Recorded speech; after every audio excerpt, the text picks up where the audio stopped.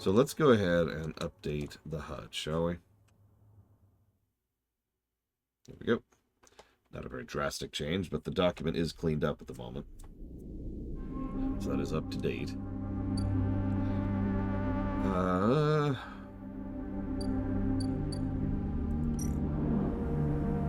right. We're technically not there yet. We're about to do this.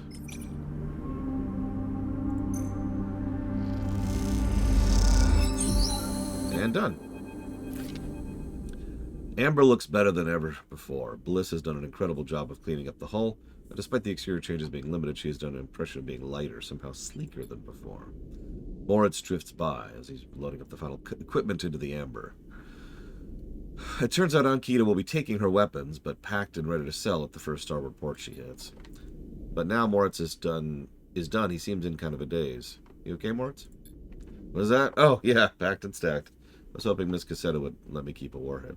What do you think of her? Miss Cassetta? She seems tired and old. Like older than she looks.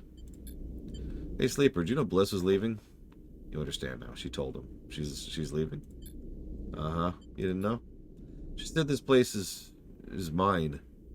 He looks around like suddenly some vast space he doesn't know what to do with. Yeah, you'll do a great job. Yeah, thanks. I appreciate you saying that. Not many people believed in me first. At first. Oh my god. Not many people believed in me before now. First Bliss, then you. Hey, Sleeper. There's something Bliss said. Are you going too? Well, yeah, it's another ending. We gotta get all the endings. Before you can answer, Ankita slides in the way. Sleeper, you coming or what? Bliss is already on board. She stops by the terminal, holding herself in place. Moritz looks at her with a dazed expression. You look at Ankita. She's keeping it together now, packed all those bad feelings down someplace where you'll never see them, built with a tough foundation on top.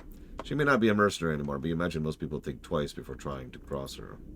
Well, I'm not eager to spend another moment of my time at the station unless I have to. She pauses. I'll give you a minute. Kicks off the crate, taking it to the end of the bay where Amber sits docked. Yeah, I'm going. Bye.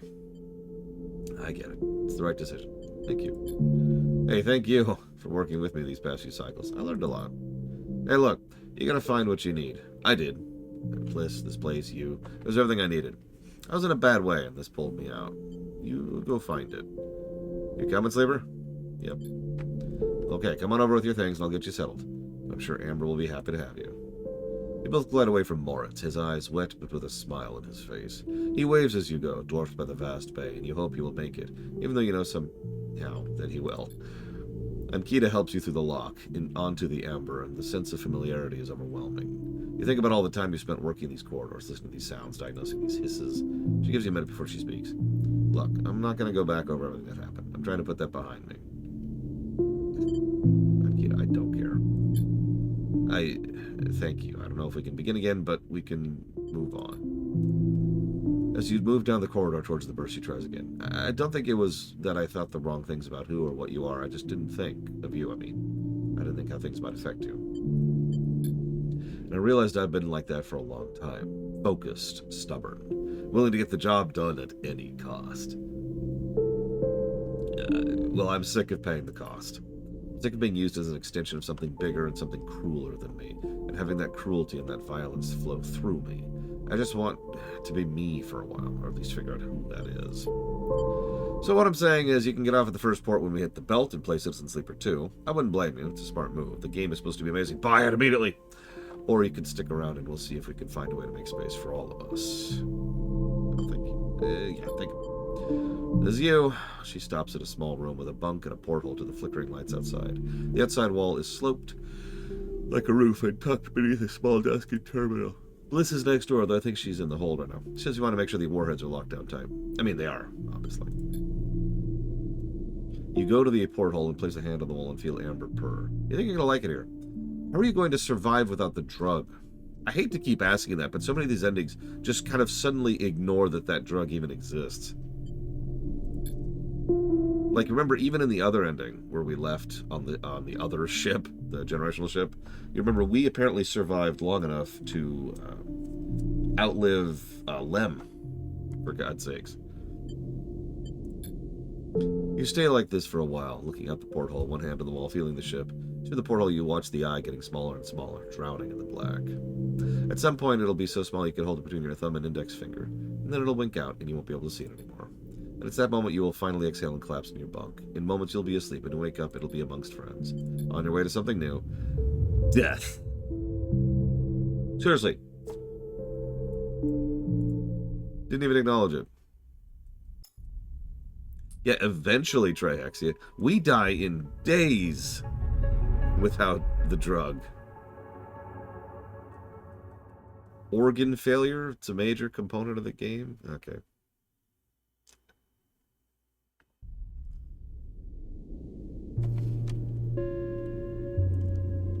Yeah, 1 week and we're in the red, exactly. Oh, wait. Okay, so that's that ending now. Now it is DLC time. Let's see how they do. Apparently there's 3 of these quests. According to the patch notes. We're as stocked as we're getting. So let's do it.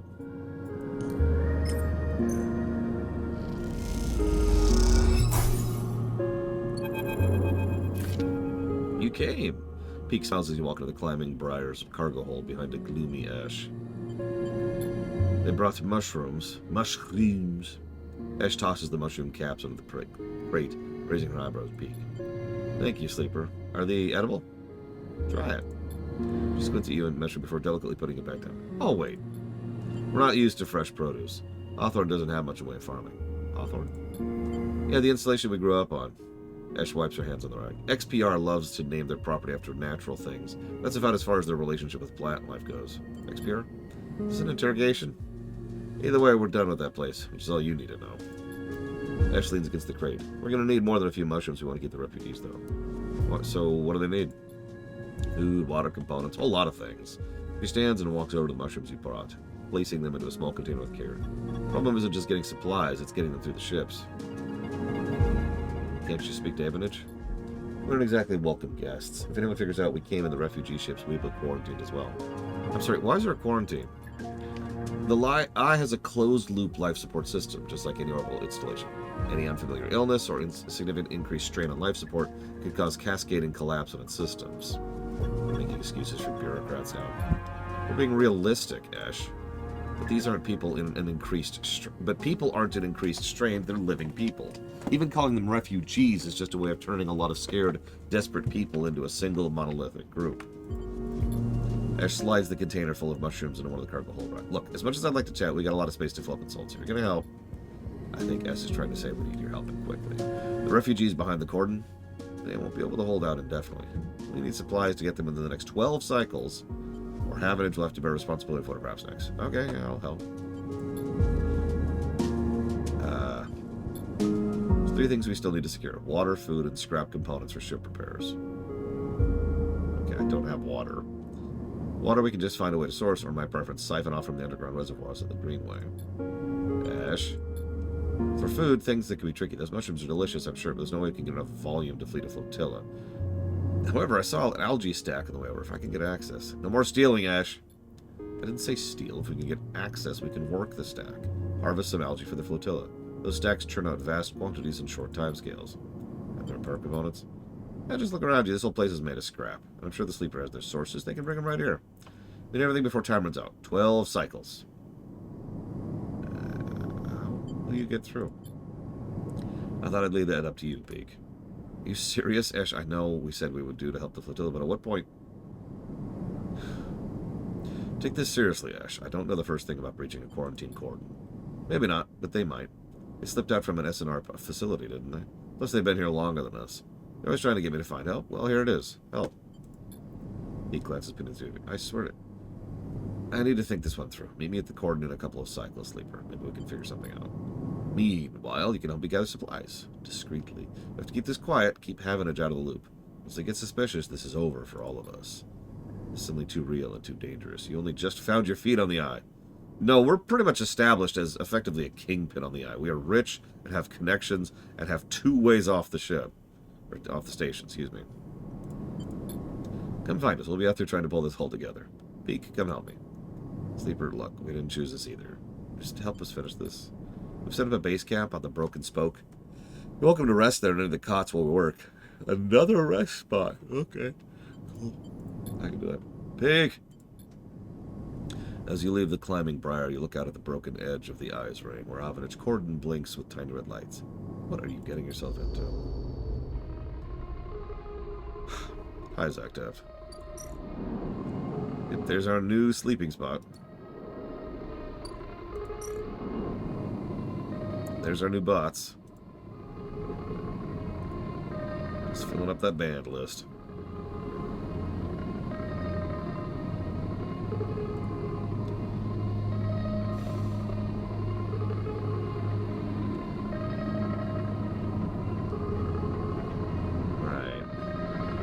Well, they needed 8 scrap, and I happen to have that, so here you go. What's funny is I thought I was overshooting when I got 14. You look over the pile of components in the briar. The bay is empty, Esh and Peak either elsewhere on the station or on the bridge a couple levels out. You begin sorting through the pile, separating out useful components and boxing them by use. You don't recognize everything you find, but before long you get into the rhythm of the sorting. As you do, your mind starts to drift, your attention being drawn to the dark corners of the bay. The briar's in surprisingly good condition, considering Hawthorne and XPR must have been operating it for decades by now. The marks of care are everywhere, from delicate patch jobs, polished to mailed with the original finish, or the carefully bound wires running through custom trunking. Esh loves the ship, that much is clear. Something catches your eye in the corner. A matte black stack of crates you hadn't spotted before. They are sleek and compact, tucked away behind the bigger worn containers. You put the components away and go over to the sleek crates. You run your hands on their textured surface. There's a little hint of what lies inside their opaque metallic casing. Then you see it, a yellow symbol embossed into the far side of the crate. A universal sigil used by spacers, corporations, and manufacturers alike. It's one you've seen throughout your time as a sleeper, meaning it's all too familiar. Explosive contents. You hear a hiss as Esh comes up through the bay's lock. She barely registers her presence, nodding as you pass. Sleeper. She busies herself with some task. I'm going to ask her about the crates. Just more supply seeker like everything else here. You can't think of anything else to ask, but since the atmosphere is now somehow shifted, you quickly finish up sorting and slip out, waving goodbye to her back as you do. Okay.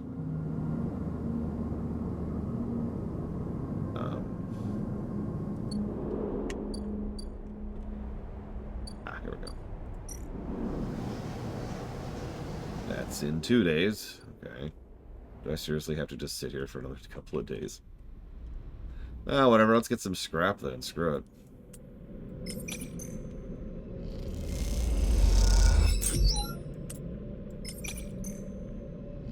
I mean, we did just spend a bunch of scrap. Ow. Okay, I've changed my mind about scrap.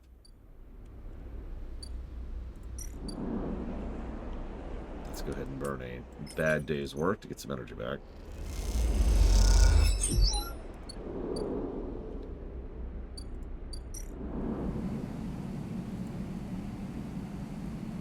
You know, I like how some of the bots advertise cheap viewers and the other ones advertise best viewers. So which is it?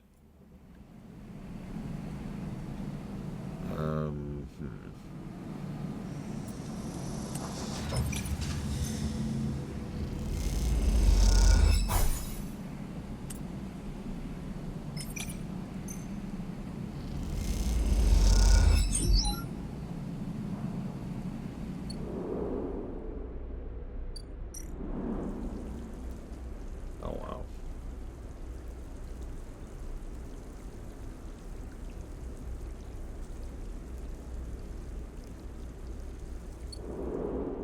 Well, there's an engineer action we could use, so it might be time to finally push up engineer.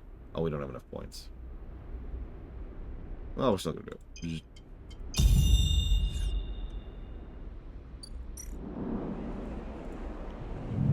Yeah, we're pretty clearly in the end game at this point. And have been for a while. I was actually thinking about that. I think mid-game is a little bit earlier on than usual. Oh my god.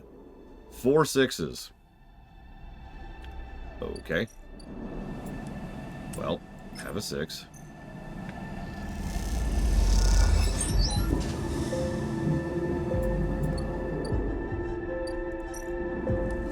Let's burn some 6s here.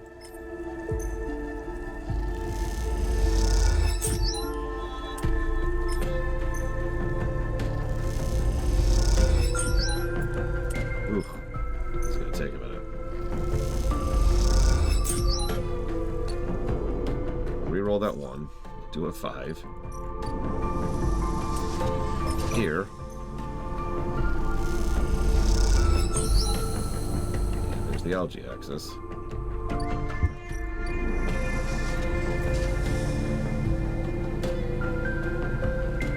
In 3 days we can harvest algae for the flotilla. 3 days and should be 1 day. Yep, 1 day there. And all this has to be done in 12 days.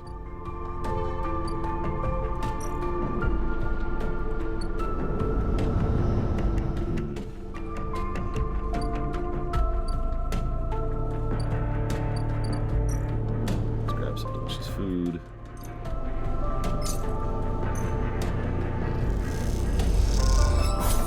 That would be interesting to go on. Like if there's the engineering quest chain, right, and then there's the endurer quest chain, and so forth and so on.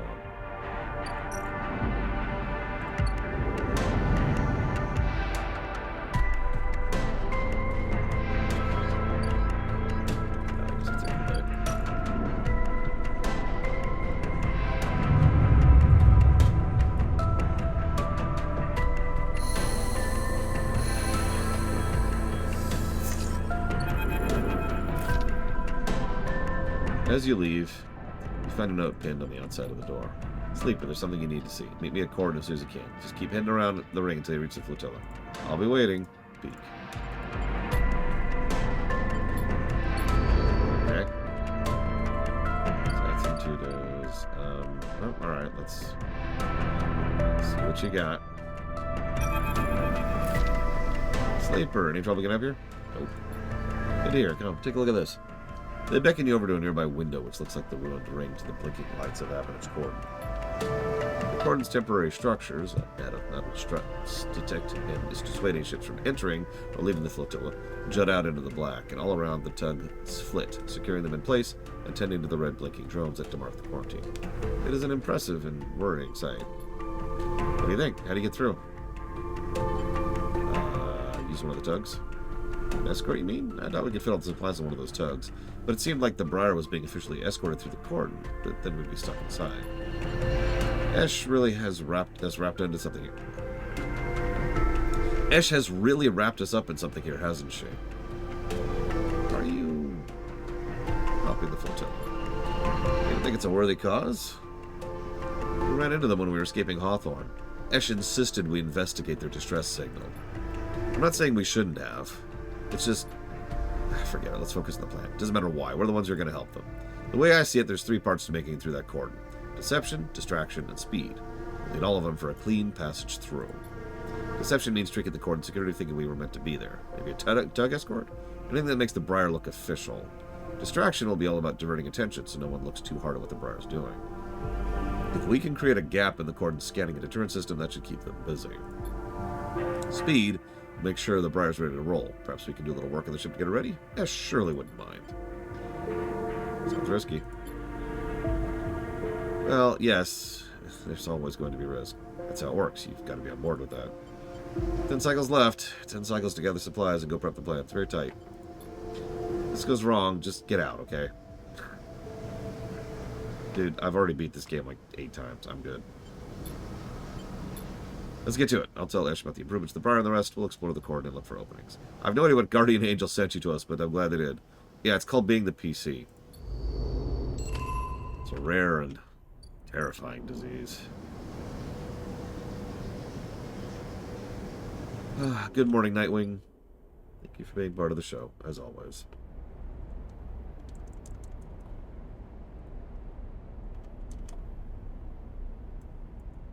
Let's see. That will go towards Stellaris. Outer Worlds 2. Worlds 2, there we go. And the BRPG block. So we'll come back to that.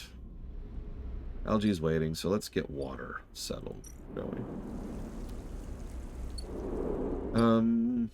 I think we're going to do something. Going to make some stabilizer. And then we're going to make some stabilizer. And then we're going to pop some stabilizer, even though we're at 4. I want all 5 dice for this DLC.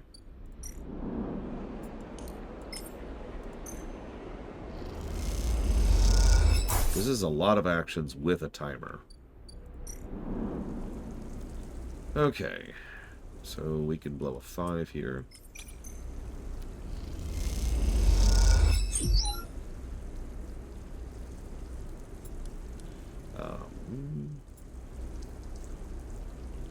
We could blow a 4. We're gonna go and blow a 4. We're gonna be risky. Okay, that worked out. Obviously, we're gonna blow the 6.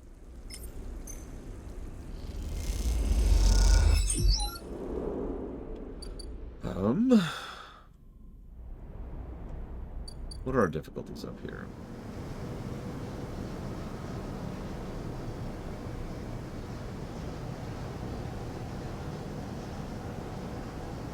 Let's go ahead and blow a 2 here.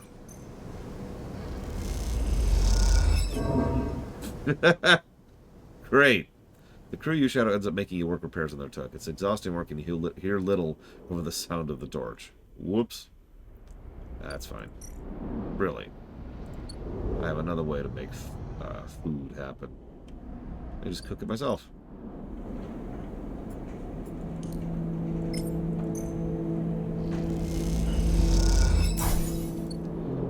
Okay. Back over here.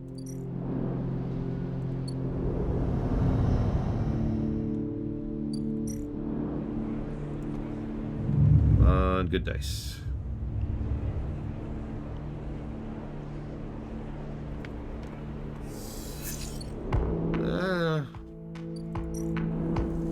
Let's risk a 4. Oof. That's okay. We can blow a 6 now. And there's the water. You find an outlet valve behind a web of sensors. Delicately, you begin filling a tank. Ash gives you a thumbs up. Back to the service corridor deep below the reservoir. Ash is double-checking the seals in the water tanks loaded in a motorized trolley. Though you're not as far away from any thoroughfares, not worry about being overheard, you still speak in hushed tones. I'll get these for the Briar. We'll trolley them up the bay further along, then bring the Briar in for a quick and quiet collection. Speaking of quiet, she gives you a look and points down the corridor, before hitting the ignition on the trolley to start moving. You take the other side of the trolley and walk it up the wide service corridor, with its flickering lights and Solheim detritus. You doubt it gets used by Avenage, at least that's the hope. You glance across at Ash, her face a mask of determination, as she guides the trolley along. Maybe some conversation will make the journey go easier. So, how'd you meet Peak? She glances, a little surprised by your question. Looks down the tunnel, but in this deserted passage she can hardly keep up the pretense of silence. We grew up together, she answers quickly.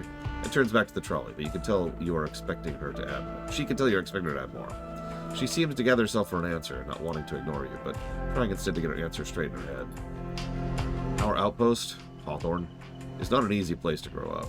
The administrators keep a tight hold of everything, even though they're trapped in the same decaying installation as everyone else. Peak found it harder than most. I stepped in to help them out. Silence descends again, but you can feel the wheels turning in Esh's mind as the creaking wheels of the trolley take you along the corridor. Peak isn't the most practical of people. They used to be... well, they needed someone to teach them to look after themselves, stand up for themselves. That was me. After that, I couldn't get rid of them.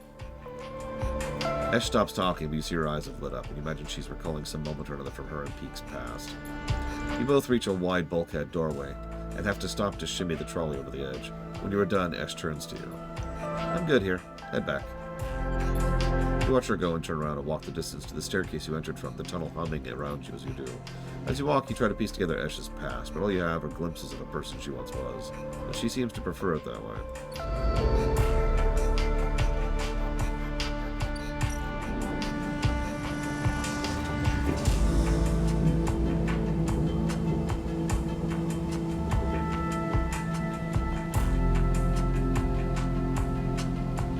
Good morning, Sean.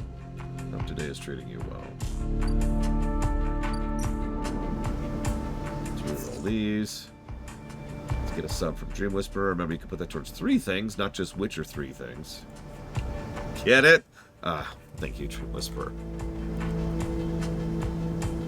Always appreciate you.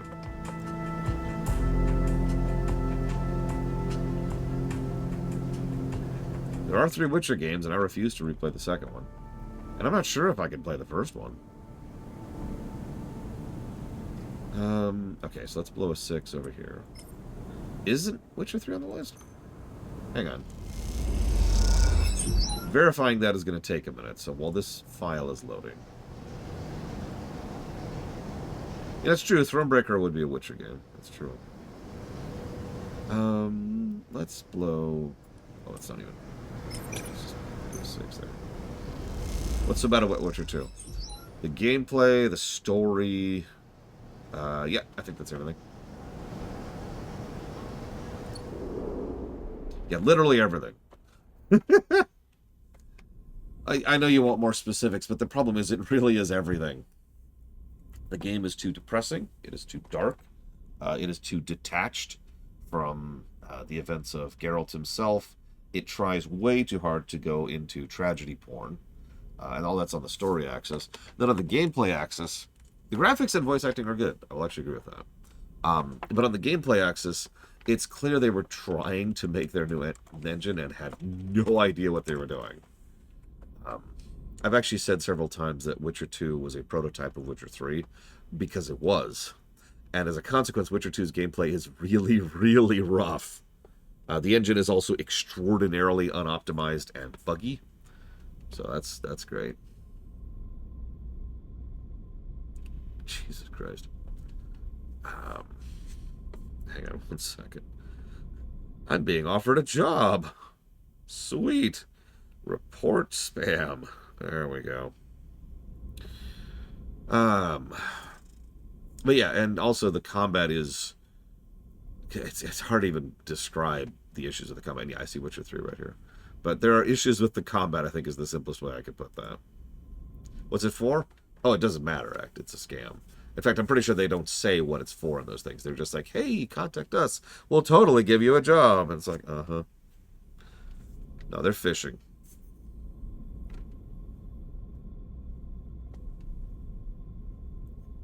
Seriously, if you ever get a text offering you a job, that's not a job offer.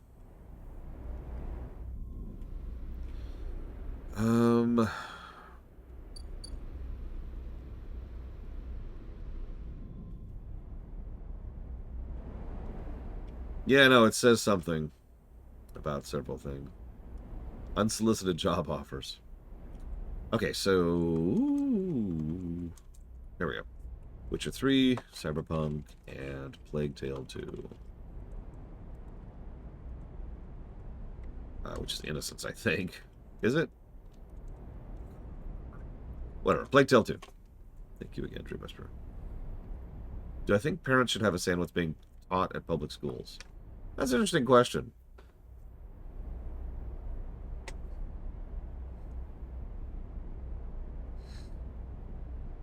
Let's go ahead and start by saying that it's not really possible for parents to not have a say. It's just functionally infeasible for them to not be involved in what's being taught there, even if they have no legal rights or recourse to do so. I guarantee you they will get involved somehow on student councils or committees, or reaching out to the teachers, or private donations, or whatever. But that's not the question you asked.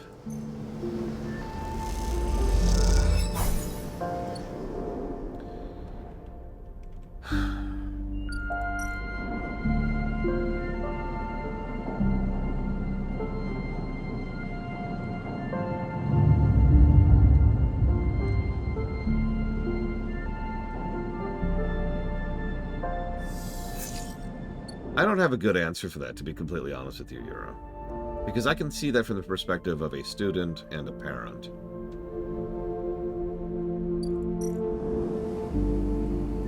On the one hand, there are schools in this country that are absolutely terrible about what they teach and how they teach it. In fact, it's actually been getting noticeably worse in the last... Well, okay. It got really worse back in the No Child Left Behind Act, which was terrible for schools. And it's been getting worse in the last, I'd say about 8 years at this point, something like that. But, on the other hand, parents are already not doing a particularly good job of being parents, and them having a say on what's taught in schools is exactly why so many books are getting pulled from schools and why so many teachers are facing reprimands or firings as a result of doing things like teaching about the fact that homosexuality exists. Direct example. My own sister has actually butted heads with several of her school districts, her school councils, because of the fact that she's teaching. So,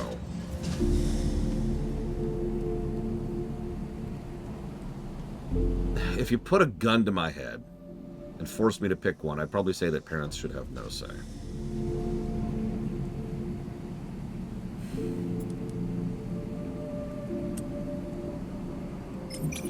Alright, let's do a 6.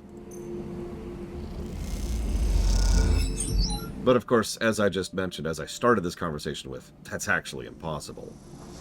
So yeah, finding a framework for for guiding how parents can get involved might work a little bit better than parents showing up and demanding that horrible, terrible books be removed from their schools. It's just...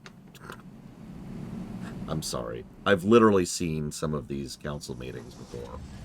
And these parents are hysterical. No, not in the funny sense of the word. As in, they're in hysterics over nonsense. They need to find video games, okay? So they have something to do with their time that isn't trying to make the world a worse place for everyone else. I'm just saying. Alright, let's go ahead and blow a 6 here.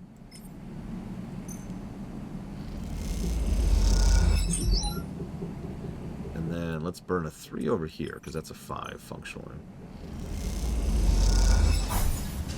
And let's reroll. Hey, there we go. Let's burn a 6 over here.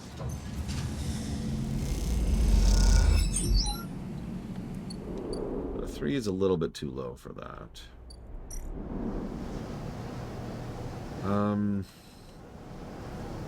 Yeah, let's go ahead and use this as a 5. You shadow a crew and get a sense for how the coordinate operations are structured and where the data and registries are kept. Okay.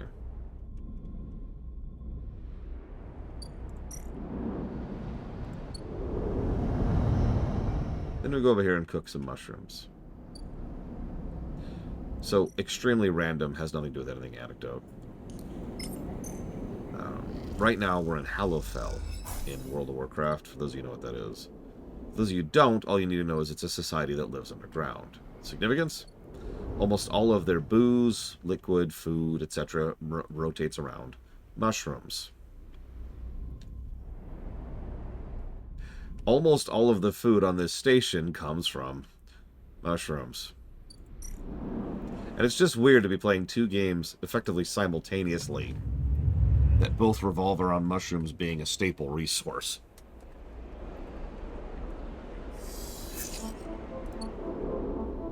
Yeah, I wasn't going to talk about that, Dakota. This holy crap.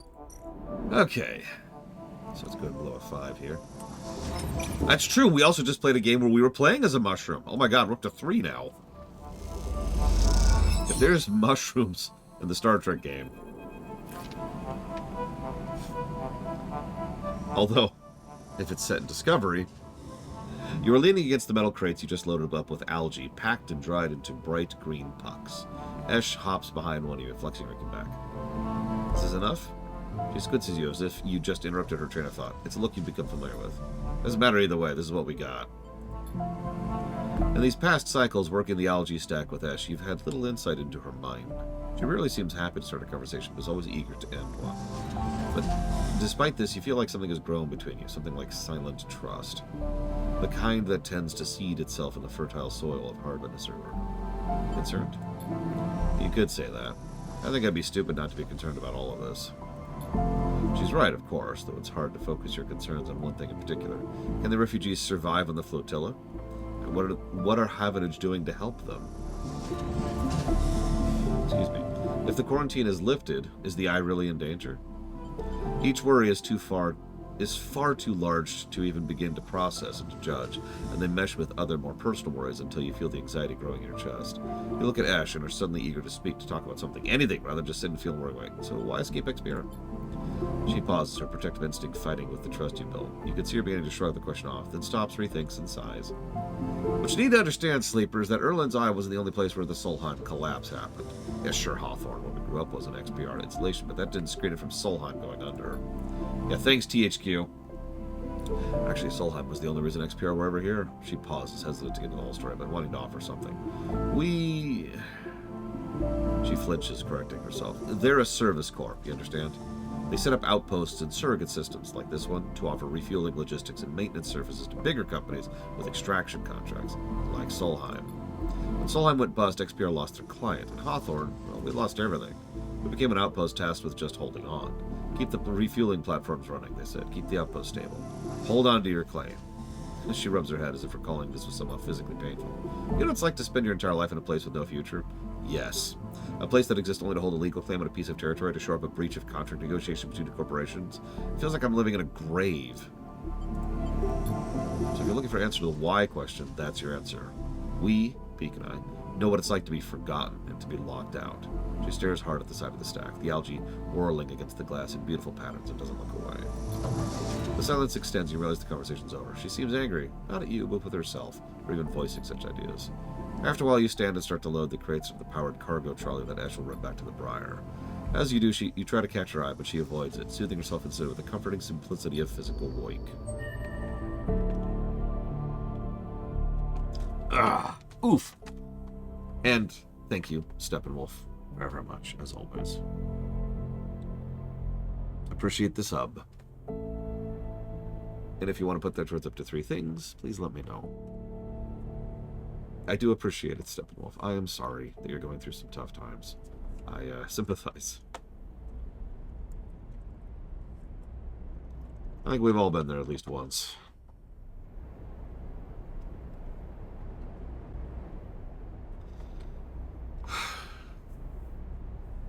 Sean asks, which is worse, toxic negativity or toxic positivity? Honestly, negativity, I think. It's a tough call, though, because they're probably equally worse if we're being honest with ourselves. But toxic negativity tends to bother me more because I just get really sick of negativity in general, especially in fiction. Toxic positivity, however, is very, very dangerous because the whole point of toxic positivity is effectively, oh God, I can't think what the term is. Whitewashing, right? Sure, the wood's rotted, but we'll just put a layer of paint over it, and nobody will notice the rotten wood underneath the paint. And the problem with that is it makes the problem worse. The rot needs to be dealt with, cut out or repaired or whatever. But if you just paint over it, you're not fixing the problem. I would honestly agree with that offshore Twitch account. Like, honestly, both really is the answer, even though it's kind of a cheaty answer. Because, yeah, they're both toxic. It's right there in the name.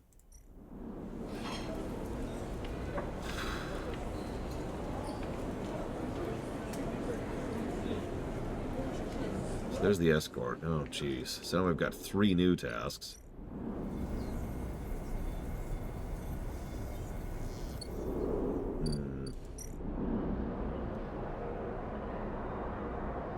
So we need an interface, an engineer, and an engage or an intuit, and we got both of those. To convince a crew, excuse me, to get a tug escort. And this is to sabotage the sensors, make a blind spot. And this is to upgrade the Briar, so it can bust through. I've been meaning to upgrade engineer anyways, so we're going to do that.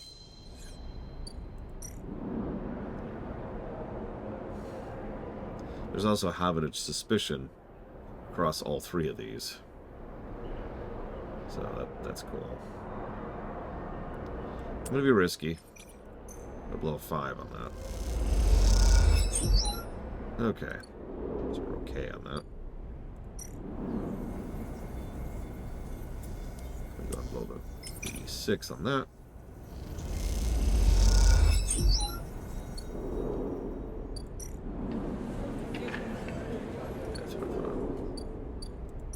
Yeah, we'll blow the other 6 on this. What do you think, Sean? Oh, even a positive is just a +1.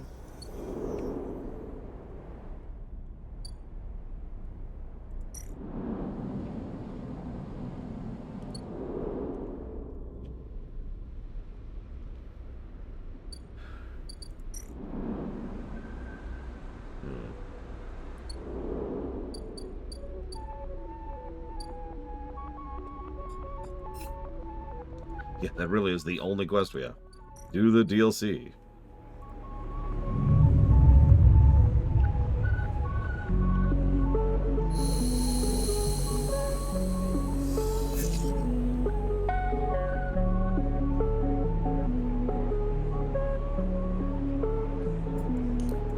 Let's see what this does.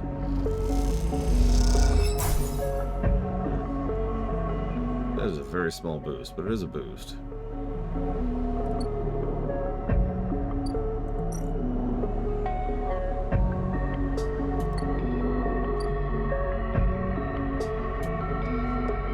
Already halfway through our timer. Jesus. Okay. This is probably some of the hardest requirements we've seen so far. Whatever that's worth. Let's blow both of our 5s here.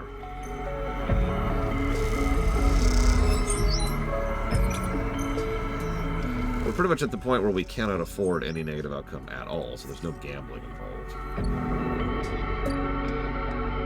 This is DLC. We are officially in the first expansion. Or fake DLC, whatever you call it. Let's see if we can get some proper mushrooms.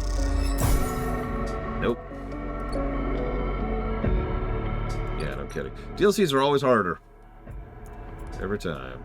Here's a bad day's work.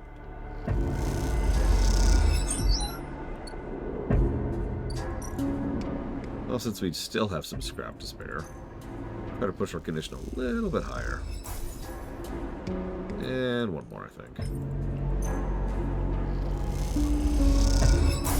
That should give us 5 for the next time.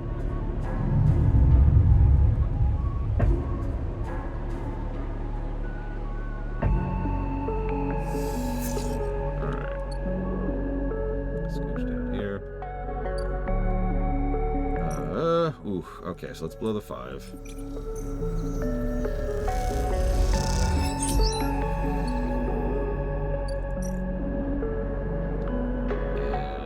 And yeah, let's push the 4s here.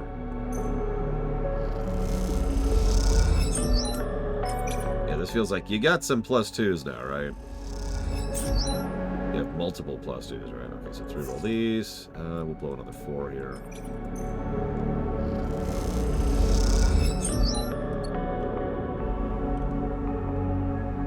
We should be good for one more day. Let's see if we can get lucky on some mushrooms. Nope. That sucks.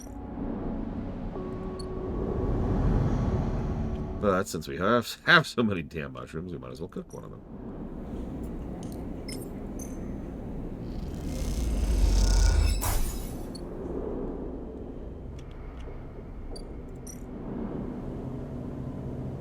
And we'll feed the stray. Here you go, cat.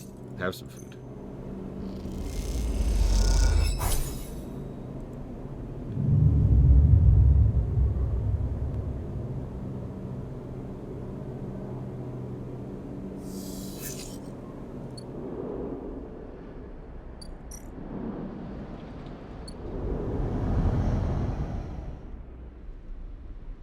Okay. So let's blow the 6 here. Let's blow the 5 here, actually. Sabotaged sensors. We now have a timed emergency maintenance program to take out some of the sensors on the cycle. Esh is planning to make a run. Peek is waiting for you when you slip out of the operations center, nervously poking at their small slate. Sleeper, I followed you while you were on the network. Incredible work. How do you do that? It comes naturally. I can't tell if that's modesty or just the truth. Interfacing skills like that, it's almost worth being... Sorry, I didn't mean... Yeah. You and Peek quietly slip back into the main walkway and work your way back to the public areas of the court. Havenage has to quickly respond to the flotilla's arrival. That means a lot of contractors and spacers walking through these corridors. You blend easily enough. I haven't really met a sleeper before, Peak begins. As you might have guessed, Hawthorne is an XPR service outpost, and since the collapse, no one came for refueling or repairs anymore. So my generation has never met anyone outside the company. We heard about the sleepers from the data packets that come through XPR every once in a while. They usually contain news, corporate propaganda, but the reports relied on details. SNRP have kept the sleeper program pretty quiet anyway. I think XPR are the only interested in telling their employees about it because it made living in our company town look like the good life in comparison to a piece of corporate property. Sorry, again, I don't mean... I'm not here to talk about this stuff. It's okay, Peak. I'll just shut up now. You walk on a little further. The walkway becomes busier. You both relax a little and go with the flow of the people. I just wanted to say I think I understand, they began again. Clearly this has been on their minds. I understand the need to escape, to get free of it all. The structures, the systems, the company horizons, and company town. Small places, small corridors, small peoples. The slow death it brings. That's it. I get why you signed up to be a sleeper and why you escaped from that too. I don't get why I signed up for it. We've gotten frustratingly little about who we were, or rather who our progenitor was. And whoever they were a dick. And they're technically dead now, so that's whatever. You try to form words, but you can't. They're altogether too much running through your head. You look at Peak and they look at you, and that seems okay for now. You walk in silence again, each of you in their own thoughts, but moving together through space nonetheless. After a while, you come to the entrance of the corridor, where handfuls of workers and crews filter in and out through two huge floating bay doors. Okay, I'm heading back to the Briar. Once again, incredible work on the sensors. That blind spot should give us a real advantage. See you soon.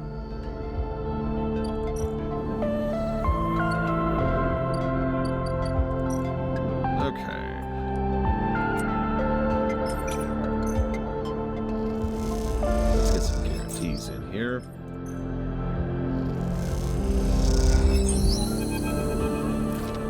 Peak grins as you pile the ion thruster sets into the motorized trolley in a derelict loading bay. I borrowed this from Ash. I barely know how it works. I thought you worked for XPR. I did, but not as a repair tech. My specialty was computer systems. I mostly worked on keeping protocols that ran the refueling platform from totally decaying due to lack of use. There's a whole load of platforms in the orbit of the moon Hawthorne's on, and Cinder itself. Ash and I ended up having to go out to see them regularly. Sounds like hard work. You kidding? It was the best job at Hawthorne. You get assigned a ship, you get to leave the colony, so much better than outpost maintenance or canteen work. Another reason we got assigned it was Ash's mother is the administrator of Hawthorne, and Ash managed to get my name on the list too. Ash is always saving me. I found the switch and hit it. Ash will install these. The Briar's her baby, really. Truth be told, I was surprised she could bring herself to take it from her mother. Losing a ship? That had to have hurt the colony. How many ships does Hawthorne have? 4. Well, 3 now that the Climb and Briar are gone. 1 barely runs, so I imagine they'll have to reduce the number of fuel platforms they can actively maintain. Anyways, screw them. They'll manage without the Briar. No choice. And I have to admit, I'd love to see her face when we're gone. Don't tell Ash that. Okay, I think I can manage the rest. You've done more than enough this cycle. Once those are fitted, the Briar will handle better than ever. You might even get a thank you from Ash. See you soon.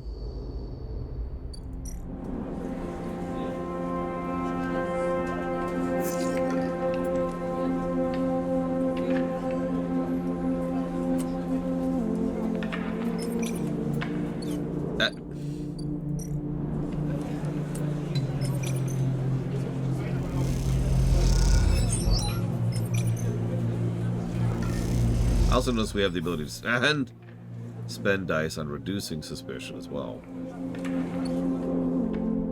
Too soon. You know what? I feel like splurging. It's been a long time since I've had a nice cooked meal that isn't mushrooms. I'm sick of mushrooms.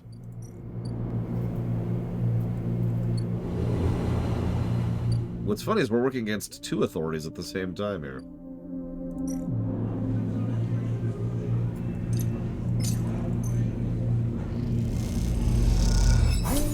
Spacer food is a slurry of modified compounds and vitamins laced with algae. Cool. I'm going back to mushrooms. Hey, Moldy. I forget how to pronounce it. I'm sorry. Moldek? I want to say. Terrible. I apologize. Please don't kill me. Okay, fine. You can kill me. I accept it. One killing. Just get it out of your system.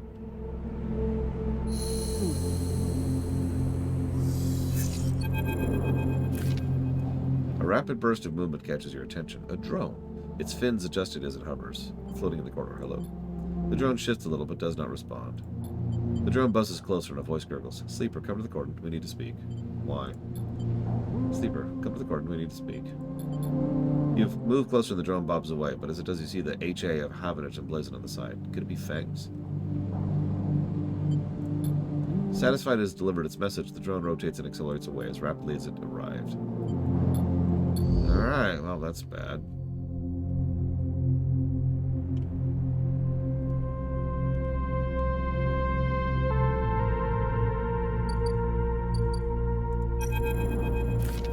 As you enter the passage, a flash of movement catches your eye. It stops to make sure you've seen it and then flits into a side passage leading to a set of narrow stairs. You climb up through the dark shaft, the drone stopping at each landing to check if you are following. Despite a lack of expression, there's something overbearing about the way the drone waits, impatiently realigning its fins in sequence. After a long climb, you come onto an observation platform. The cordon and the vast ramshackle refugee ships beyond your village. The scale seems impossible. Immediately you feel small and naive for even thinking you could affect the situation. Something shifts nearby. The drone again. You're new. A woman is standing at the edge of the window, the edge of your visit. You're surprised you didn't notice her. She seems impossibly small in the shadow of the flotilla. The drone buzzes by her shoulder, and she turns. Sleeper, sorry for all the cloak and dagger nonsense, but I've never regretted being cautious. I'm Helen. Okay, I'll shake your hand. Are you here to make my life worse? The tight smile holds, but the drone keeps its single eye fixed on you. Yeah, sounds like he is. The effect is a little unnerving. Look! She glances around the observation deck as if checking for potential eavesdroppers. Let's be straight with each other. I know about your plans, and I understand your motives. You look at her overalls, the yellow markers, the HA signal. You've been on the eye long enough to recognize a Havanage member when you see them. I mean, yeah? It's literally worked for them.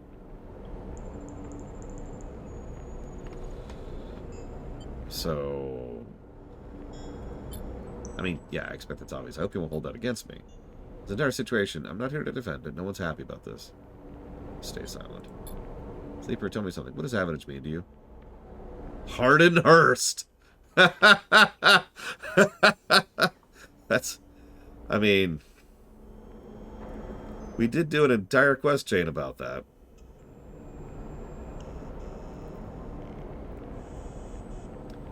I wish there was a save system, because I want to see what the dialogue option says for picking that.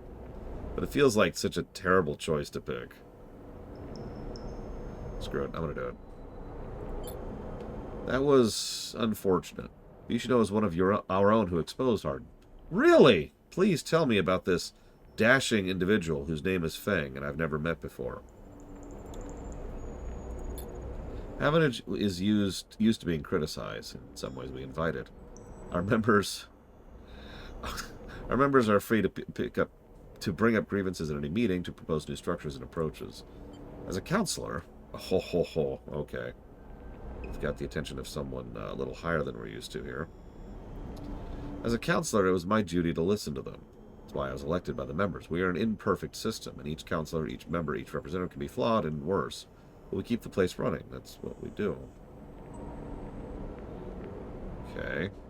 And the flotilla. Flotilla is a problem. Can the Eye take in thousands of refugees safely? I don't know. This place is a ruin, Sleeper. What do you think of the council discusses? The price of Girol? We make plans to keep this place spinning, to keep life support working, to ensure... She looks tired. The screen lit ghastly in a rigid expression in her pale glow. Sleeper, I didn't bring you here to explain how Havanage works. I came to talk about your plans to breach the quarantine and supply the flotilla. How do you know? I make it my job to know what happens here. I know you think you're helping the flotilla, but you cannot do this.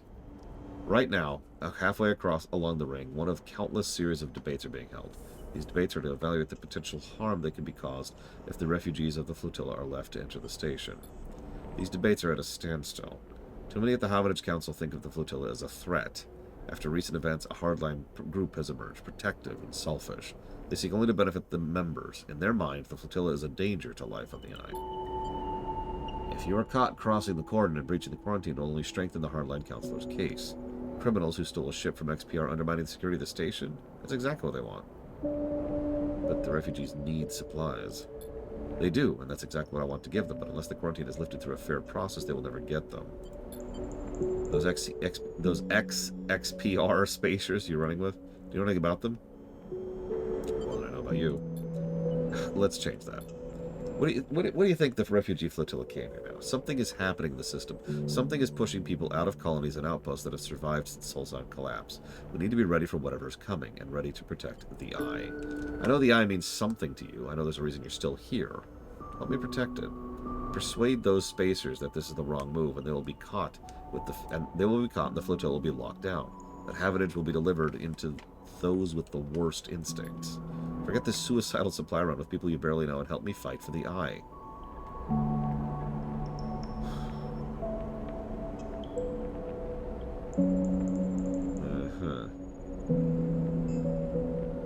Why don't you stop them? If I expose the plan, it's the same as if it goes ahead and they're caught. Every way I look at the Eye, the Eye looks compromised, the quarantine is justified, and the hardliners get their scapegoat. Don't offer the excuse the hardliners need to lock the flotilla out altogether. To persuade the members they are the safest pair of hands, please. You look back at her and the flotilla behind her and a sense of desperation in her plea. Ah, crap, I need to go. Think about this, please. Talk to the spacers, help them see reason. You stay for a moment, watching the lights of the tugs of the flotilla, and wonder what it feels like to be on one of those ships, so close to your destination and yet so far from them. Then you think of the Havenage council chamber across the Eye, where the right of these people to find safety is being debated.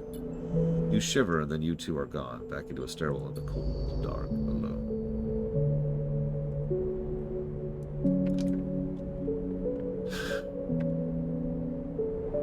I mean, maybe this is just the engineer in me, but it seems to me the problem is some of the members of the Council of Havenage who are trying to establish more of a fiefdom here.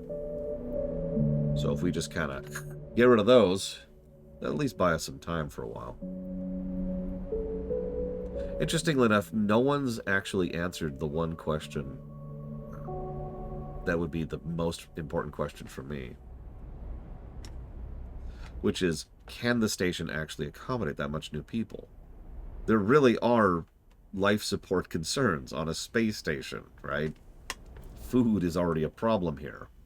Hell, there's a near rampant AI running right there to make sure that food keeps getting produced. But can it deal with that much of an additional influx? Yeah, let's not. Yeah, I was gonna say epidemics, or in a setting where hacking is basically magic, we have the possibility of viruses as well, and that is to say, computer viruses.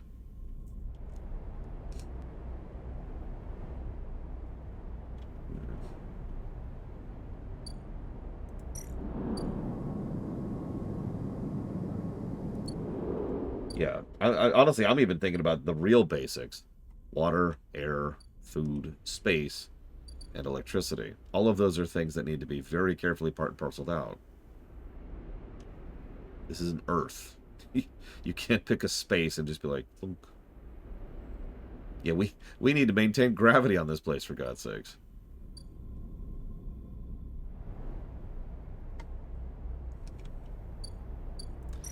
Since I appear to have no other options other than to continue, I'm going to continue because there's literally nothing else I can do. What if this is a consequence of getting the one suspicion hit that I got?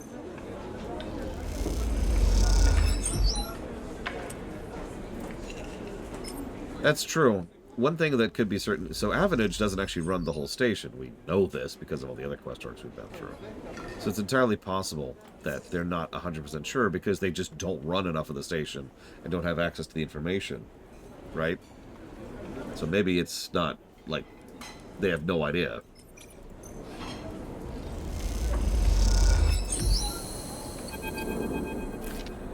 You meet Peak, leaning in a corner of the canteen in their typically unassuming way. It occurs to you as you approach that Peak must have had some practice at staying invisible.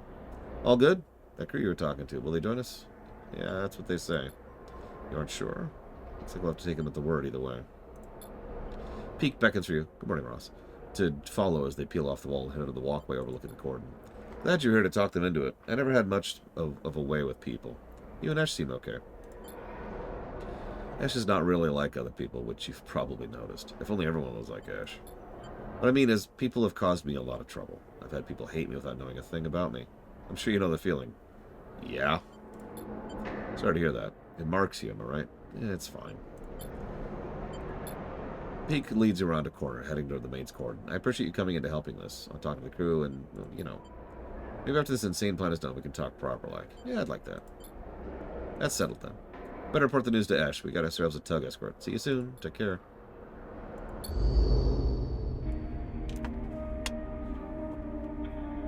Yeah, no kidding, Blanterval.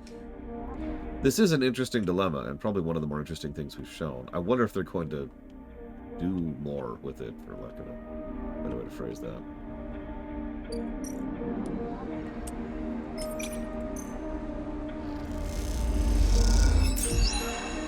Damn. Oh, right. I'm stupid. Forgot about that. That's okay.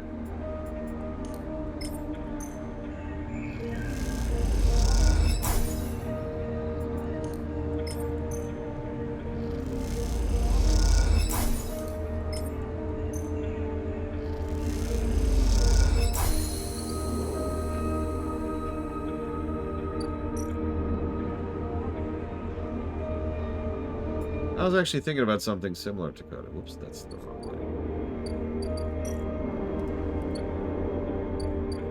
way. Like, I can't remember what that's called. There's actually a term for that, a real-life term for that. But we see it all the time in science fiction, where a bunch of ships literally physically join together in order to deal with issues. Yeah, the health quarantine is something there's not really much we can do about, I don't think. Like, whatever they're bringing from whatever planets they're from, unless we know what they've got, which we probably don't, because we probably don't have the tech to even check, and that's just going to be a problem.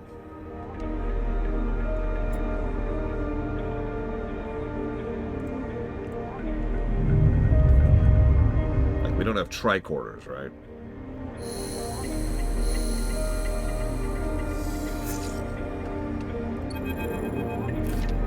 Sleeper. You need to come to the Briar now. What's happened? Not here. Come to the ship. Okay.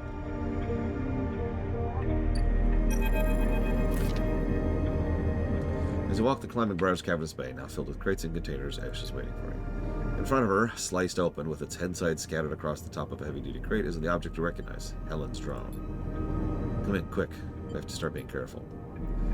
You move closer to the container, your eyes on the drone splayed out in pieces, some parts of it hooked up to a slate that Peak picks up and begins tapping away at. S looks up in your direction.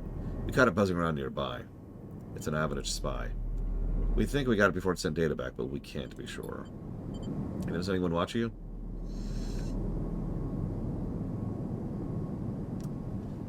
Yes. Following you? Yeah, I'm at its owner. Explain, Sleeper. So I'm going to tell about Helen. You explain you met with Helen at the cordon. You tell Ash and Peak what she told you. You speak faster and faster, but before you can finish, Ash walks away in anger, then comes back, her eyes burning. What is this, Sleeper? Have you understood nothing from what we've told you?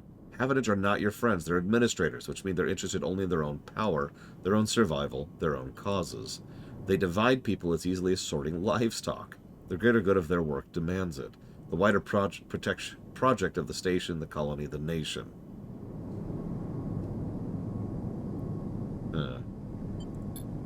Help what? Undo the mess of her own creation?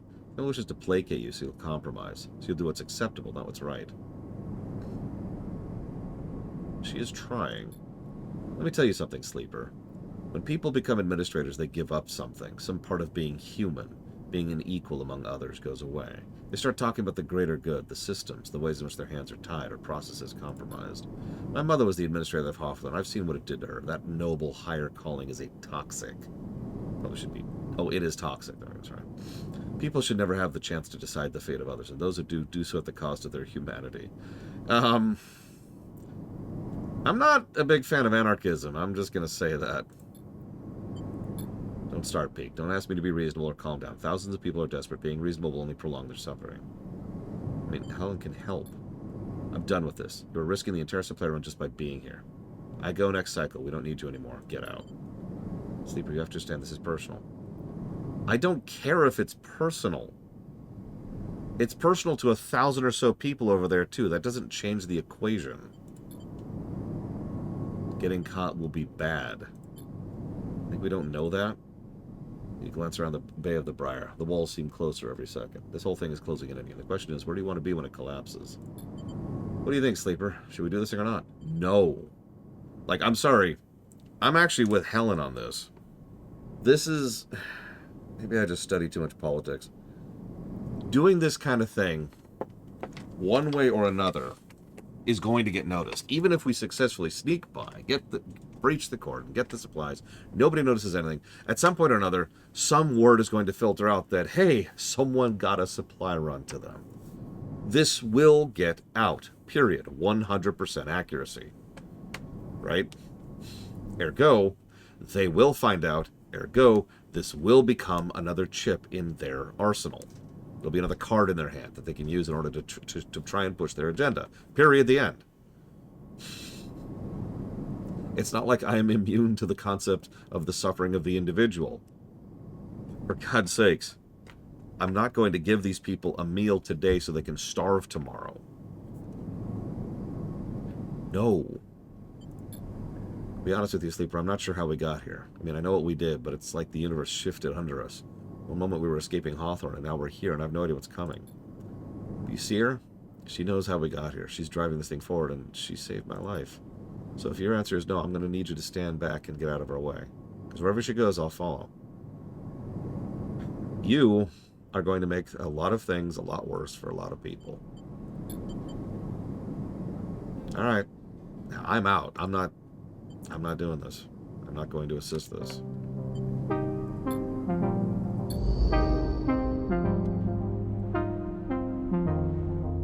Hey, the Nobody. Thank you, as always, for the sub.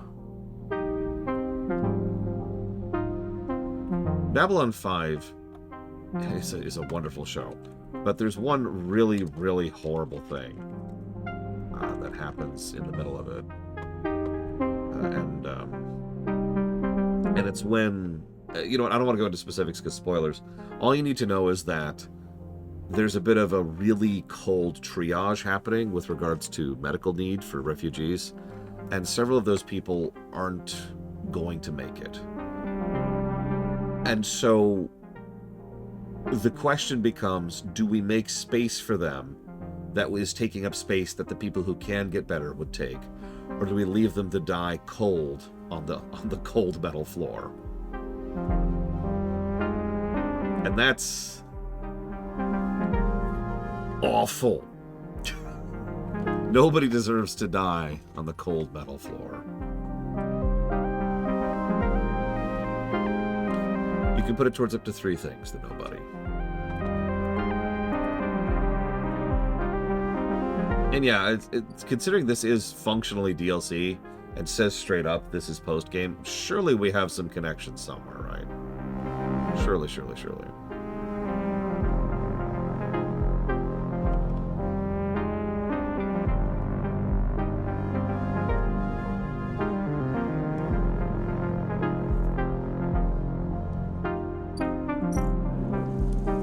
Well, we've actually got nothing to do right now, weirdly enough.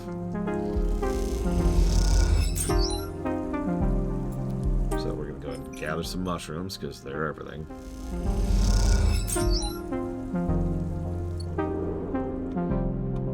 So just so you know, Nobody, if you do that, that means the other 2 things go to dealer's choice. If that's acceptable, that's acceptable. I just want to make sure you're aware of how the system works.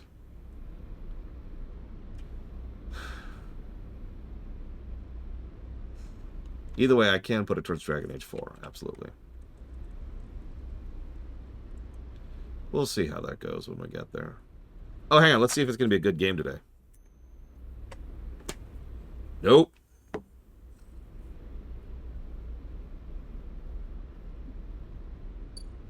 Yeah, screw it. Let's just get some easy energy back.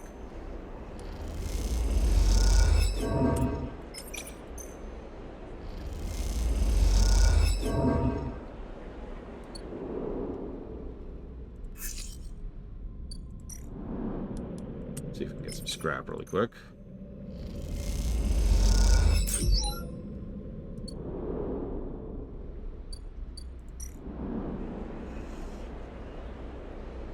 The odds of me playing a remaster after playing the original is near zero, Trahexia. However, it is true that for the first time in a while, Lunar 2 might be in range, if it ever comes out on PC. I'm not buying a PS5 for Lunar 2.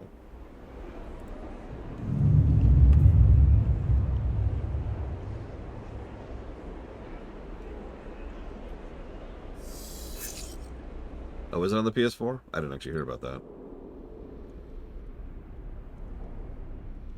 If it's a remake, we'll talk about it.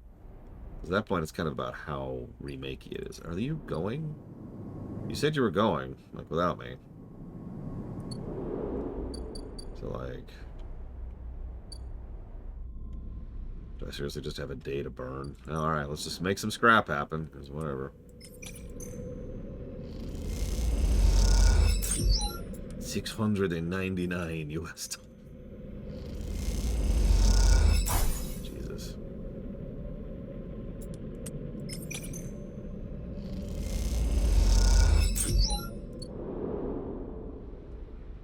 Yeah, cash isn't really an issue I have at the moment. So we're going to get some work done at the commune to completely refill our energy.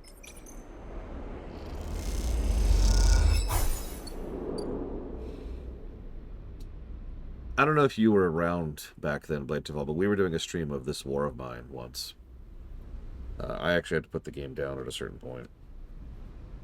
It's a good game. Like, I praise it, but I couldn't deal with it at a certain point.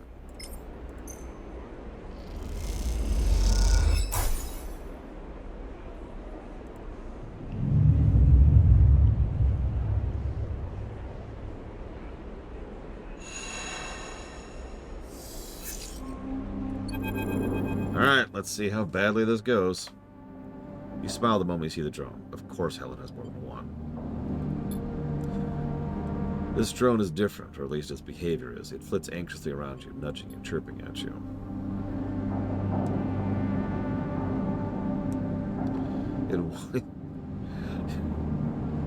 Sorry, Dakota. It whines and squeals. No, Von Falkenstein. Favorite game in this genre? Well, this is the only one video game I've played like this, but in terms of, like, board games? Hang on, let me look up a list real quick.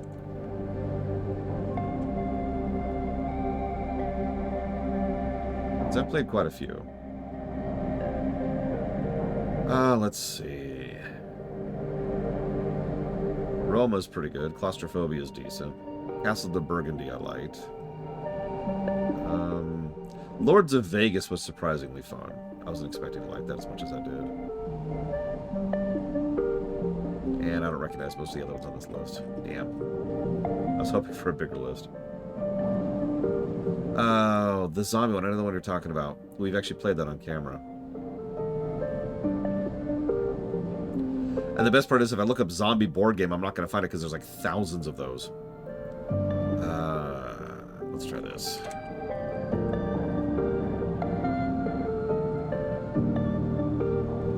And no, it's not Zombie Dice. That's different. Dead of Winter. There it is. Dead of Winter. I got lucky on that one. That's a good one. That actually might be my favorite dice placement game.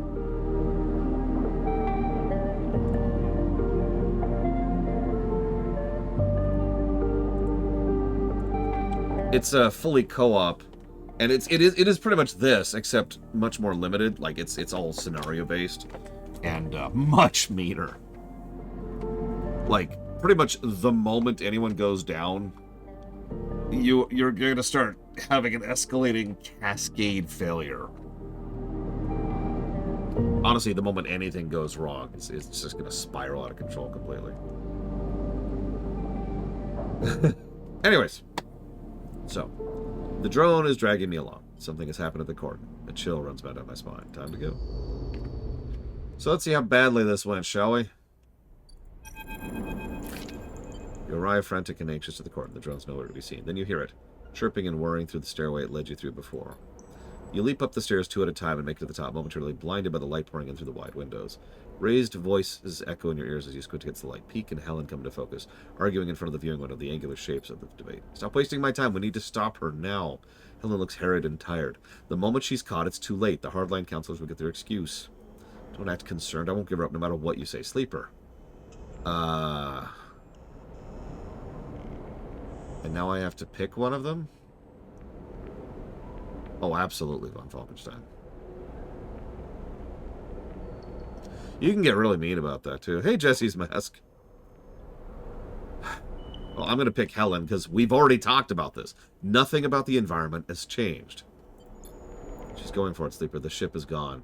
And they won't tell me anything. I found them up here watching. This is bad. When they're caught, the hardliners will not miss the opportunity to consolidate power. The childish crusade will only bring more harm. If that's true, it's only because your council is a corrupt and decrepit institution. You should deal with your own organization for casting blame on us. That's what I'm trying to do. I don't have absolute power. I cannot change an entire system. But you and your friends are handing it to the worst people possible through your stubborn ignorance. I'm going to continue to support Helen, because she's still right. The impact of this cannot be ignored. You can probably tell I'm getting a little croaky, Jesse's mask, after like 2.5 days of reading. It's okay, I've been having a lot of water. Hope you like the VODs when you get there, Jesse's mask. Excuse me. The impact of this work cannot be ignored. Otherwise, we risk pushing Havenage towards its worst actors in order to make a single supply run. We must consider the bigger picture. You try to explain this to Peek that it isn't about Ash being right or wrong. It's about the bigger systems that can shift because of her actions. Peek listens but looks exhausted. There's nothing I can do. Maybe you're right, and I don't know anymore, and I don't care. I will never be like you. I never wish to hold power in my hand for any purpose. Perhaps that makes me a coward, but I already know that. I ran. I ran from my family and the people that needed me. I stole from them, and I would do it again. I will not look back, and I will not be made to feel guilty of my choices. So be it. Jedi. Sleeper, you better hope your friends are well prepared. She then leaves, already flickering through datasets on her slate. I know you think you're being balanced, but I can't be like you. I follow my heart. Yeah, well, I follow my head. To quote Back to the Future 3 here. They turn back to the window, searching the flotilla for a glimpse of the Climbing Briar's blue XPR livery against the black of the void. As you search, you realize it doesn't matter now whether you approve of this or not. Esh is out there risking everything she has.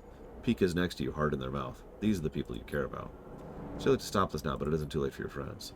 There she is! Peek shouts suddenly, and you turn to the window to watch Esh's run unfold. You spot the Climbing Briar, a glint of blue and white, and beside it the red glare of Tug's lights. The Tug crew went with her. I knew they'd keep their word. Yeah, that'll help. Peek doesn't seem to hear you, but the idea of the crew backing Esh makes you smile. Maybe this thing will work. You watch as the Briar and its Tug escort arc downwards towards the edge of the cordon, demarcated by the red lights of the perimeter system. So far, so good. The Briar will look like just another refugee ship being escorted into the cordon, at least at a glance. Peek grips the rail as Esh reaches the edge of the cordon, the invisible net of sensors splayed between ships and drones. Now let's hope the blind spot triggered. You think back to the mess of systems you had to wade through to set it up, the delicate contingencies you set up to trigger the sensor blackout at just the right moment. Without noise or ceremony, the Briar slides through the cordon. You awake the flickering of alarm lights, the swarming of drones, but nothing. Just another cycle, just another ship. Esh is in. Both you and Peek let out the breath you've been holding and laugh. How'd she do it? Yeah, we did it. Yeah, we did. You feel a little shaky, but Peek's ease helps you settle. You imagine Ash steely-eyed in the pilot seat. Being a stubborn has an advantage. What now? She finds a place to dock and unload as quietly as possible, and then she gets the hell out of there. The calm is fading, the worry is setting in. You spot the Briar first this time, docking with the largest of the flotilla ships, a vast converted tanker, half its protective plates removed. You think about the effort it must have taken to get that thing all the way here from the inner system.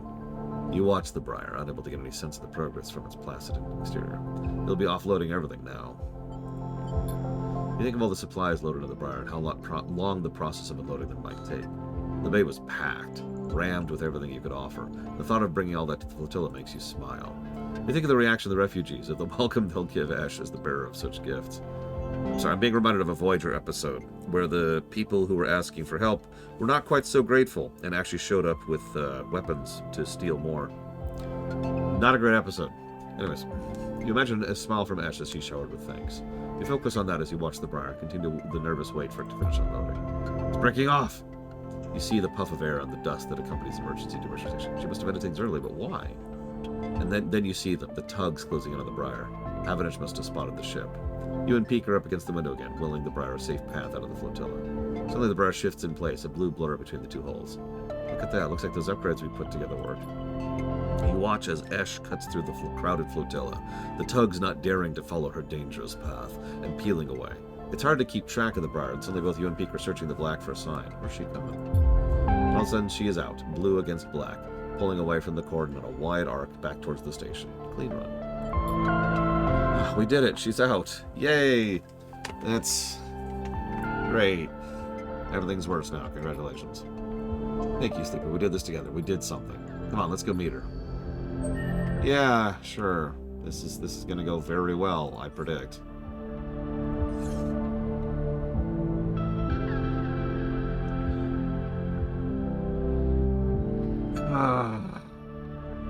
That's an interesting question, Blade Thrall.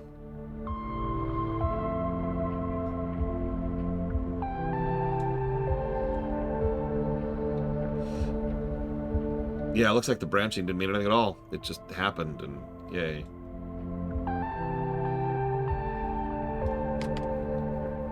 I think I would try to approach the situation laterally, Blade Thrall.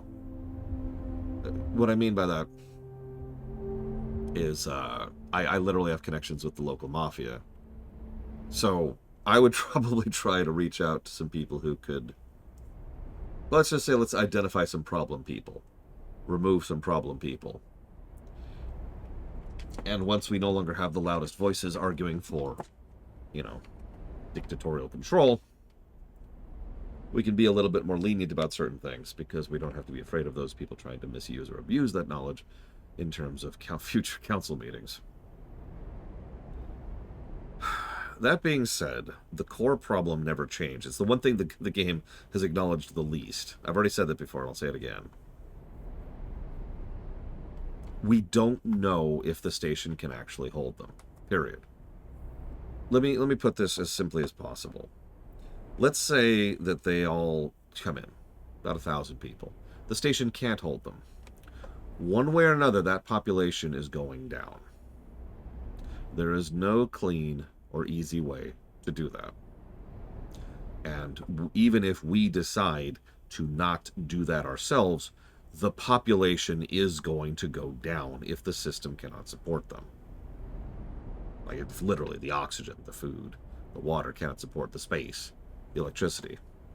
If the station, excuse me, I don't know why I said system. If the station cannot support them, the population will shrink. Period.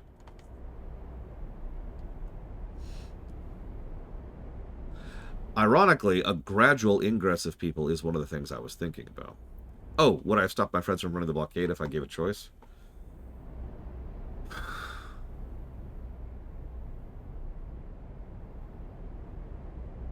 No. That's not my right. I would explain it to them, as I did. I would make it very, very clear what they're doing and the risks of their actions. But if they still decide to do that, that's their choice, not mine. I'm not in charge of this place.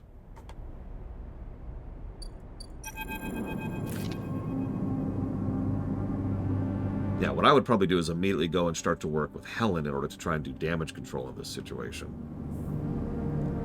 Yes, bitch, we've already got an in with a counselor. And again, we're pretty much in with the heads of the local mafia, so... And yeah, Dakota is correct. At some point or another, news of this will get out. So why don't we massage when that news gets out and take control of the message as it's going out, right? And yeah, we have essentially magic hacking, right? We used that on Harden earlier. We almost became a full detached AI as a consequence of that. You and Peek rush into the Briar, finding yourselves in the now empty bay. The change is a reminder of what you achieved, and looking around, you feel all the more satisfied. A hiss sounds at the end of the bay, and Ash enters looking exhausted. Peeks embrace her, but they sit down before they reach her. You did it. You were incredible. Blah, blah, blah, blah.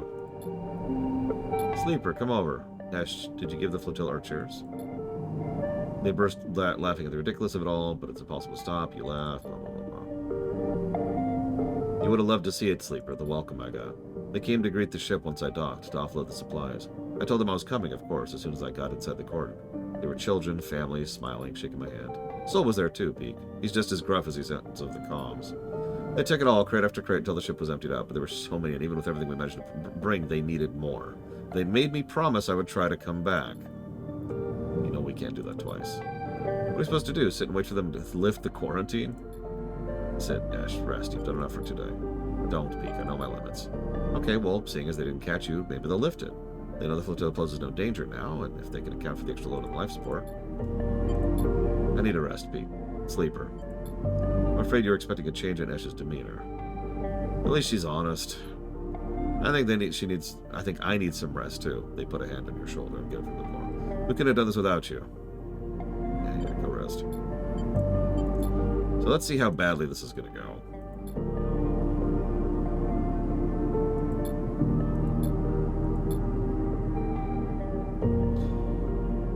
Home for the lost. You like the idea of that. Maybe in time you can help make that a reality, but something's bothering you. A sliver of a thought like a splinter you can't extract. Why are thousands of refugees coming now? People don't abandon their homes for nothing. What wave is rushing through the system, and when will it reach the eye? Correct. Offshore Twitch account. And they never will be again. Except in special circumstances like in Starfield. So that's the end of episode 1.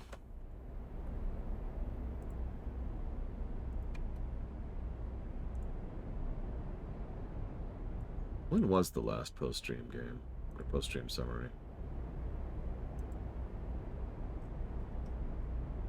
Because it had to have been a while ago at this point.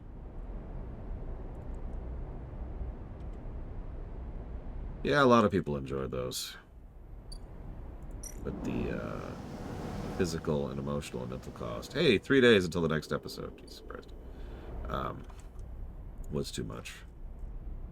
As much as I like killing my health for about 5 people, I decided to disincline continuing to do those.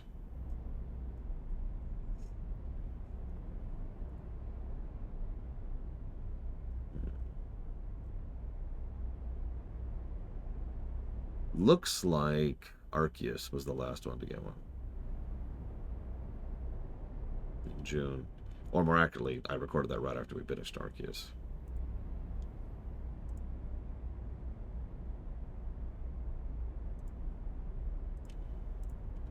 Well, now we have 3 days to do absolutely nothing. So,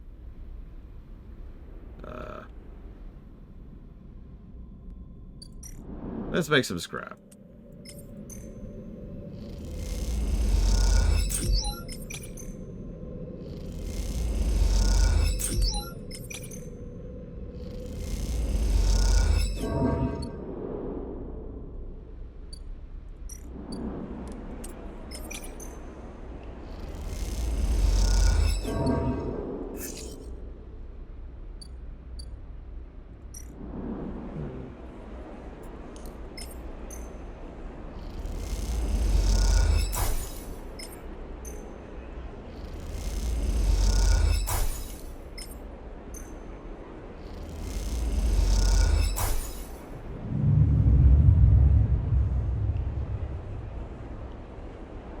Yeah, I could see that, Dakota.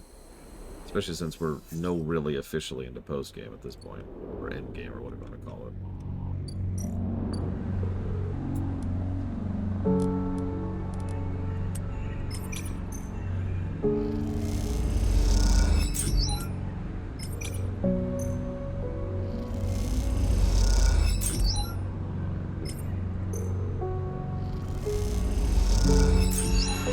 I sincerely doubt that I've started to go.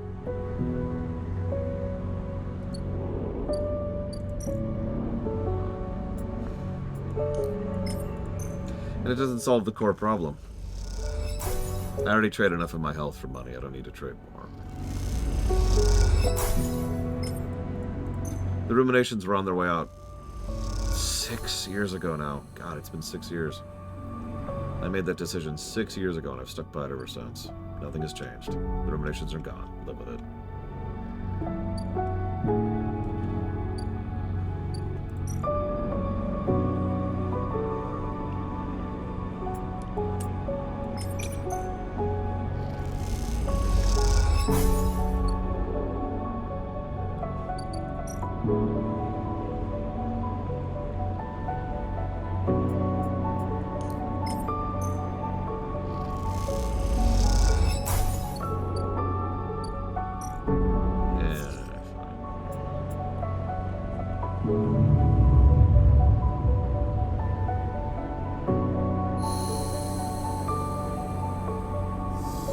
sorry, I don't mean to sound harsh. I know everyone loved the Ruminations, even though the moment I started doing Ruminations again, nobody actually paid attention or cared, as usual.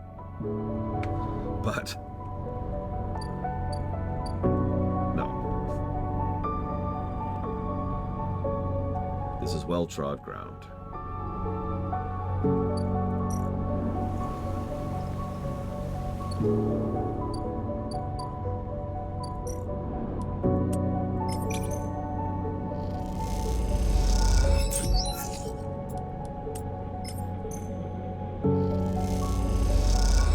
I love this, by the way. The DLC ends, and we have to literally wait for the second DLC to start. We're just straight up wait. They just added a timer for the second DLC to start. Why?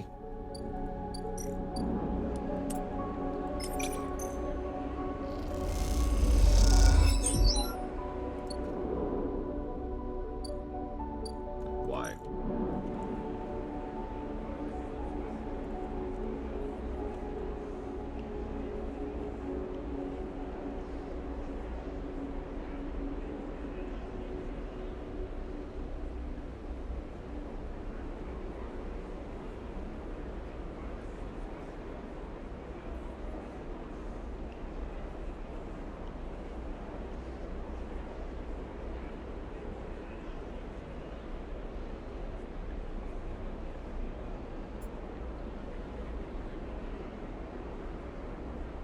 Possible, Blade Taval, but you know what would really not go amiss? A get on with it button.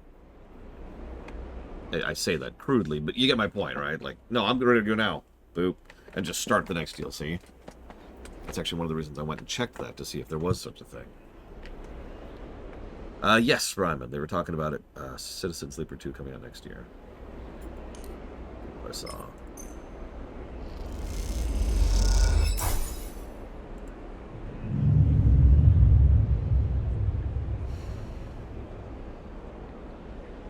Quite possible, Blade to Fall, but again, that goes back to the idea of just have a button.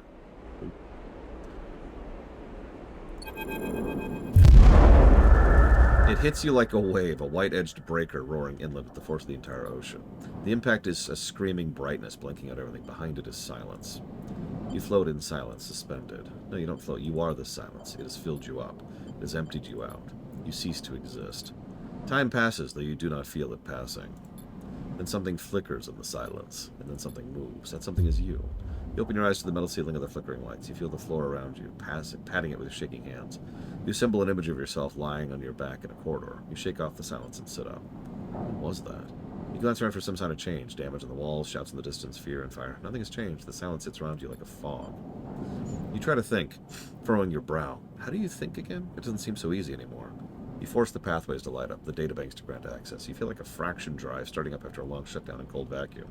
Did we just get EMP'd? And the wave was noise, just as the sound produced by a wave raking across a pebble beach represents trillions of impacts heard as a single roar. So this sound was the result of trillions of electrons flickering in place, heard as a single impossible scream. A memory image comes to you, one from the moments before the wave hit. You squint as you imagine it, trying to cohere its blurry form. A broken skeletal ring, the eye, and then a vast arc approaching it, a razor-edged white curve, the wave. The wave approached the eye. The eye spins, turning each part to face that vast white edge. You recognize their skeletal data cloud forms, the bright market, the low end, the greenway, the wastes, and then the wave hits just as the flotilla, the cordon, turns to face it. And after that, everything is silence. You open your eyes again. That is the epicenter. Of what? Okay.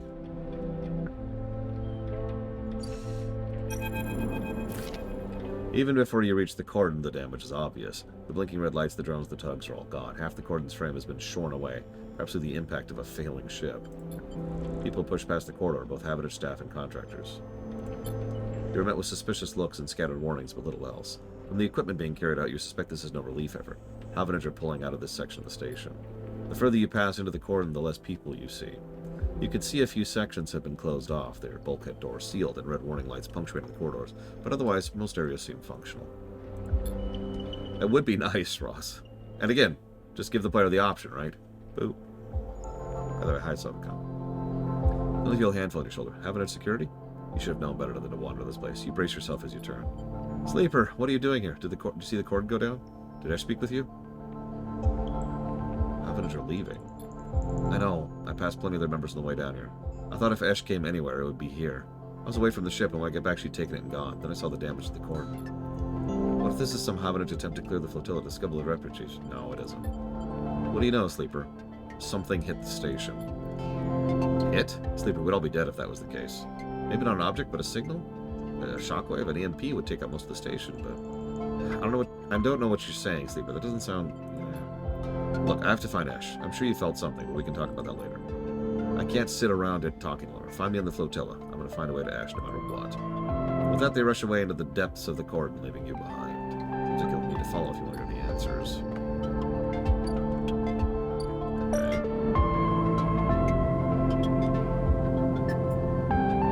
Okay. Sure, have some scrap.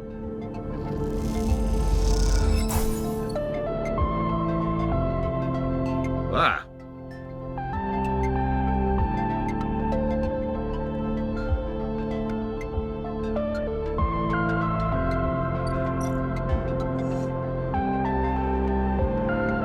Well, now we gotta do an unlock.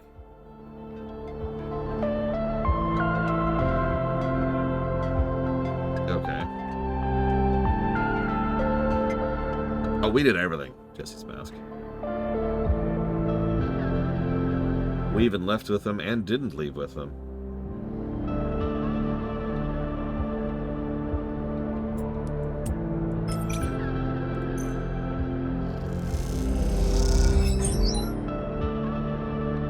Yeah, no, we're done. We're in DLC.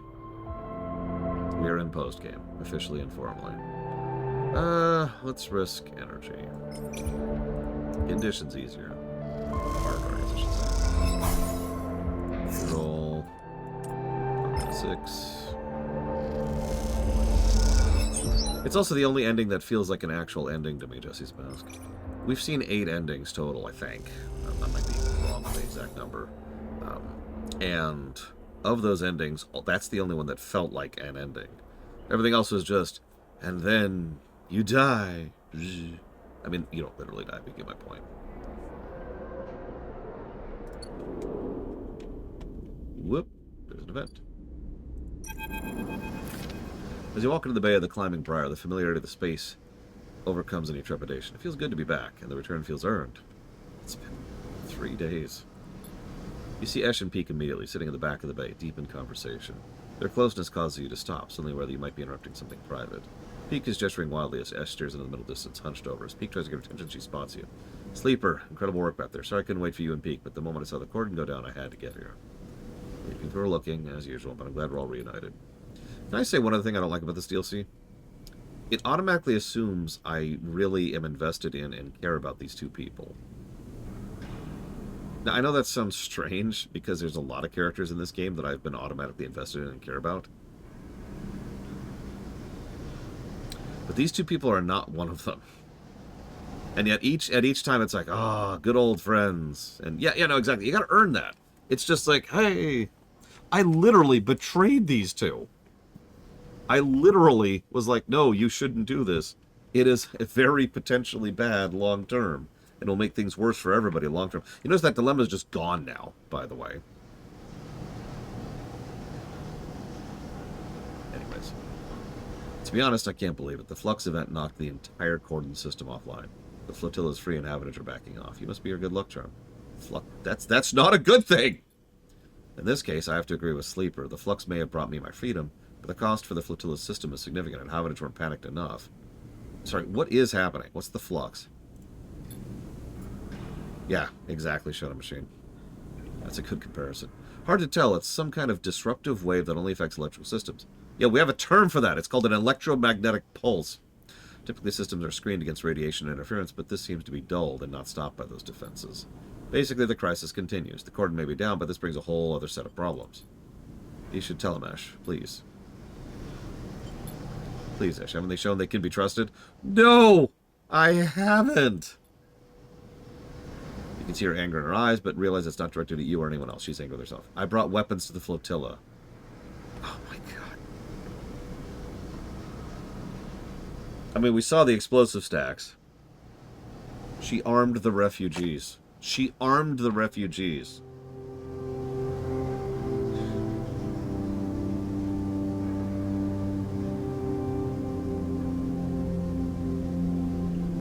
There's a scene in Deep Space Nine I really like. It's one scene in otherwise a completely unmemorable two-parter.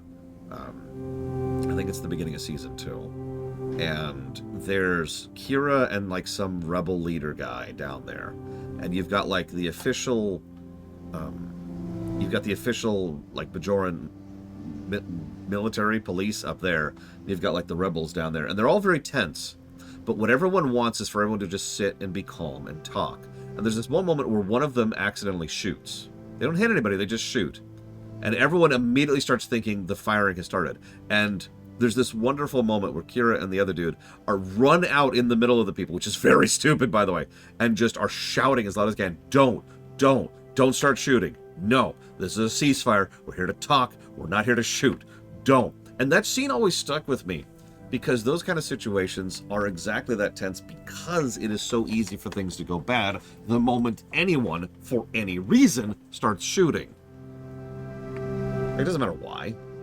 Maybe they're a traitor. Maybe they're bought off. Maybe they're angry. Maybe they're not paying attention. Maybe their finger slipped. Doesn't matter. Someone starts shooting, and that becomes a problem. You actively armed these people. You moron. I'm not even going to talk about the fact that you are in space. That's true, Ross. You're in space trying to board a space station, which is falling apart already, and already has issues with things like maintaining air. The reason I think most DLC is bad is... actually, I have no idea, to be completely honest with you. Like, logically speaking, expansion effect should probably take place there. But it so often doesn't, like you say, and as I have discovered as of years and years of reviewing games, is that most of the time the DLC lowers the score, not raises it. There are exceptions, of course, but they're the exceptions. Kira White Noise came up with a term, which was, oh god, of course I can't remember it now. I actually wrote it down. Let's write everything down.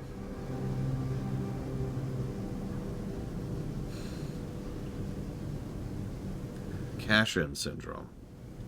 Now, this obviously isn't cash-in syndrome. Can't be. But cash-in syndrome is exactly what it sounds like. It's when they're trying to squeeze a little bit more money out of a project they've already done. And maybe that is kind of the problem in some cases, but that can't accommodate for everything, especially for, again, free DLCs. You know, that's actually another very valid thing, Blade Taval. I've seen a lot of times where the DLC is clearly made for the hardcore fans, the people who are interested in different things than other players, right? Let me use a specific example of that. Warcraft 2. I know that's a weird example, but just bear with me. Warcraft 2, for all its many, many flaws, one of the biggest complaints that player feedback was giving back in the day was it was too easy. Which is hilarious if you know anything about Warcraft 2. So when it came to making the expansion, the Dark Portal, they just absolutely cranked the difficulty up to insane degrees, to the point where it's arduous. I've actually never beaten that DLC without cheating. And wow, you know? So, anyways, so, yeah, Citadel shocked me. It's so rare we see a DLC that is so just universally positive like that. That could be too, Loke. Sometimes, like, we talk a lot about things being rushed, but sometimes things also need to stop. Sometimes you spend too much time on something. I don't know.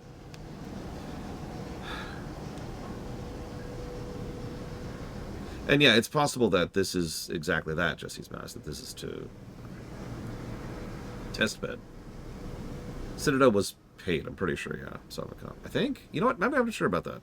Was Citadel paid? Because I was playing the Legendary Edition, so that was different. I've never bought Citadel individually, assuming that's even a thing you can do, which is why I'm saying this so generically. Okay, it was paid DLC. Okay. Alright. Anyways, whatever. So she's dumb. You're an idiot. I was thinking if the cordon wasn't going to lift, the refugees would need something to change that. Would you rather they stayed in quiet and died like good citizens? You are so stupid. I don't even feel like explaining how stupid you are. She knows this is a bad move. I promise you. She's just too proud to admit it. You know what? I don't even care. What now? She finds him and gets him back. Shouldn't we help find the weapons? It's okay. I don't want anyone getting mixed up with this. This is my responsibility. Plus, you and I have work to do. I want to understand the flux, Sleeper, to study it. This thing is changing the entire system, causing problems across the inner system, driving refugees off of Ember Moons, and now it's here. If we don't do something about it, it's a problem for all of us. I can see more immediate problems. I've been looking at the networks, and when the Flux event hit, it changed things. It shuffled systems, corrupted nodes, and broke open data stores. They take out a slate and show you the flickering polygon. Some of the Flux nodes have appeared near the epicenter of the event, but I can't get access. You, however. I saw the way you worked with data. I think you can get into these things. Why don't you find a Flux node and bring me anything you can extract? Oh, wow, we're going back to data stuff. Alright, let's figure out what the Flux is. Don't waste too much time chasing ghosts. There are people here that need any help they can get. Ash, please stop trying to lead the revolution.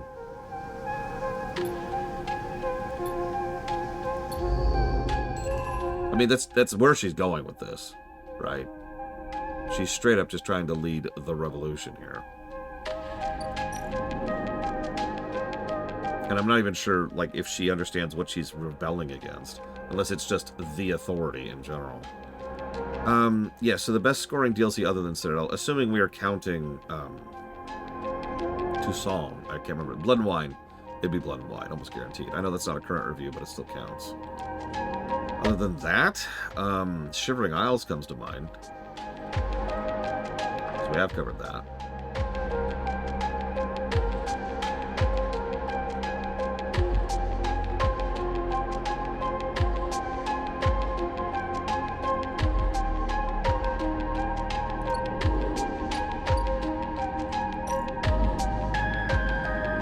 Which one was Golden Handshake? Lair of the Shadow Broker did decently, I remember that. And like I said, Citadel scored surprisingly well. Which was the mission? Gosh, what you got? I'm sorry.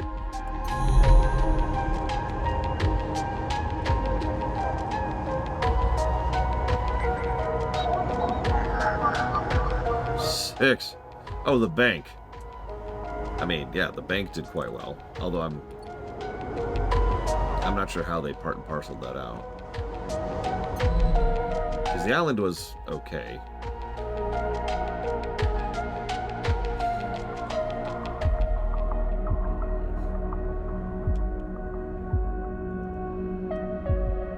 But no, I liked the bank. 100%.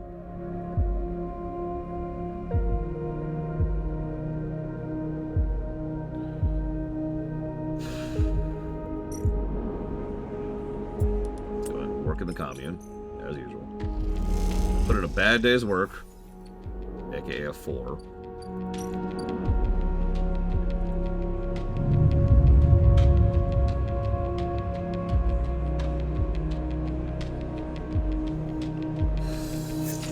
What's funny is I think even something like Brood War brought the score down.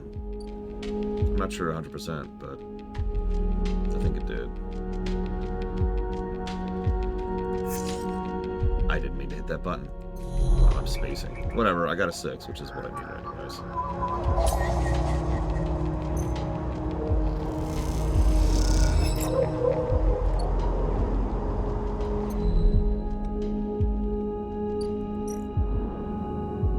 So there's the flux data, which is over here for some reason.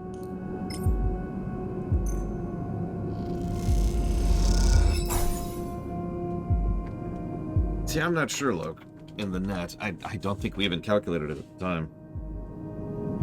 Because, yeah, Brood War, the Terran missions in Brood War were legit. But I stand by that.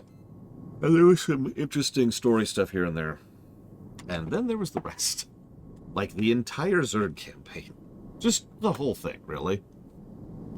Those last 3 missions, oh my god. Okay. Well, thank you, Offshore, for the Amazon sub. I do appreciate it, as always. And you know the rule.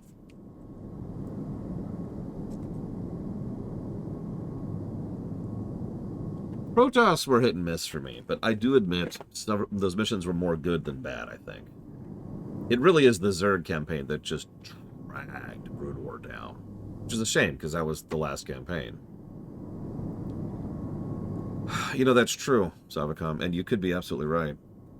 I think Jesse's Mask is right. I think in this case, this DLC is trying to poke and prod at things. Testbed, right? We know Stardew Valley's been doing that. It's just Stardew Valley hasn't been charging you. It's not even DLC, it's just patches. But let's be honest, a lot of what Stardew Valley has been tacking on is equivalently DLC, right? Like the entire new island, new events, new interactions, new gameplay features, co-op.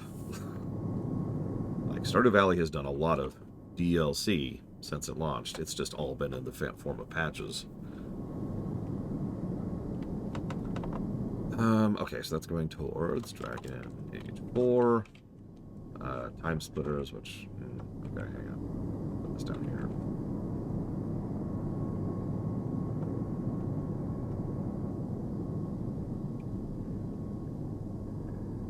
And Simpsons. Hit and run. Sleeper, come look at this. What? This is an existing node corrupted by the Flux event. It's totally twisted out. But inside is a whole other data set. This Flux event somehow seeds this data deep into the gaps in the node wrapping around it. Why? I have no idea. The Flux event itself rather did a number on unprotected nodes like this one. Most of the eye's systems are screened against radiation and interference, but these exposed nodes, torn apart. Look here, it looks like it's been tangled purposefully, but it's actually with that all the points within the node have been randomly rearranged. It's as if the node was a bag of ball bearings and the Flux shook them. The pathways tried to account for the rearrangement once the system came back on, hence the tangle. Although it was less like a shaking a bag of ball bearings and more like making them all simultaneously occupy a superposition of every possible position in the bag before locking them back into a new configuration. But that's a technicality. So what's the Flux? We know it's a wave, one with exotic effects, and that's all. But the question is not so much what the Flux is what's causing it. Where's it from? There's something else. Have you spoken with the refugees? Yes. What they're reporting, massive system failures, cascading collapse of life support, terraforming system, data corruption. The Flux shouldn't do that. It can fundamentally rearrange the structure of systems, especially those poorly shielded. But totally collapsing heavy-duty industrial systems, fail-safes and all, that doesn't make sense. Those kind of systems are built for deep space, for solar flares and radiation. The Flux might penetrate them, but any reconfiguration should have been repairable. You look at the screen where the decoding node lies almost fully open. A shadow pattern of the negative space is existing within its scrambled interior, darkening the screen. Like a set of bruises showing the pattern of the object that made them. I need to look into something. I have an idea what caused this wave. Triggering the Flux, but I need to research it. Can I help? Sorry to Sleeper. I'll keep this to myself for now. If you want something to do, go to the things. I heard from Esh. Things are tense out there. Jay! It's almost like you just gave weapons to refugees. Alright, sorry. $3 offshore Twitch account. Must be out. I've been focusing on this so much I can't say I've noticed. The quiet is nice. Give me some time. I'll have some answers soon.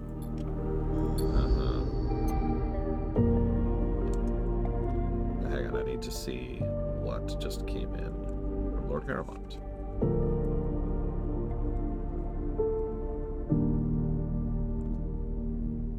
It's going toward... First of all, thank you, Lord Paramount. As always. Yeah, actually, you want to hear something funny after a Twitch account? The majority of my income, I'd say about 2/3 of my income, comes from direct tips through PayPal.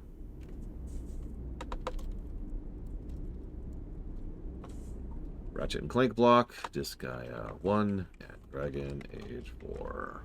You got it. Getting close to that.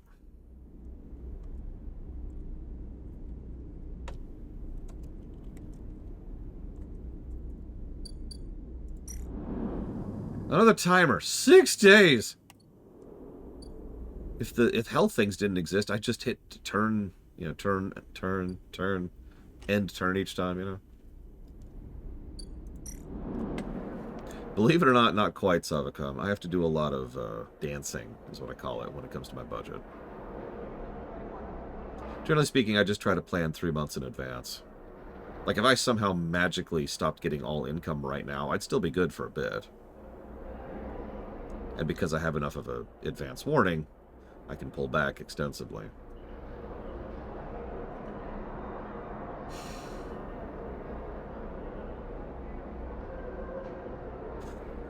Let's do this one. Yeah, Dragon Age 4 isn't quite there, but I've been thinking about that, and there's a decent chance. So, I keep track of a lot of things when it comes to the show, and who's putting money towards what, in what amounts, how often, and from how many people. One of the things that I've noticed is there is an increasing, escalating, one might say, amount of interest in Dragon Age 4, which makes sense. So, there's a non-zero chance I'll probably go ahead and shuffle out the rest of that into Dealer's Choice in order to make that run happen at some point. The biggest question is when. Right now, the rough estimate is about a month-ish after the game comes out, but that also kind of depends on where the schedule lines up, because I really would like to finish getting the queue chopped up before we add another 40-hour RPG to the block.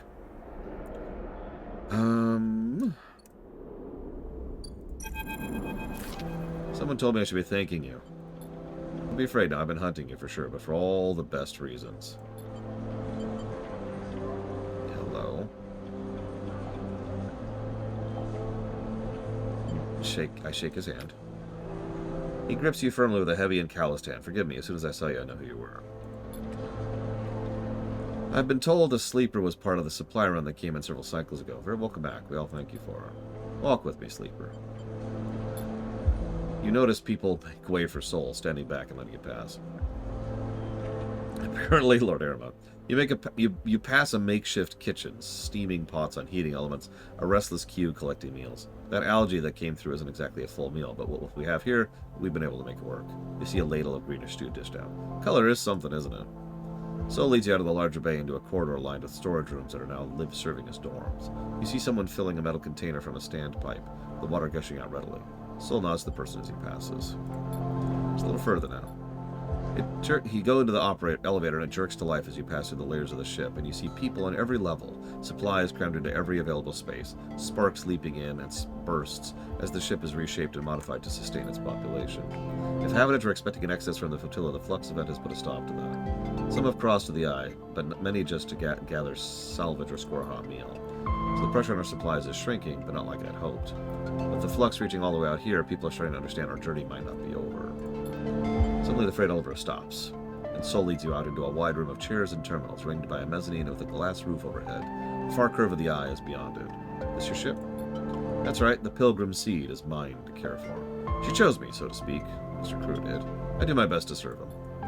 I'll admit that the responsibility isn't one that suits me, though we rarely get to choose such things. But you, from what I understand, chose to help us here, is that right? Yes. I have to ask you now, why are you here now? The Flux event. I appreciate the honesty. I had figured as much. Looking at you now, I could see an event like that would have had a big impact. I have thousands of people here on the Pilgrim Seed, Sleeper, and there's thousands more on the flotilla. A lot of them are looking for me to provide some future for them, some path out of this dead end we've got into. And this cycle, this very cycle, the thing we've been running away from, just caught up with us. So these people are scared, Sleeper, and they're looking to me for reassurance. And then on the same cycle, someone tells me they see you on board. A sleeper, the same sleeper, they reckon. They wanted so strongly to send a ship past the cordon to see us. First thing I wanted to do was thank you for that, for your interest. But the second thing I wanted to do was find out what you want from us. I think that's fair, don't you? So what is it? You're an idiot. You have nothing that I want. None of you have anything that I want. I am here to help people. Apologies. You really want to help? I think I can make use of you. You see that things are a little more complicated than you might have thought. I may be the captain of the Pilgrim Seed, and she is certainly the biggest ship of the flotilla, but I'm not the only captain here. We have ships from each of the moons. We're from Ember's Hearth, but there's others from Ember's Song, and even Ember's Step. The moons have been at each other's throats. What with the pressure of the Flux, the bad blood, we aren't exactly all in alignment. What I need is for a way to stop things from escalating. Maybe stop having guns, then! For the crews on these ships and their captains to feel happy and comfortable enough to forget old rivalries and past crimes. Those from Ember Step, well, they've always been proud, but that pride seems to be a barrier to compromise right now. The last set of supplies I sent their way, they refused. Meanwhile, I have a supply shuttle at the docking axis of the Ember Song ships to gather at, but they have taken far too many cycles to unload. Maybe if you're heading that way, you can look in on them. I'm no politician, but if I don't... He stops, leans back, and flexes, his suit creaking. He groans a little, and you see the weight of the flotilla on his shoulders. The suit, the only thing keeping him vertical beneath all that pressure. Look, you'll see for yourself. Go help him out. You okay? Not really. But as long as this thing holds, I hope, you are what you appear to be, because I'm not sure I can take any more bad news. Oh, we don't even know what the flux is yet. Trust me, it's getting worse, I'm sure. There's plenty to be done around here on the Pilgrim Seed, too. You never have a motive to pitch in. There's never enough around here. That's something I should have learned the hard way. Alright, I have 1,000 things to attend to now. And so you have to find your own way out. Excuse me. You head up down the freight elevator, and as you do, see the layers of chaotic life on this vessel and the vessels of the flotilla hold.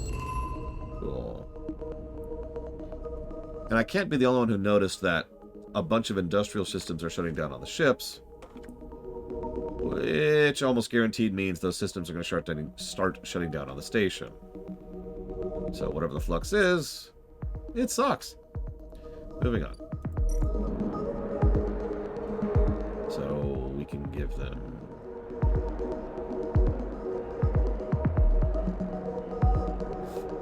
food.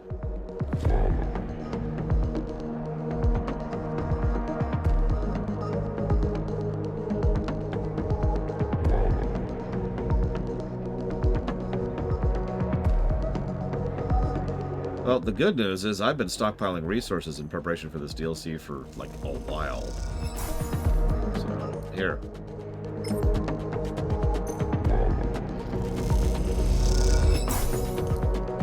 Seriously. That's all I've been doing for cycles and cycles while I wait for timers, is stockpiling resources. Thank God mushrooms don't go bad, am I right?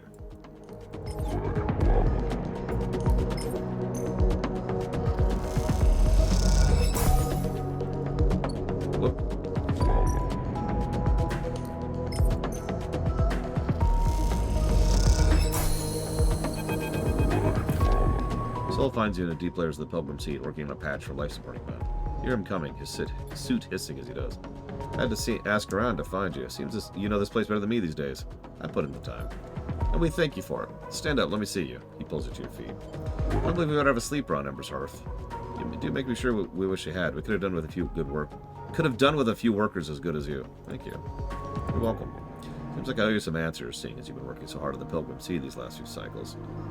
I just got here, like an hour ago. What do you want to know about? The flux. That's what I imagined. Can't say I'm an expert, but I can tell you what we witnessed on Hearth. At first we ignored it. A few farms had their automation systems blink out. Lifter suits locked up. Bots reset schedules. Nothing we hadn't seen before. But then news came out of Passero that they'd been hit harder.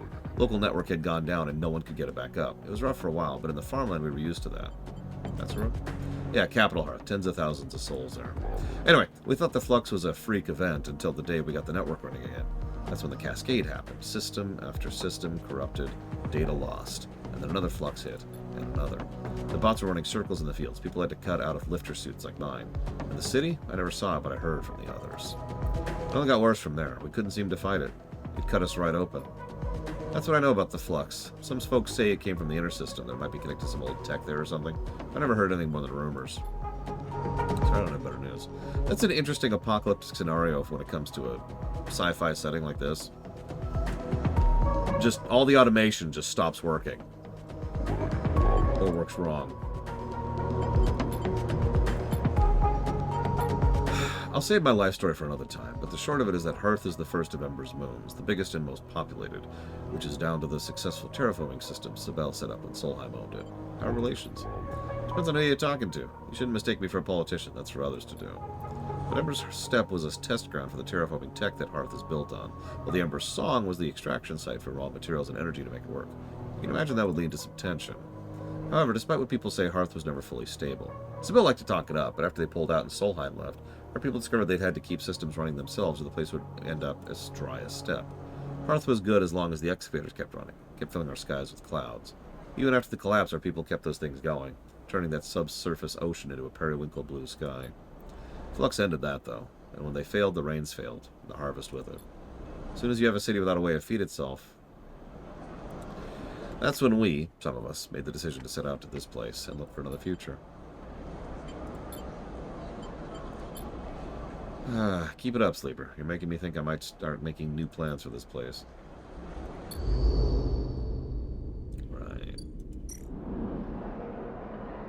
Actually, yeah. It's both Tokoda and Blade Deval. But the Flux being a terrible doctor. Lol. It's okay, he's only kind of in favor of genocide.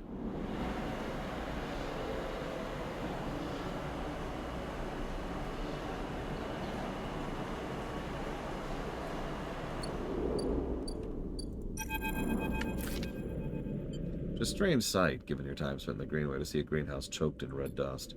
It piles up on the edges, gathers in curling waves, is carried by some unseen wind to whirl in front of the glass ceiling. It is a desert in miniature. A captured landscape of iron-rich sediment and unseen life. Beautiful, isn't it? The remark comes from another figure. It is. They say nothing. You catch a glimpse of pale face amongst thick metal material, dark eyes glittering in red reflected light. Another new character. Jesus. Aki, you're not with the flotilla, right? I live on the Eye. But that's not where you're from. Everyone's from somewhere, whether they wish to be or not. Whether it's a good place to be from or not. Aki gathers her cloak around her shoulders against the cold. What brings you to the wind's long shadow? Soul sent me. She doesn't respond, looks absent-mindedly at the dust. You're a strange one. I don't know whether to report you or send you back to where you came from, which is nowhere at all. You glance around the empty corridor, suddenly aware of how quiet it is on the ship. Unlike the other ships you have been on the flotilla, there's a silent order to the wind's long shadow. Where is everyone? Asleep, mostly. It is night on Step, and so it is night here. At least for those of us who can sleep. Step. She turns away, irritated, eager to change the subject. You hear a creak as a set of shutters slowly begins to close on the glass ceiling of the greenhouse. As you watch, you feel the dissonance this place has with that word. There's nothing green here. A dust house, maybe? It takes many systems to preserve this landscape, to simulate the wind, cycle the dust, layer the sand and dirt beneath. Systems that are failing. The Flux event is eroding our ability to keep this place alive, to keep the traces of Step alive. Which is ironic, because when we left Step, the Flux had eroded our ability to survive on the moon. Now the situation's reversed. Away from the moon, its ecosystems are as fragile as we were living upon it. Something catches your eye as the shutters darken the dust house. The winds, picking away at the dunes, begin to reveal something, a web, a network of thick branching forms. Then they close completely and you see nothing in the dark. Soft blue lights flicker on the corridor, uplighting Aki in cold cyan. You've piqued my curiosity, but I'm so tired. If you do not have a purpose on my ship, I recommend finding one. Otherwise, I'm afraid you'll need to leave. Make yourself useful and maybe we'll talk. I'd like that. With that, Aki pads away along the corridor. You stand for a moment in front of the dust house, trying to imagine the network of roots under the sand and dust, and then try to imagine the moon that once housed them. So that's a systems repair.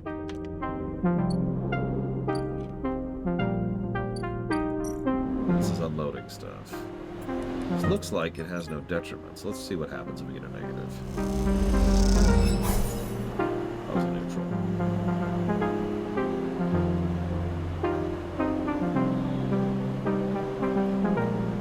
Delete.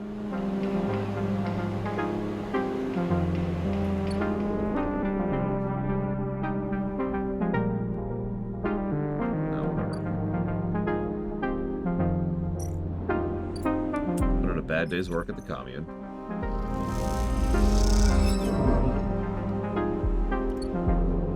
It surely can't have more reading than FF14 era, simply by sheer virtue of volume. Need to burn even more scrap since we apparently are having uses for that again. But let's burn some scrap.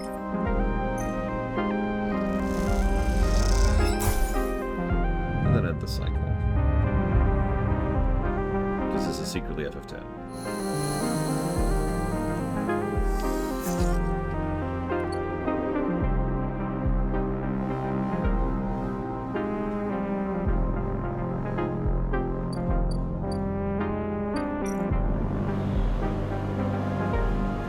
That's true, we won't read a lot in the Doom blog.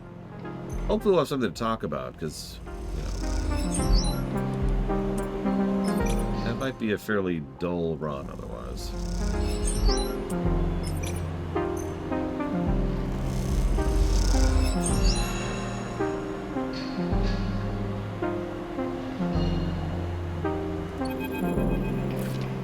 There's a loose crowd around the supplies you've unloaded and a tense mood brewing among them.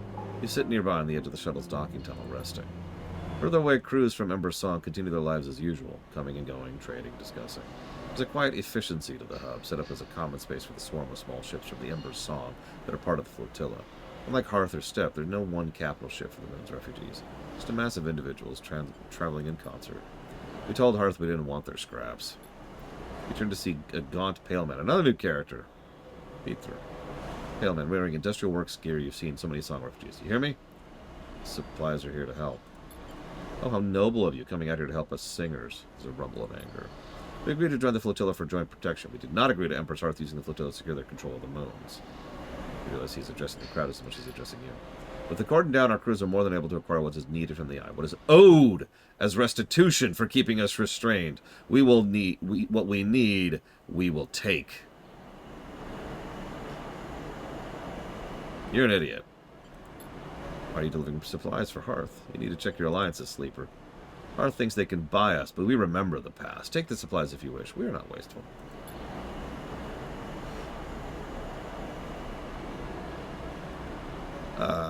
Hang on. Offshore Twitch account. Looks like $99 so far. The crowd tentatively moves forward, and by the time he reaches you, they're already dragging away crates and distributing contents. I'm not one for shooting the messenger, Sleeper, but we cannot concede to Hearth here. I don't understand. I can see that. What's your plan, Sleeper? Unload supplies and wait for someone to start throwing them back at you? Because that's what was about to happen. What? What do you think happened to the crew of this shuttle? They were chased out of this place. What is happening here? We're maintaining our independence. You know anything about Ember's Moon, Sleeper? Or are you planning to wander into this flotilla totally blind? An objective ops outsider offering help. Well, then educate me, you asshole. It would be my pleasure. I'm going to assume you know the basics. The gas giant Ember has 7 moons. The 3 biggest are Ember Steppe, Song, and Heart. We can cover these 3 sisters next session. Steppe was first to be settled, a contract old Solheim gave to the terraformers Sibel Systems when they first claimed the Helion system. This is way back when. Steppe was a testing ground, and like most testing ground, it did turn out too well. Partial atmosphere slowly sloughing off each orbit, dysfunctional ecosystem, and a whole load of dust-clogged settlers. The place is a miserable desert long past its best before date.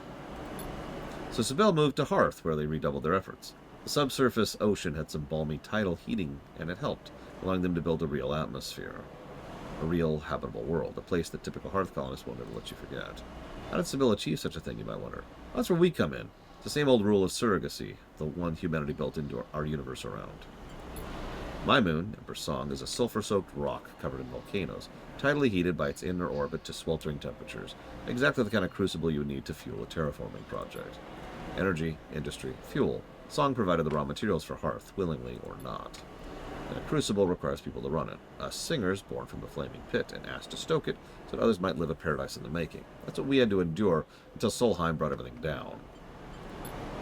No Solheim, no contract, no Sibel, no Sibel. 3 moons suddenly independent. It was war, Sleeper. Sometimes hot, sometimes cold. And unsurprisingly, Hearth and Steppe came out of it better than us. Yet they need us, they always have, and so we are the linchpin, the center around which the moons orbit, not swirling ember.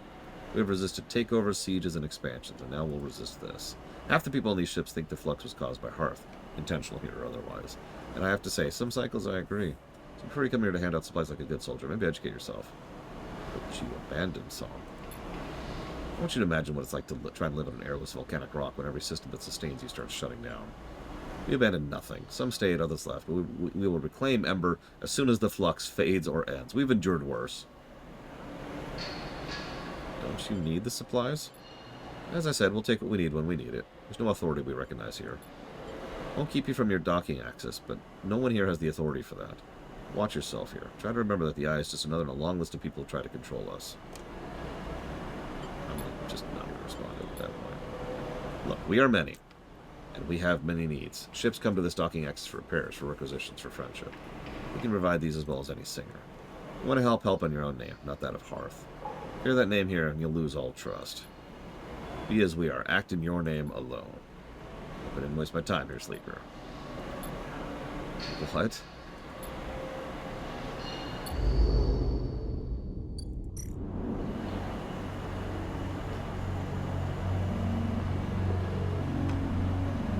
You want a ship mind?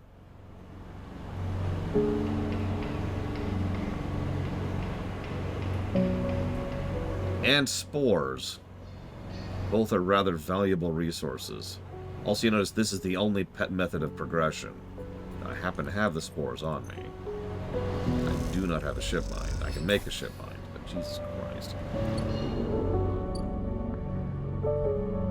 Alright, hang on.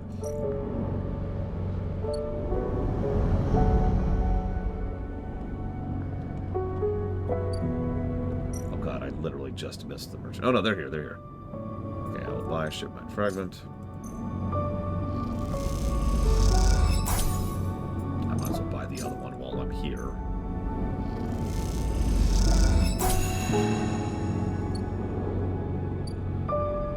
I might need another of these stupid things.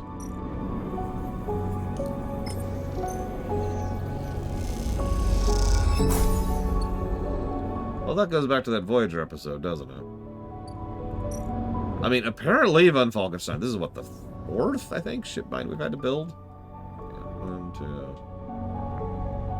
No, this is the 3rd, my bad. Still.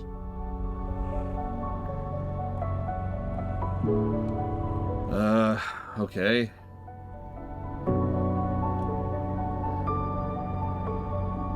Yeah, from scratch, because... Here, have another ship bind.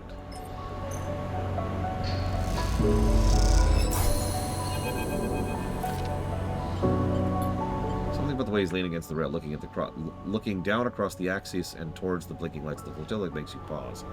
He's completely still, his head drooped low and his shoulders hunched high. Watch for a moment more, then move on across the hub. He didn't look like he wanted to be disturbed, but as you climb through the docking tunnel, you can't help but glance back. You spot him still there, at the railing, so small in the cavernous chamber of the hub. He seems untouched by the motion around him, lost in memory or thought. You feel a cold shiver rising from inside and slip out through the docking tunnel before it can touch you. Gotta keep moving.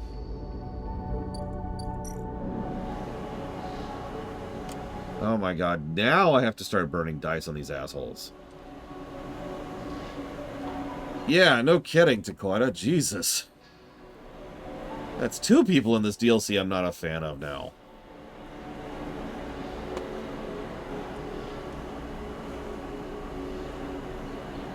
What do you want to bet the weapons ended up with these assholes? Thanks, Ash. I just was trying to help. No, you were trying to provoke a conflict. She even said that. She even admitted that. They need to be able to defend themselves, rather than dying like quiet little citizens, right?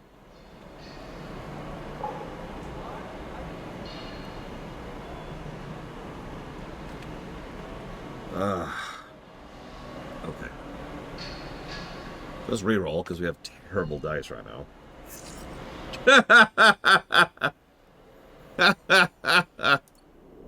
Yeah, that's another thing. She's becoming a pirate. And yeah, becoming a... Never go full pirate. Pirates? Sure. That depends on the setting, but sure. Pirates? Alright.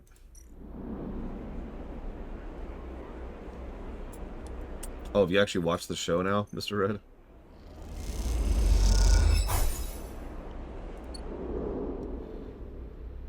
I'm getting low on spare parts. Nice. I'd ask what you think about it, but I understand that's a bit of a complicated thing.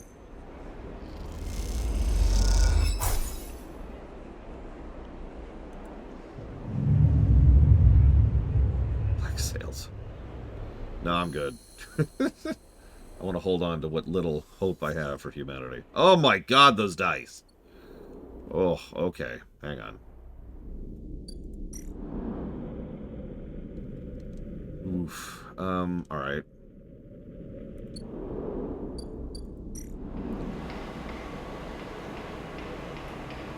Well, the good news is we've got +2 on both of these.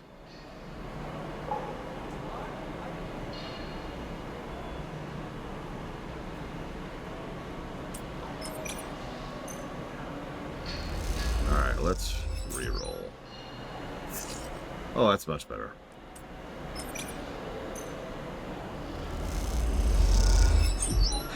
I mean, honestly, Takoida, I think we've all had that moment, right? You wake up in the morning, you're like, can I just reroll my dice for the day? I don't think this is the day for that.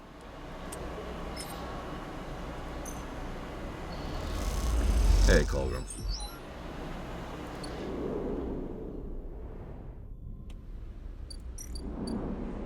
Lower 1 here, as per usual.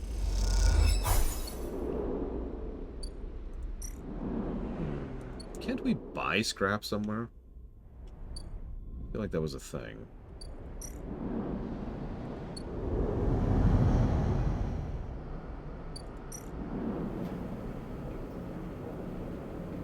We can buy a ship mind.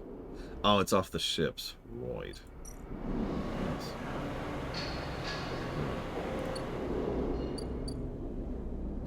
Yeah. Yeah, you're right. And of course, the ship we can buy scrap in is not going to be in for a while. That's okay. I swear there was like one other thing. Might have been a temporary thing. Oh no, this was to sell scrap. Right. And that's right, there's an interaction up here that got scrap. Yeah. Damn it, Ross.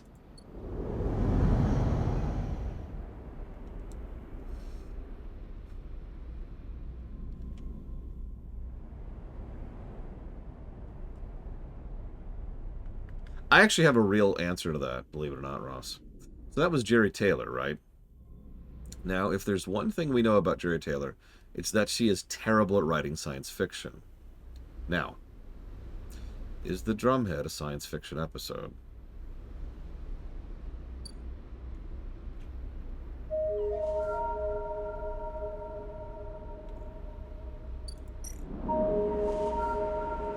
Exactly. If you removed the sci-fi elements from the episode, it would barely change anything.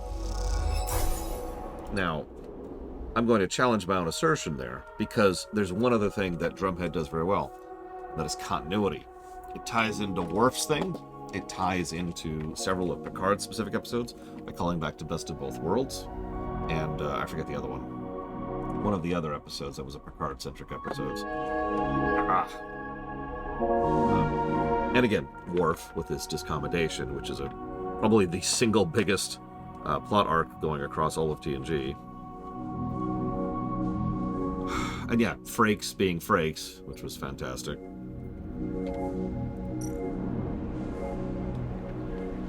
I've heard people speak ill about the actress who plays Satie. That I don't agree with. She did a nice slow descent there. And even when she's positive, we see hints of how messed up she was. When I was going through there for the lore run, one of the things the lore runee commented on was how much of a disservice her father did to her when she was a child. Like, there's this scene where she speaks fondly of how her father forced her and her brothers to argue and debate each other over the dinner table. And lore runee is just sitting there like, oh my god. That's horrible. I think Satie is both a bad admiral and broken, yes. There's also one other little unspoken thing about her character. She mentions how she came out of retirement for this, and she's eager and excited and happy to be of use again because she can't wait to serve the Federation again. And you just get that vibe that she hates retirement. That she defined herself by her service. That was her identity. And when she stepped down...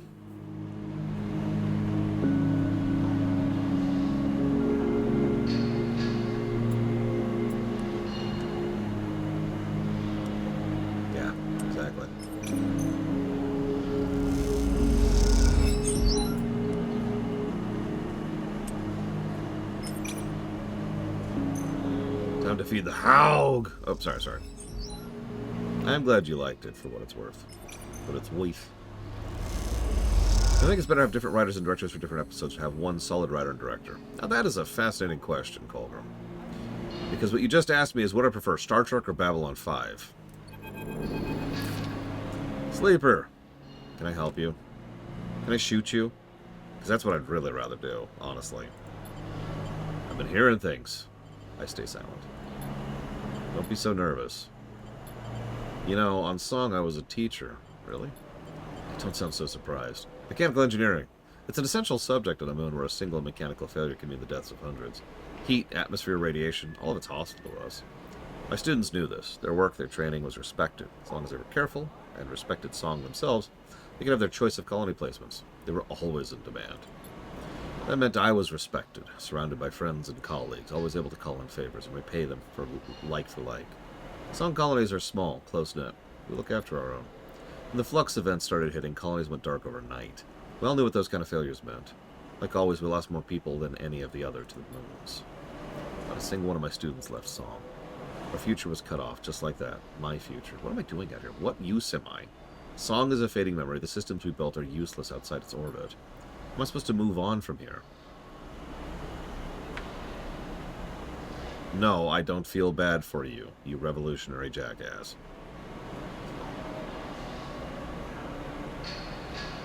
I mean, that is the intended purpose of a mainliner, Plagiaval. Or a showrunner. At least one that's doing the frickin' job. That's the problem. Trek has had many showrunners over its years. Honestly, only a few of them have actually done the job of a showrunner, which is to be effectively be a line producer right there on the front, in every episode, in every script, and working with the directors in the writers' room to make sure everything, stays on the through line. Find someone to teach. You don't give up, do you? You just keep going. You remind me of a student of mine, one who entered the program from one of the smaller colonies. They didn't have the advantages of some of the others, but they were stubborn as hell. By the end of the program, they were most skilled of their peers. They didn't get the best assignment. Maybe they didn't spend much time making that kind of connections that would help you get there. But that didn't matter, because I knew they would make the best of anything they set themselves to. Singers are stubborn, Sleeper. We're not going to change easily. We won't forgive easily or take help easily, but we'll hold strong. You can count on us for that. When you see Soul again, you can tell him that. Tell him how the crew of the Ember Song operates. Tell him we will resist. If that means resisting Hearth's imperialist ambitions, so be it. If it means resisting the Flux, so be it. And if it means to, as you have, help the others resist those same pressures, so be it. Tell him to leave us alone.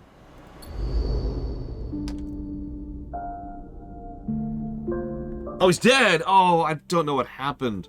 And there's just all this blood on my hand. Just hang on, let me just clean that off there. Okay.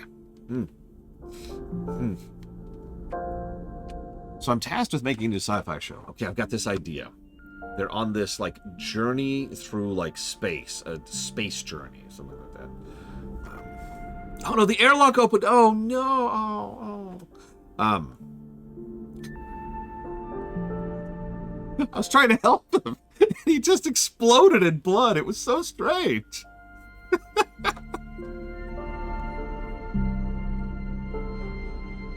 I have to choose one writer and director or switch it up every episode. What do I do? Oh, switch it up, 100%. Even with one solid mainliner, which I do think most long-form media need, especially video games, but also shows, you want different talent in there on a day-to-day basis. You want to keep things mixed up. You want to have different visions, different perspectives, different ideas. You're going to have some dips in quality, but the variety is going to help. And most importantly of all, you're not going to hurt your workers by overworking them. I actually have an example of a season of Trek, which was essentially written by one person. It's the only season in all of Trek that qualifies for this. It is Enterprise Season 1. Now, I don't remember the exact number. I remember the 18, but hang on, let me check up something really quick. So Enterprise Season 1 had functionally 25 episodes in it, okay? 18 of those were written by one person. And it shows.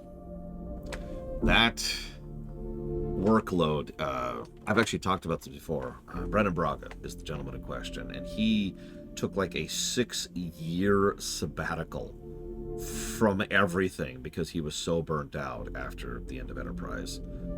There's an anecdote where Manny Koto was walking in on him during season 3, and he was actually shocked at how physically depraved and deranged that Braga looked, that his hair was frayed and his eyes were sunken and his skin was sallow, and he looked like he was on the verge of a panic attack at every second. Overwork, not good, but very, very simply.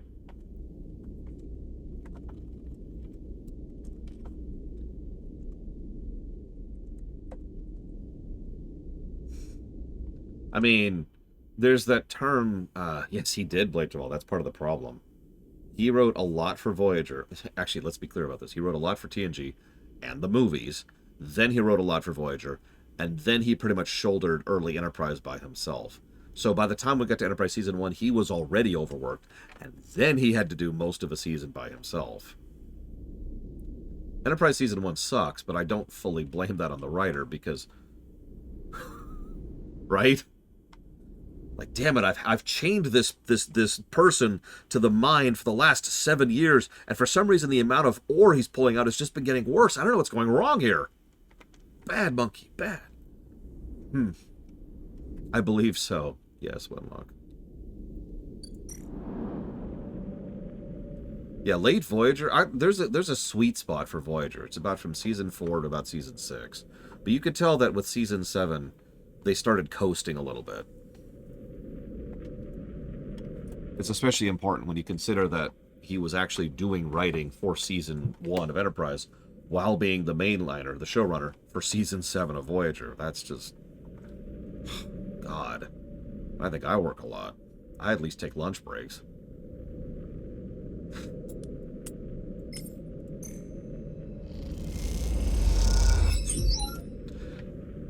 Okay, so in fairness, I haven't seen Voyager Season 7 since the Ruminations, Ross. So, maybe that's not true. Although, being better than Season 7 TNG isn't a high bar. But, like, one of the things that I remember being most impressed by, or I guess the opposite of impressed by in Season 7, is how many episodes were just pulled from the bin, right? They did a lot of spec scripts in Season 7. I'm staring at several right here. Friendship 1, Author, Renaissance Man, which came out of absolutely nowhere. Endgame was trash. We all agree on that. And there's just some weird ones here. Now, that being said, there are some good episodes, but Season 7 is just kind of, huh? Oh yeah, and then there's Unimatrix Zero, which we don't even talk about. Season 7 obviously does also have Workforce, which is fantastic. But it also has Human Error and... Was it Natural Law? What was that one I really didn't like? Oh, God. Okay, Natural Law is one of those, but there's another one. I can't find it. The Void was good. Prophecy was weird. Repentance was interesting.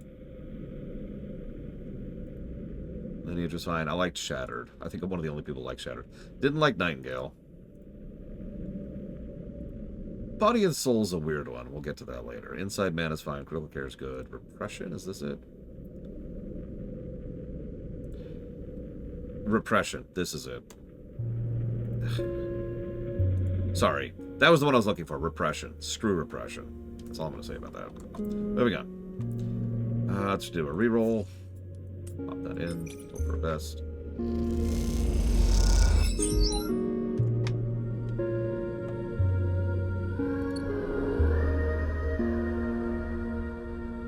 You're fighting a battle I'm not fighting, Ross, to be very clear. All I'm trying to say is that I feel very, very bad for Brannon Braga, who was effectively walking away from part of his job to write an entire season of Star Trek by himself in a short period of time. We'll blow one more of these.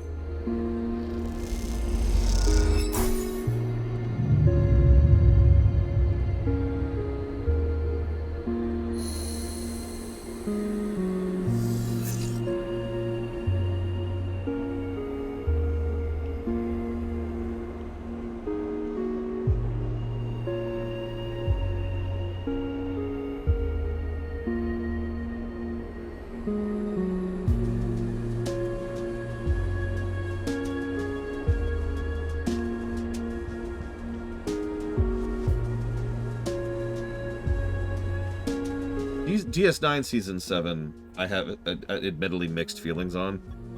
It's actually funny. I could say that about all three of the principal shows. Because in all three of the shows, I think Season 6 is like one of the strongest seasons.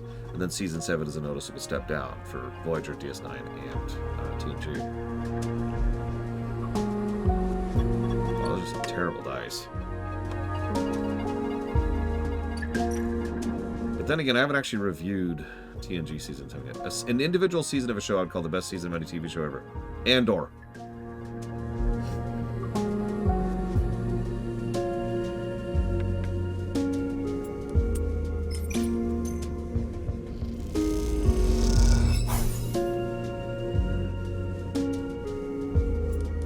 I'm kind of being facetious, because both Andor and Arcane are freak, like, examples of just doing way too good with what they had. But they are the correct answers to that.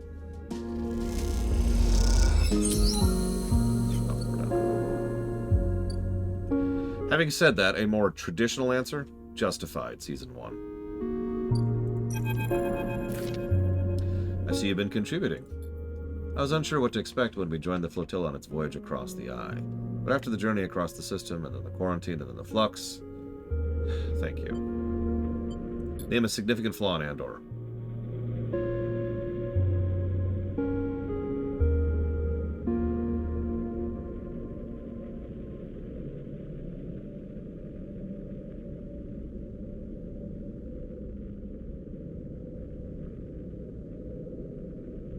The sequel trilogy.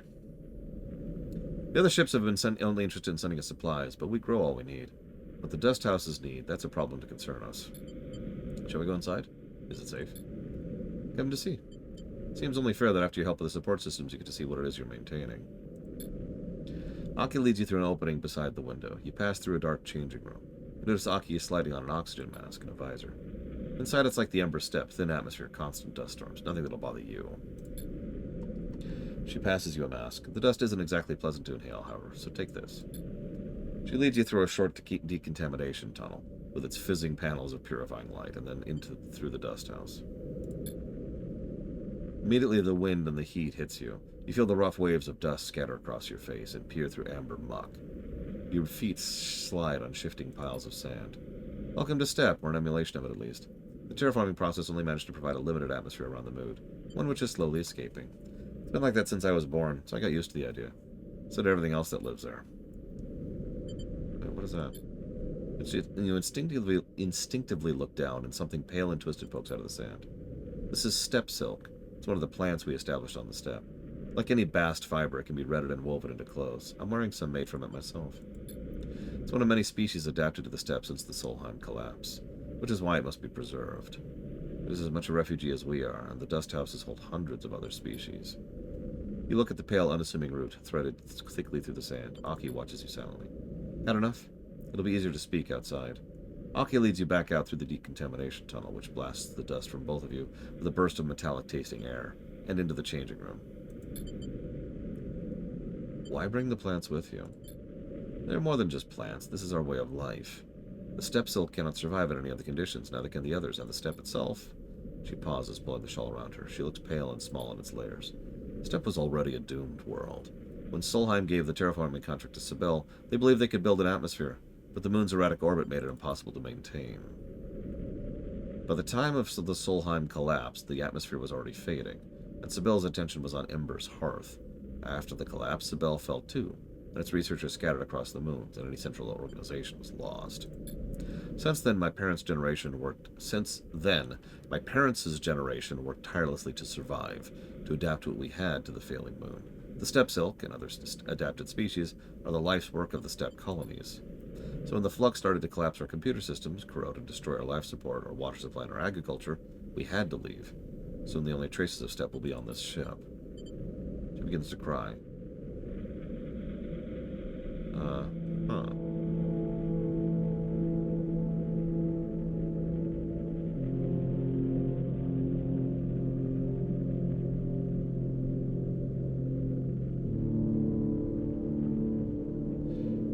I like that premise, Trihexia, although I swear I've seen that somewhere before.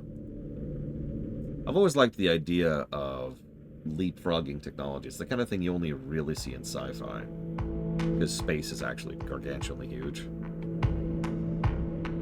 You know, we want to go colonize a planet, and so you set out, and you get there the slow way, and by the time you get there, other people have already gotten there before you, because speed increased while you were gone. Where'd the flux come from? She does not respond but continues sobbing. Understand why this ship and the refugees are so different. The world was already dying when the Flux arrived. Ember Step is a terraformed moon. A partial atmosphere established colonies agriculture. Yet when the Flux event started, its people had to leave. Think of the Eye and its delicate web of decaying systems it rests upon. What hope does a ruined station have against a wave that corrodes? You're right, Starfield did do that. A wave that corrupts, corrodes, and collapses. Not everyone left. There wasn't room to take all the people in the dust houses. My parents, their friends, and many others stayed. We carry the step for them. I'm going to stay silent, because there's no hope. I want you to understand the importance of these dust houses, of what they contain. If the Flux events continue to reach out to the Eye, we need to build protections to ensure their safety. I can help with that. Anyway, you will be welcome in the wind's long shadow, whatever you wish.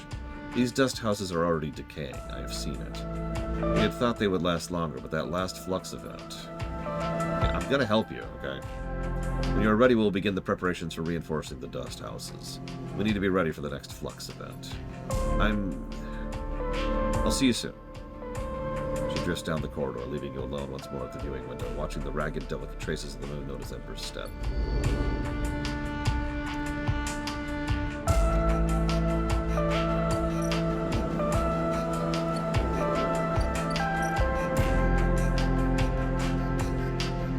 Now another one. Speaking of, nothing we can interact with the data layer here at all. We had that one interaction with the Flux node, which is this one right here. And that is it so far. I noticed that once we finished the Hunter-Killer chain, we just kind of stopped doing data stuff. It makes me wonder if the developer thought that was a dead end and decided to walk away from it.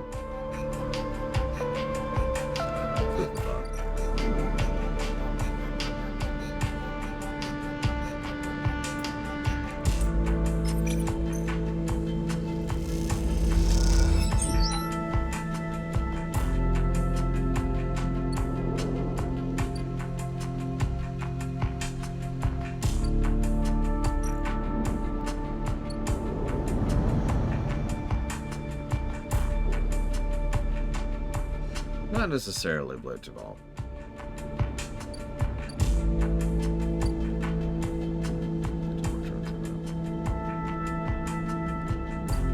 Possibly Crazy Horse. I suppose that depends on if they actually have the resources in the backing to do that. Since the corporations, which are the ones who actually run everything, stopped being connected, so the colony was completely on its own. No external resources, no external infrastructure, no high tech.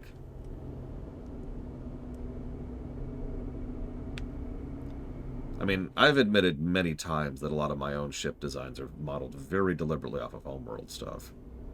And I'm quite unashamed of that.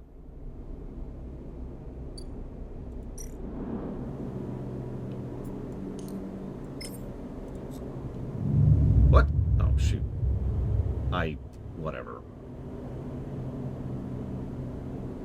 Yeah, we just lost a dice because I literally misclicked something.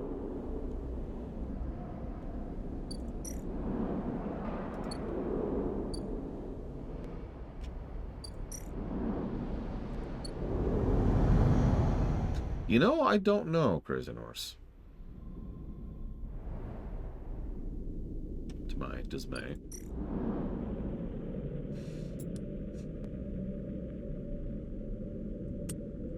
Let's try some 5s, see how this works out. We know that in Homeworld 1, the Kushan are modeled after very blocky utilitarian things, whereas the Taiidan have design to them.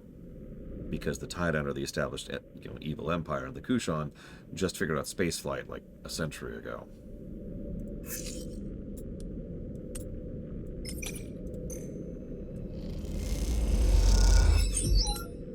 And there's a bunch of other ships, too.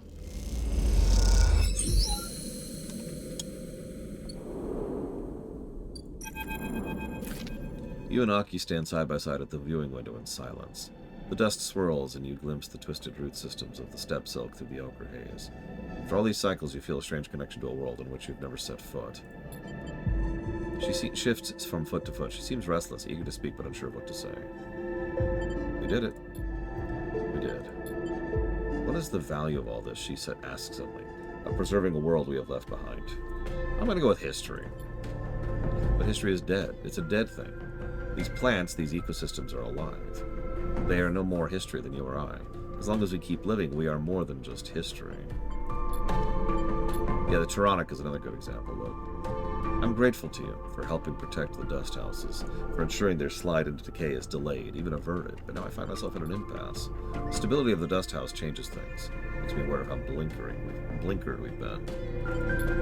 If the ecosystem of the steppe, of its people, cannot grow to meet the future, why preserve it? Are we just slaves to the preservation of what came before? We can change. We must change. We must change to live.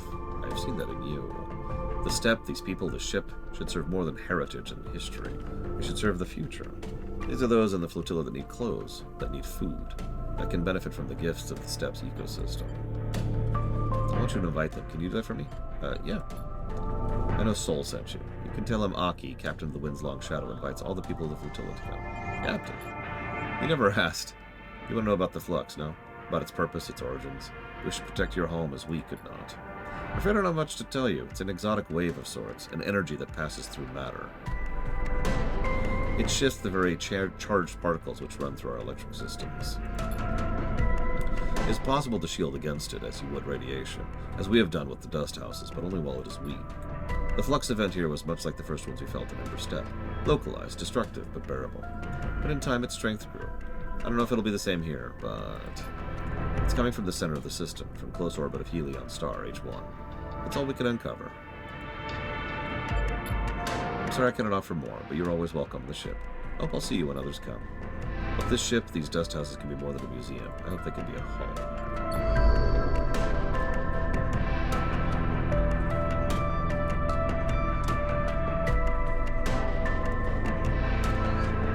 Possibly, Czar. I don't know.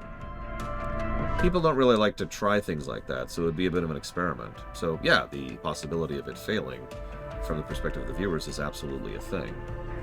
There's another problem with that, though, and it's easy to point to an example of that if you've ever heard of The Walking Dead. The Walking Dead absolutely has a problem with constantly trying to make sure that the same characters are present and relevant even when it defies all logic and reason.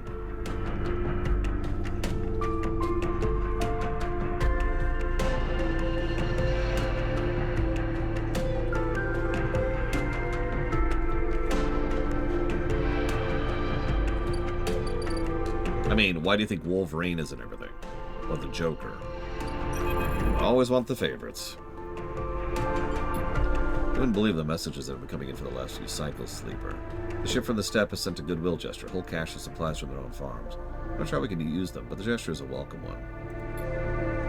Song, meanwhile, are apparently accepting supplies again, although a little reticently, if I may say so. I don't expect them to change anytime soon, it should be said.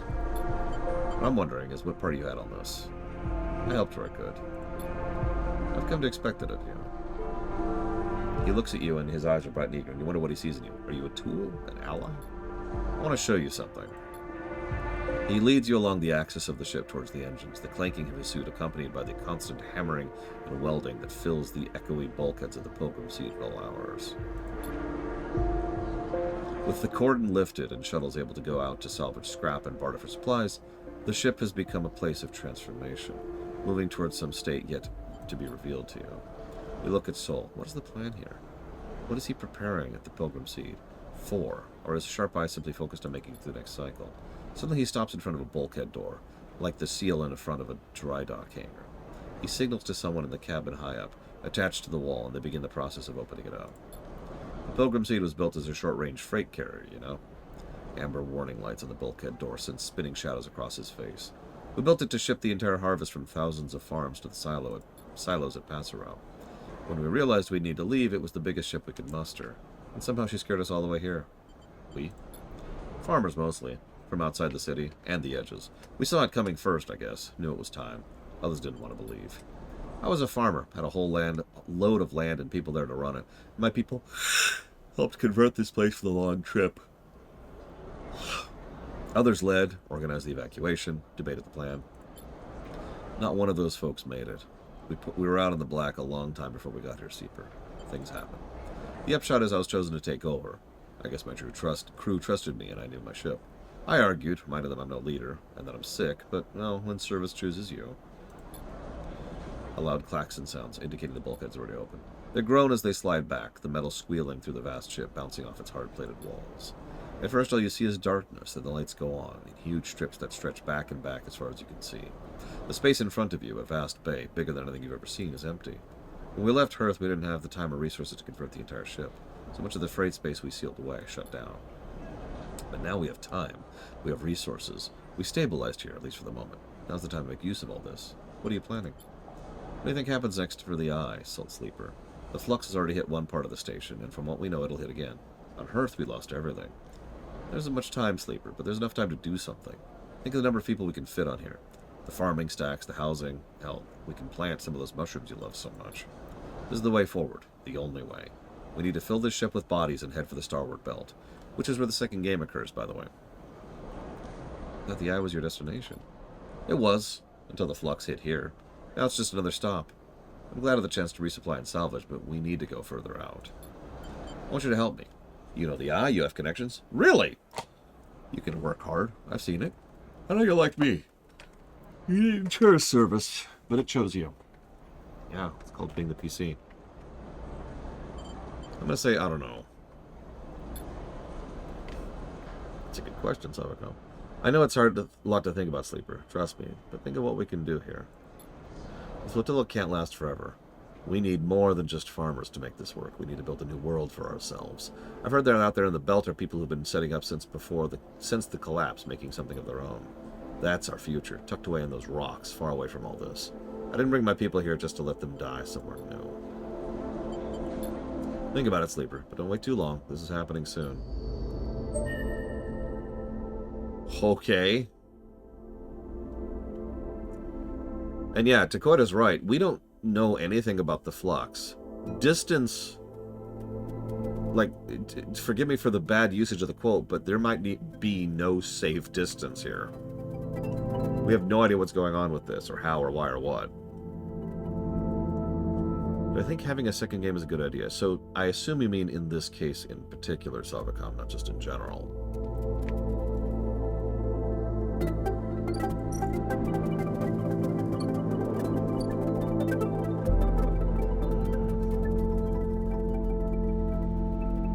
I would say yes. Obviously, they have an interest in making games like this, since they already made in other waters before this, and I think that this is an idea. This is actually a pretty solid game, as much as the DLC is starting to a little bit. It's still definitely going to be a net positive game, and I think that this kind of gameplay is sufficiently interesting and engaging, along with the narrative framework attached to it, to keep me invested. The question is, where do they go next? Because this game is designed very much to be a very, very down-to-earth, everyday thing, which is awesome, and it's one of the reasons I like the story axis so much. What I find myself wondering is, do you escalate with a second thing, or do you try to once again keep it down at the ground level? Not to repeat myself, but Andor, the highest stakes, well, with some asterisks, the highest stakes that Andor ever got was the rebellion of one town on one planet. That's about as small scale as it's possible to be in the Star Wars setting. But it never stopped being interesting or engaging for that. So, we'll see.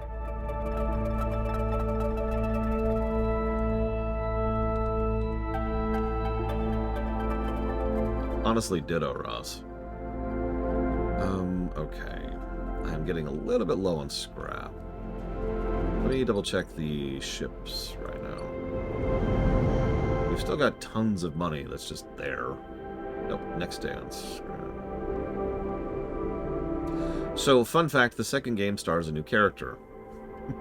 It's one of the only things I know about the second game, is that it's in the Starward Belt, and it stars a completely new character.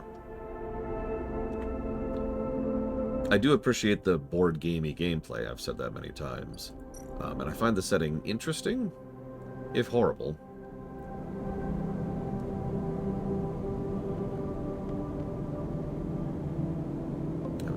2 scrap. I'm going to go ahead and do it. I'm going to blow 2 scrap.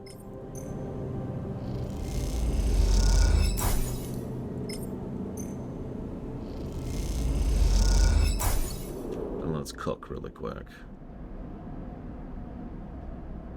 Oh, how do I continue this game without escalating or starting a new character? So, okay, my immediate answer is I don't.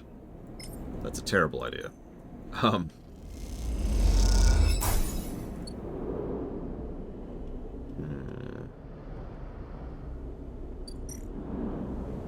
I mean that, by the way. Like, in any game with this kind of multiple ending sort of situation, there's not a lot you can do with that. Having said that, I think I would probably, if you put a gun to my head, which you just keep doing for some reason, Blade Javal, I would probably go ahead and pick one of the endings, make that one canon. Probably the generational ship one, if I had to pick one.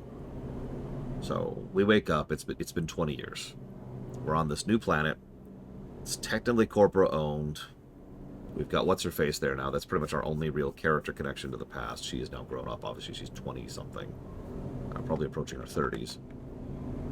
The guy is dead. He died of old age. Yeah, and then they just go from there.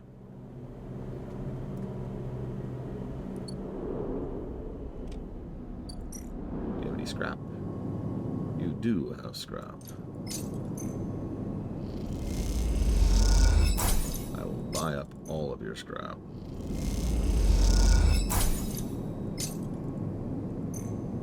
A prequel? A prequel, by definition, wouldn't involve the same character. Unless you mean playing the human before this, but that sort of defeats the point of the sleeper side of things.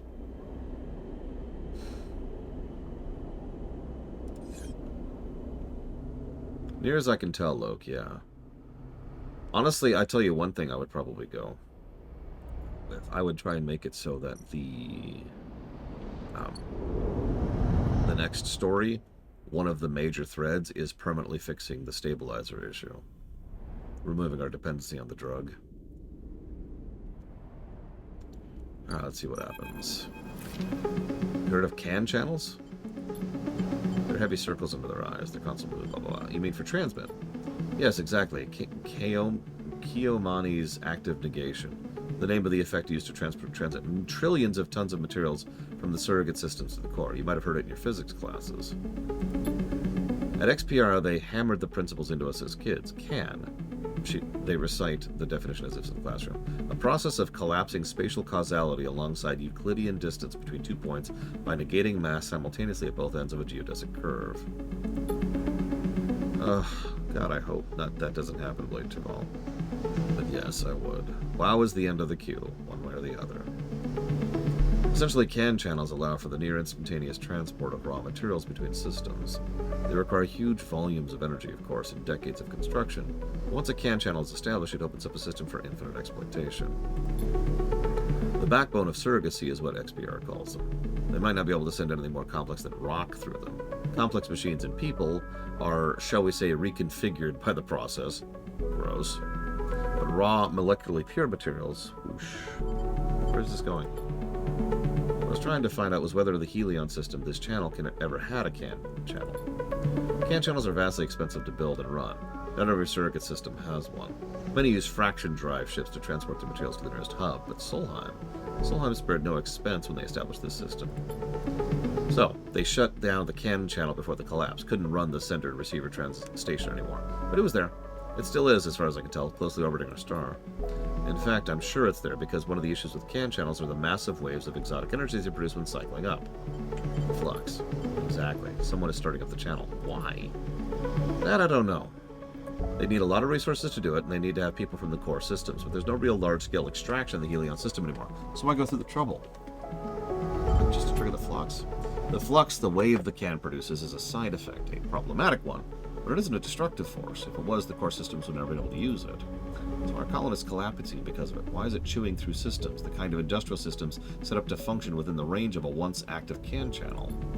The moons of Ember have been terraforming since long before the collapse. They would have had to deal with the flux, yet everything we have heard from the refugees say they brought it down every system they had. System's been quiet for decades. Solheim collapsed, most corporations give up their claims, and apart from sealess ships that came to work in the sidereal horizon, no one from the core has come here in all that time. You shiver as you imagine the attention of the core, the systems of logic and exploitation that created your suffering, turning towards the Helion system. A flood of light turned into this dark corner. A shrill bleep catches both of your attention and peek pushes this screen. One showing a crude map of the station. On it, individual markers begin to flare up with insistent chirps. No, this doesn't make any sense. What's happening? The flux nodes are appearing elsewhere on the station. I set the system to alert me to other flux nodes near the epicenter, but these are everywhere. Hub, low end, shipyard. See you around, Kennex Cal. Have a good one. How could this happen? The only reason we saw flux nodes here is because it was the most rundown part of the station. They're barely shielded. But others are appearing so far after the event? You need to get me the data from these nodes and quickly. I'll keep looking what I have here, but I need to know why they keep popping out. Right now? Right now. We can talk more about CAN channels and system entry way back. This needs attention now. You leave quickly, but struggle to shake the image of the spotlight from your mind. You feel watched as you cross back to the Pilgrim seat on the way to the shuttle bay. So.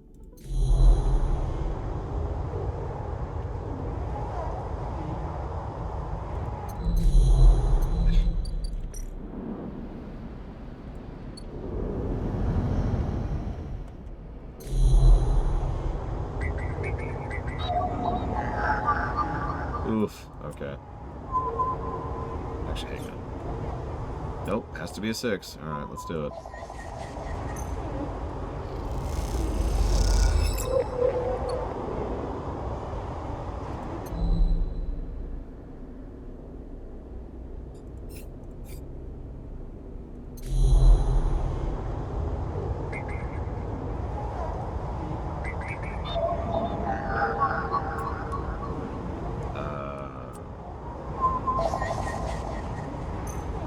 I don't know, Taquata.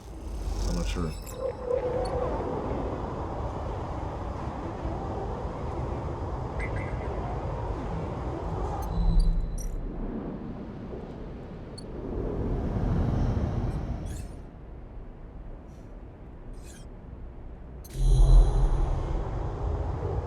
Okay, I guess that's all of it.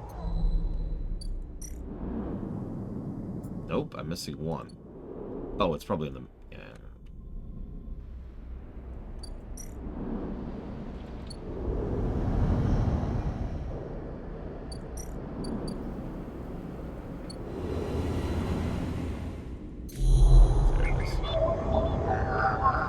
Oh, thank God. Let's just see. Running out of dice here, game.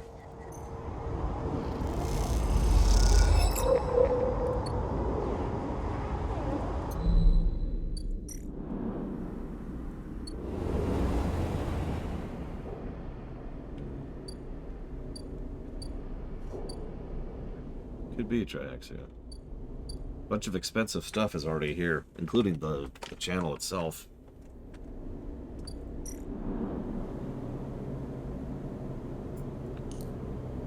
Not sure what the specific benefit is, but you know.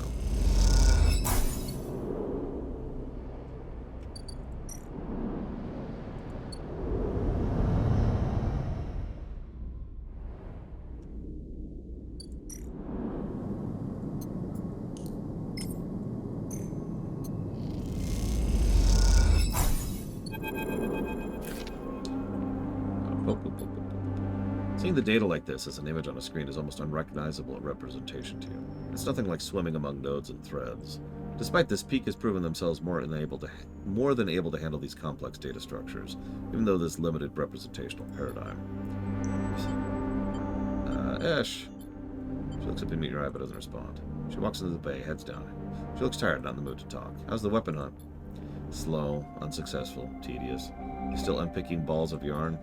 With the sleepers' help, they brought me some good stuff this cycle. Maybe they could help you find the weapons you were smuggling. Still. Uh-huh. Whatever took them better not be making the most of their rapidly shortening lifespan right now. Ash, we talked about this. This is my mistake and I'll fix it how I want. I'm gonna kill the people I gave guns to.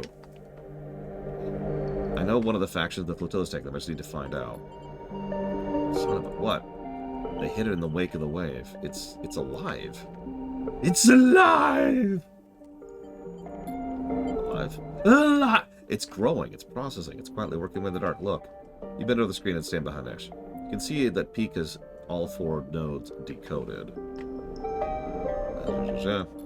As you notice the movement, the thin threads cross from one string to the next. As you watch, you notice that the movement only ever happens in your peripheral vision, as if this thing knows it's being watched. This is how the other flux nodes appeared. They weren't fluxed by the wave, they were corrupted after the fact. This thing, the shadow that entered the wake of the wave, corrupted them, but it made the corruption look like a result of the flux. It's a sleight of hand. The flux wave is so massive and so complex it opens up the system to be attacked.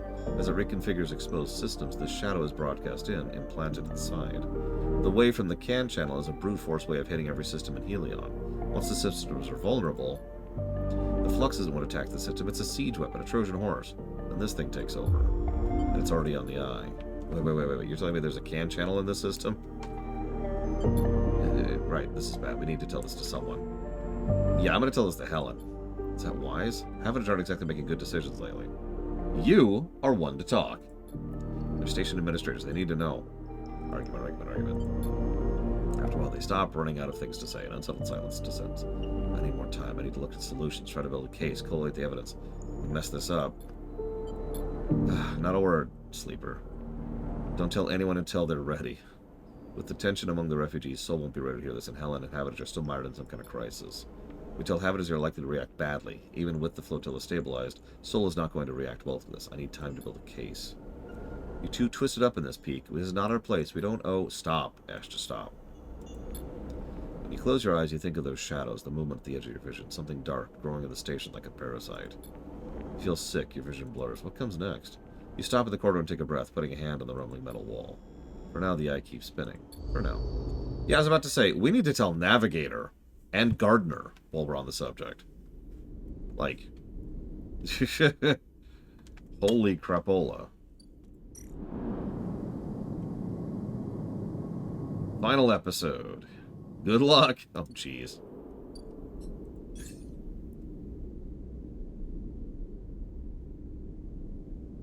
Well, we might as well take this. That's probably our last stat up right there. 2 days. 3 days. 3 days. 3 days. Let's blow 6 here. Get some free scrap.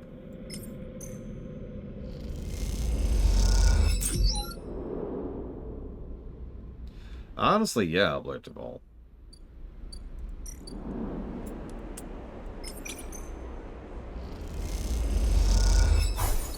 Yeah, this is a volatile situation. Time to go to bed for 2 days.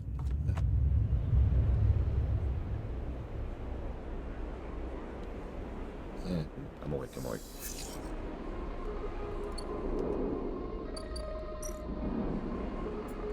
Pop scrap. I'm popping scrap like I'm popping pills at this point. It's just like in real life. Wake up in the morning, take a scrap. I'm not sure, Triax, yet.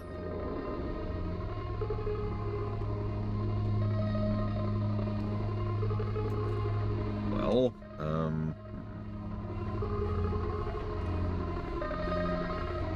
yeah, we're just eating parking meters.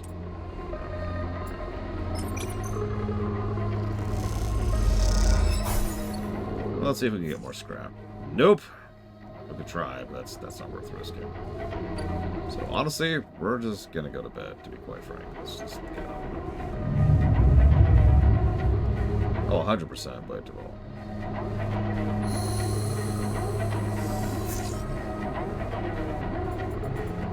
Pop scrap.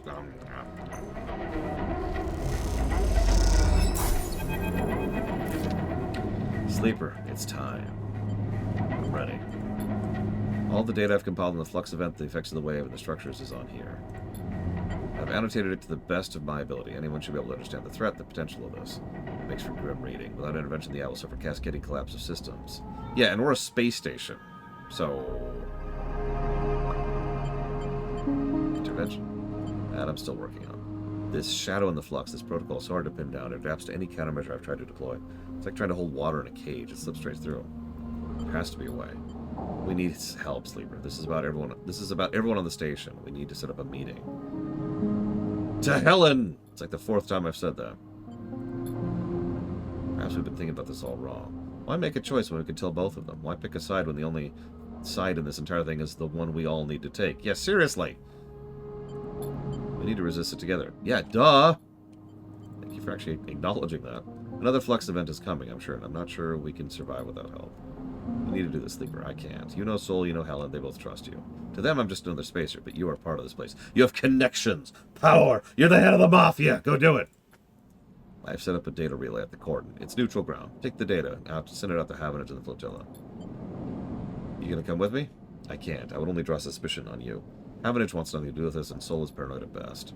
Thank you, Sleeper. I know this is hard, but we have to move forward. Okay.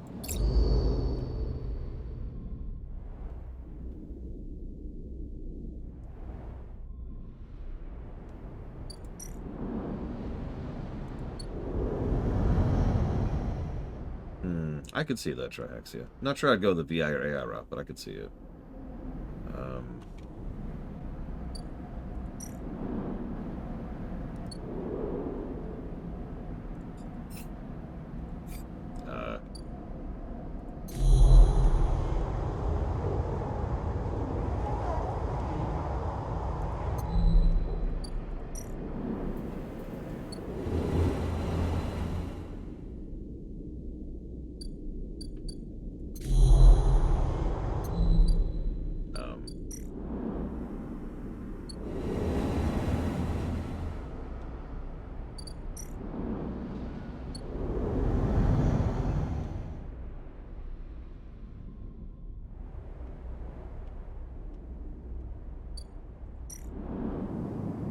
Okay, here we go. Input 5 flux data. Once you've sent this data, episode purge and the finals events will begin. After this point, you'll not be able to return to complete the other drive or finish the other endings. Make sure you're ready. I've got decent dice.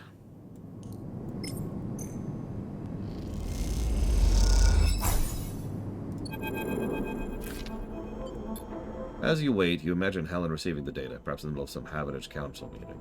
You think of her trembling hands as she slips out of the room to read it, her reaction you can't predict. You imagine Soul, too, one of the crew finding him in some corner of the Pilgrim scene, overseeing the modifications that'll turn it to an arc. Those sharp eyes scanning the data, looking for a way to proceed. The wait draws out, and to pass the time, you watch the activity beyond the edge of the eye. The scrap shuttles pulling components from the now-abandoned cordon, the supply skiffs making runs between flotilla ships. It isn't long before you hear the chirping of one of Helen's now-familiar drones approaching the viewing platform. Then Hellish Assault strides into the view. Where'd you get this, Sleeper? I need to know your source. Hello to you, too. You didn't bring me here for a reunion, I assume, then? You'll forgive me for skipping the pleasantries. She pauses and pushes the hair back out of her face. There's a lot to take in. A shadow protocol inside the flux, the system's scan shuttle starting up, a total collapse of the eye. If I bring this to the council, they'll believe you. Do you know what has been happening within Havenage? Since the refugee ships started arriving, things have changed. It's chaos. No one can settle on a single issue. There's division at every vote. Yeah, it's a Congress.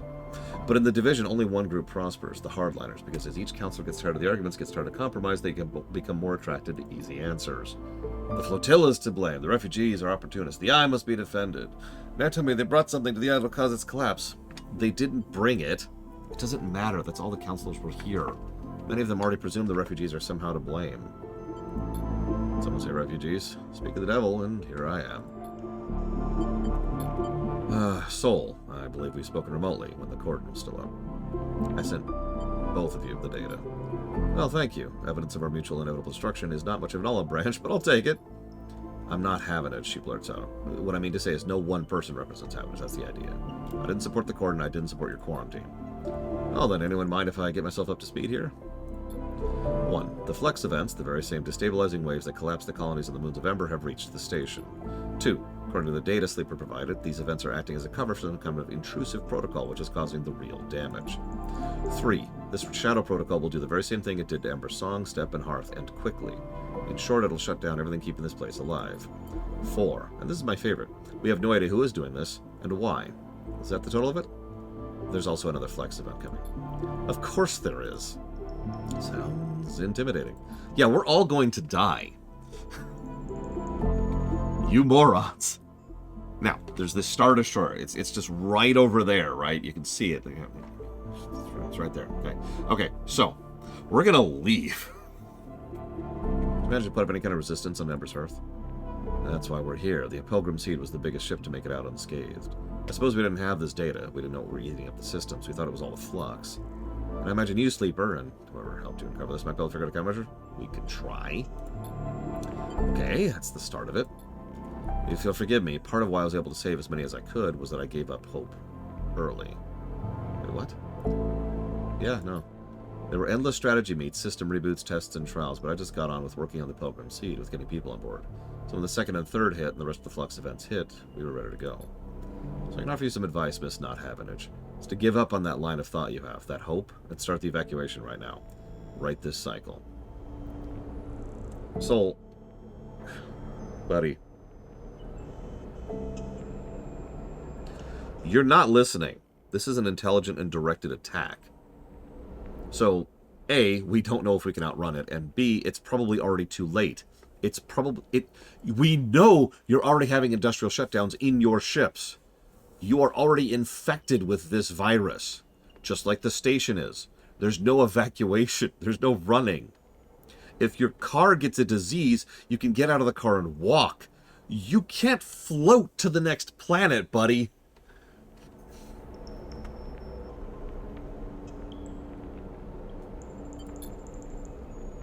Damn it, Giga. Explain these people to reason. I've already started the process of converting the remaining volume of the Pilgrim Seed to human habitation. Man, that's even better. Even more people crammed into an even smaller space, and then systems get worse.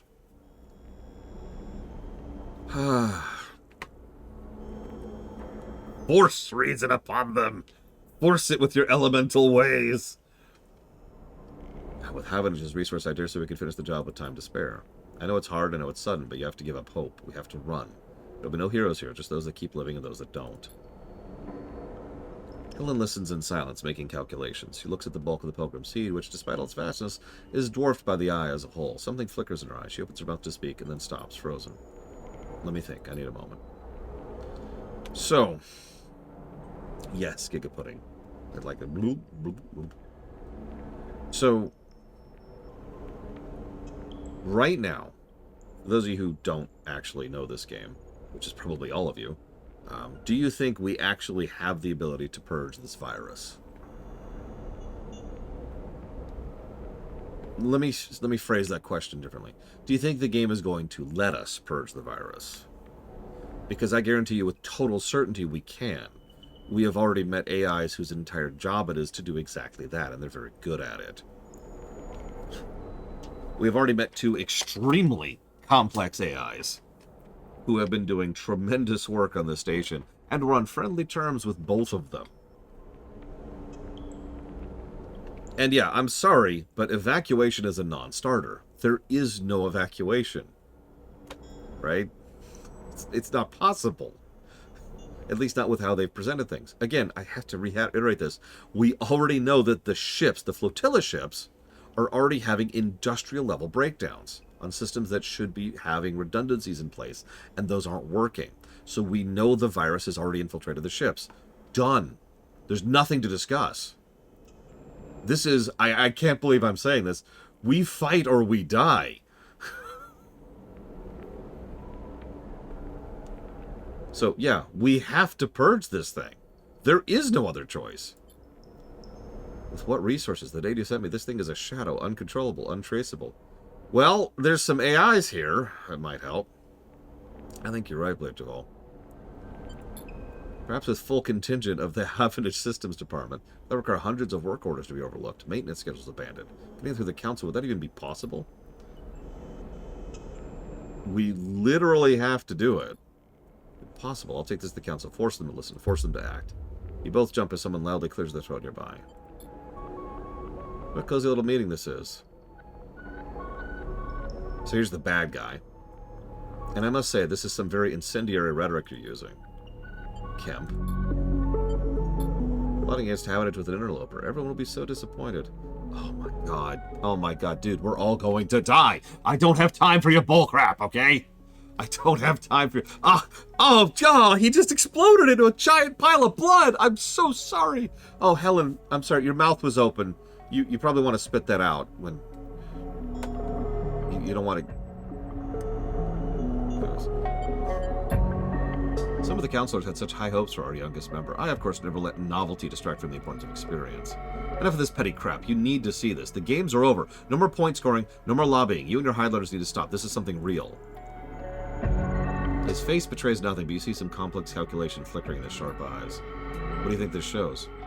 Don't play games. You can read. The flux is a carrier signal for some shadow protocol, most likely corporate in nature. Maybe it's Solheim re-emerging to reclaim the station. Maybe it's a takeover, but either way, the station's under threat. You're right about that, but the rest? Conjecture. What we have is a virus in our systems which emerged precisely when the flotilla arrived. In fact, it times in perfectly with the mysterious event that freed them. So what I see is a hostile cyber warfare attack instigated by dissidents that fled Ember's Moon after committing terrorist attacks on their own soil. That's the order of the facts, nothing more and nothing less. Facts I'll be happy to present to the Council. You think that's the only copy of this data? No, I don't. What do you think they'll listen to, especially after I tell everyone about this little clandestine meeting? Can we please kill this man? Can we please kill this person in his stupid, ugly face? He's even got a smug smirk going on. Let us kill him. Let us kill him. Listen, I'm trying to stop them from exploding. We literally have connections to the Mafia. Let us kill him. Let us kill him. We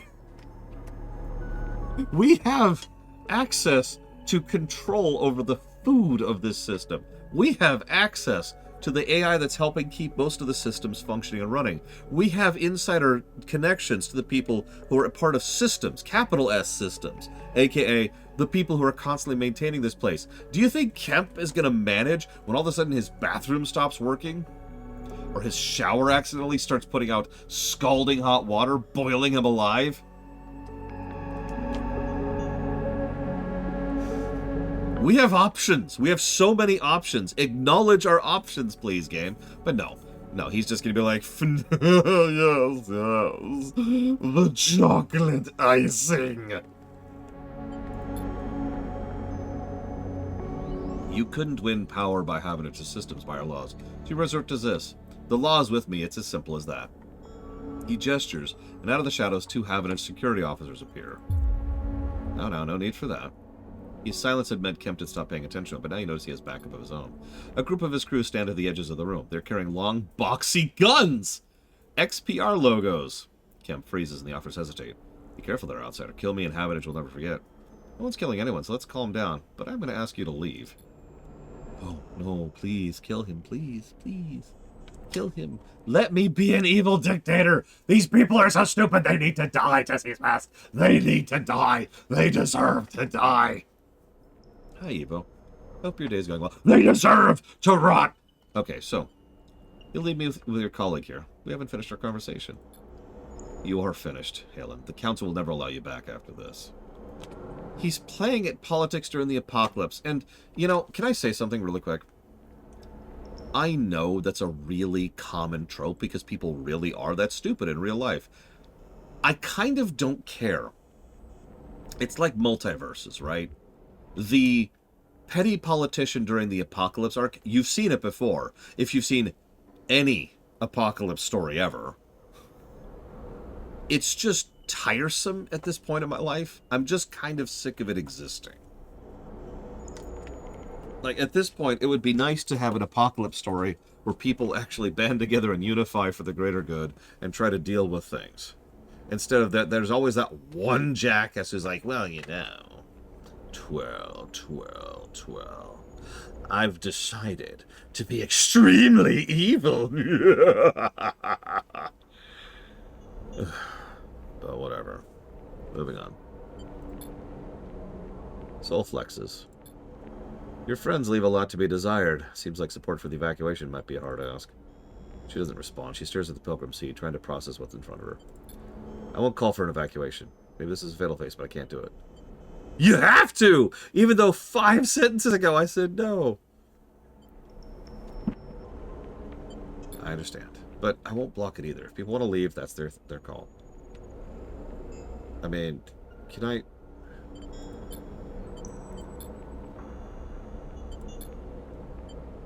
So, I'm going to go ahead... Hang on. I'm going to professionally disagree with that, Jesse's Mask. Not the statement you said, but the intent behind it. I'm going to talk about Deep Space Nine for a second, because I can't avoid Star Trek for the life of me. There's an episode of Star Trek Deep Space Nine. I will avoid spoilers and specifics, but what you need to know is that there is an election going on, and there are two people who are in the lead for that election. One of them is someone who would be considered an ally of the main party members, the main cast, right? And one of them is considered an enemy. Now, Ira Steven Behr, who was an idiot, actually insisted that you absolutely have to have the enemy win the election, because if you don't have the struggle, as you put it, if you don't have that kind of friction, then there's no story there, which says a lot about the tremendous lack of writing chops that Ira Steven Behr has. There is so much more additional stuff they could have done, that they had ideas for, to have their ally gain this position and suddenly shift into a more complex and more nuanced direction with regards to the characters. Then all of that was thrown out the window because they just had the bad guy win so they could have the struggle, as you put it. In my opinion, if you're having, let's use the apocalypse concept, if you're having an apocalypse story and you don't have the one asshole, then you will still have everything else to deal with. People don't have to agree with each other. They still have external problems. They still have internal problems. There's still conflict and drama all over the place without having to devolve into what is functionally fake drama.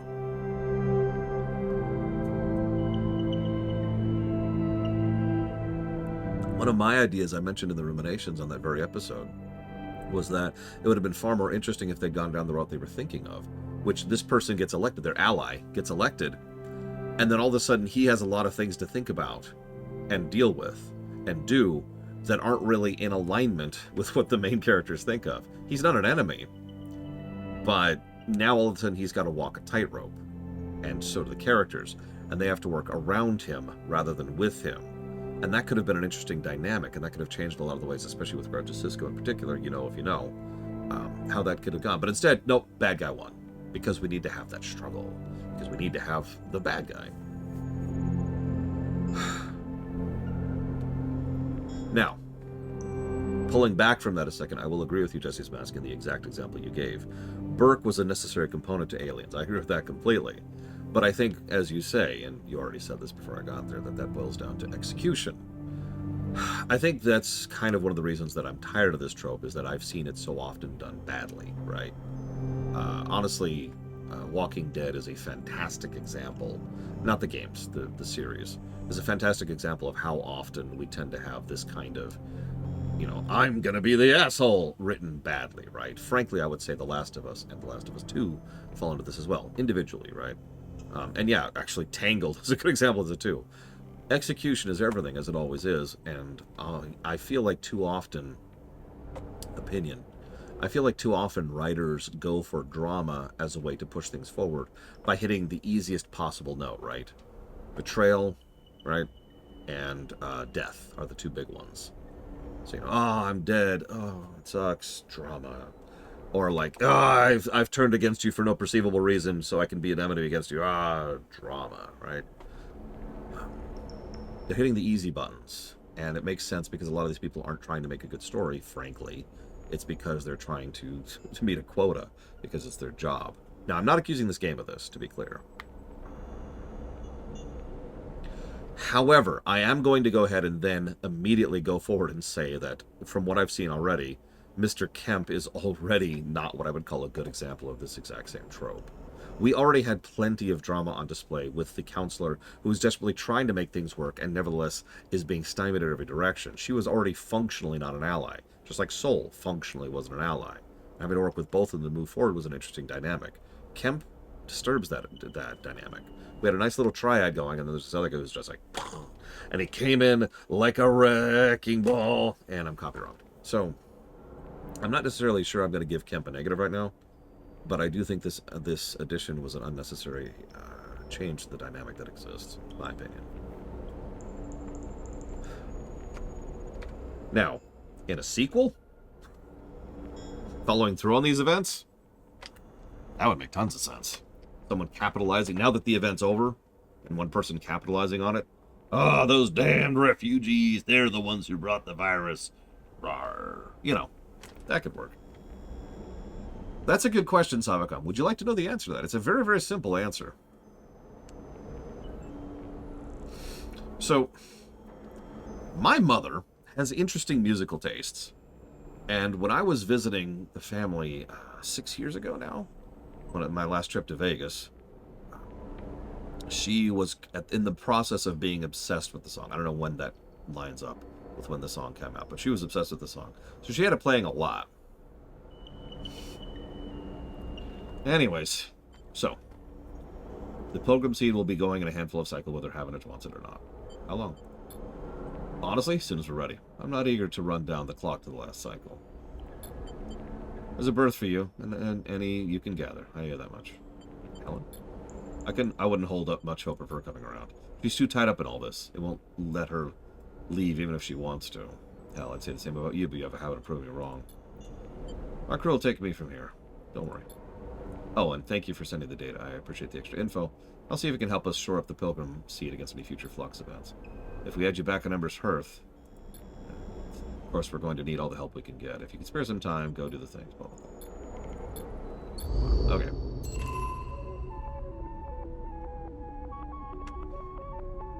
That's another thing I've heard before, Evo, although I don't want to go too much down that rabbit hole.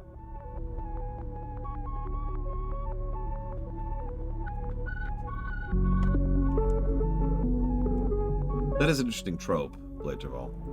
They played with that a little bit in early DS9, and then almost immediately abandoned it. And then played with it again in Season 6, and then abandoned it again.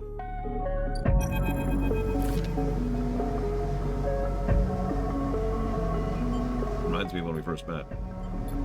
As you turn back to the Bay, Peak pushes back. Sorry, Sleeper, just a second. Please sit, Ash. We can't leave, not yet. Please, I'm the only one here who can... And do what, Peak? Save this place? Are you still that naive? We're running, Peak. We're running because this thing cannot be stopped. It couldn't be stopped at XPR, our home. Why wouldn't we stay to stop it here? Because we can? We can give these people a chance? Like they gave the refugees a chance? No, Peak. This is not on us. We barely made it out of XPR. I worked for years to escape, and now you want to throw it all away? I left everything behind. My mother, my friends, to take you out of that place. We go. That's the end of it. Okay. Let's stay out of that. Sorry you had to see that. Let's talk upstairs. Upstairs.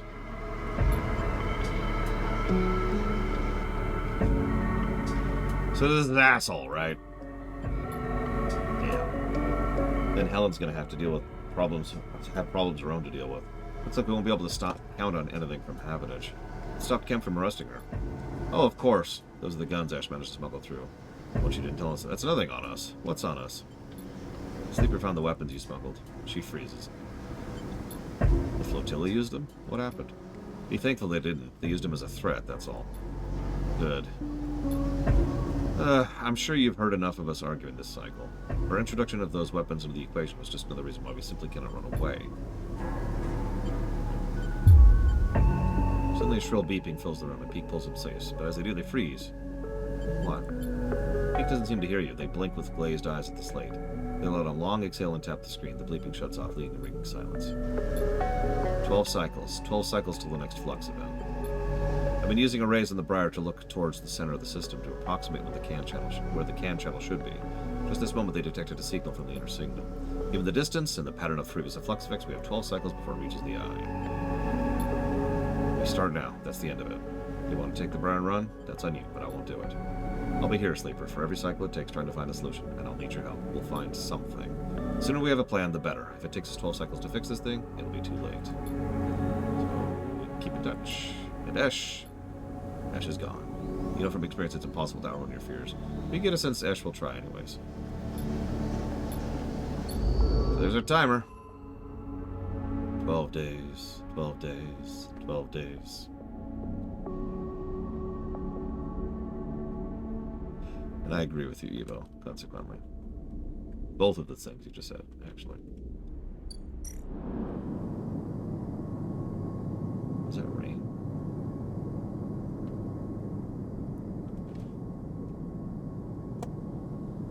You know, I honestly figured these DLCs weren't that long and we'd finish this well before the first block. I was actually planning to get some errands done today, but it looks like I won't have time.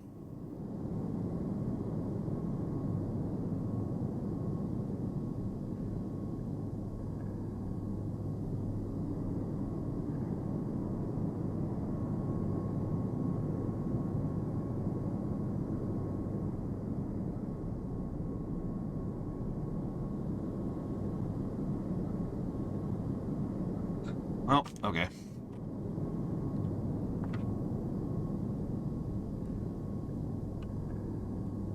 Yeah, conflict is an interesting thing when it comes to narratives. Creativity can make just about anything a conflict. I've seen a lot of examples of that over the years. So, interface. Yeah, we're gonna just, like, get on that immediately. 3 positives should do it. And we have 3 guaranteed 6s on us.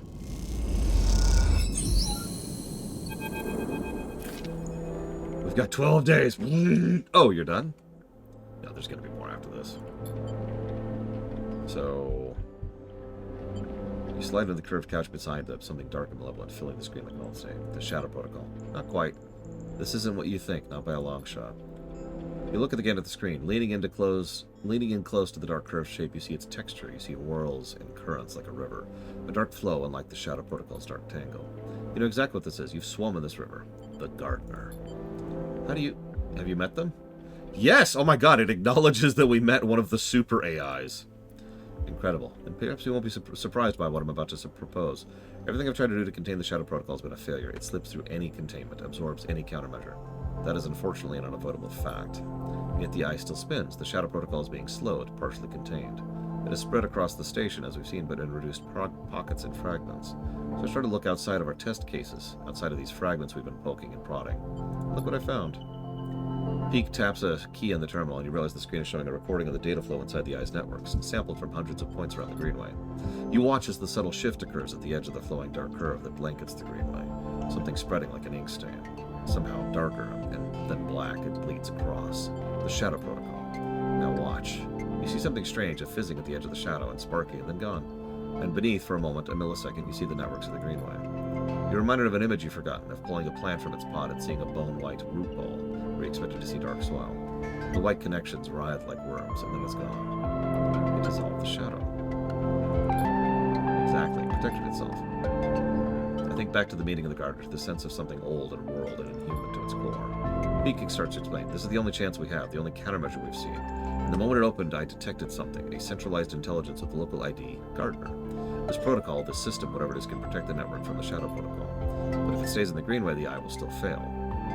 The station's systems are too exposed, too spread across the hub, the shipyards, the spokes. The only way to break it open is to spread the enemies across it, expand it somehow. You want to let the Gardener out?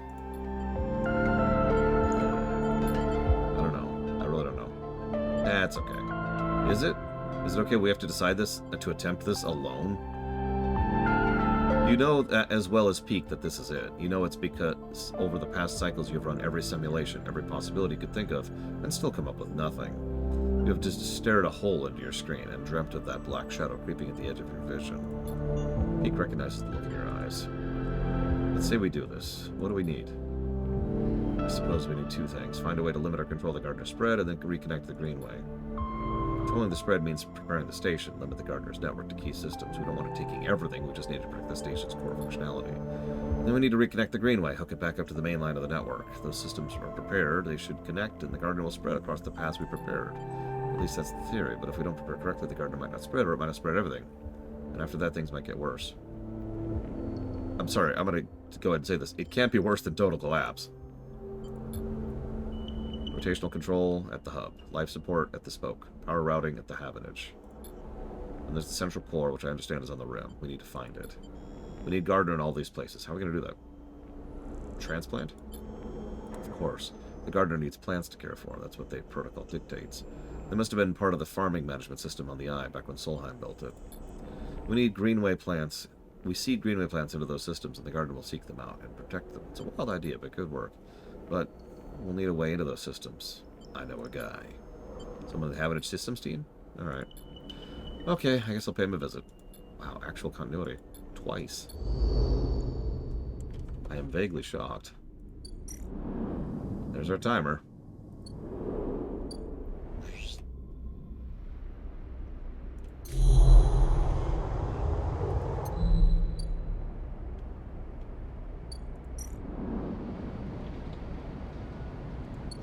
I mean, that would fit a management game, wouldn't it, Blade The strategy is not in do you have resources to work with, but how do you use the resources you have? I know I said that wrong, but I think you get the idea. Oh my god, Fang! I don't need to be burning dice on you right now. Fang! Come here. Oh my god. Fang! Ah! I'm gonna risk a 4 on this. Ugh. Fang! I feel like the Grand Nagus. Quark! I'm getting really low on scrap, so I'm not going to actually use that.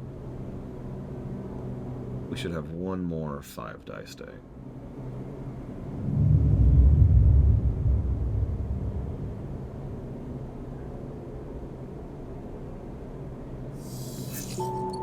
Acting Grand Nagus Liquidator prompt.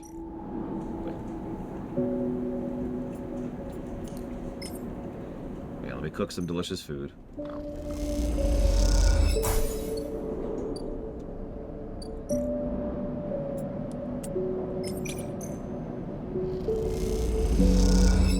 Just blow the guarantees here.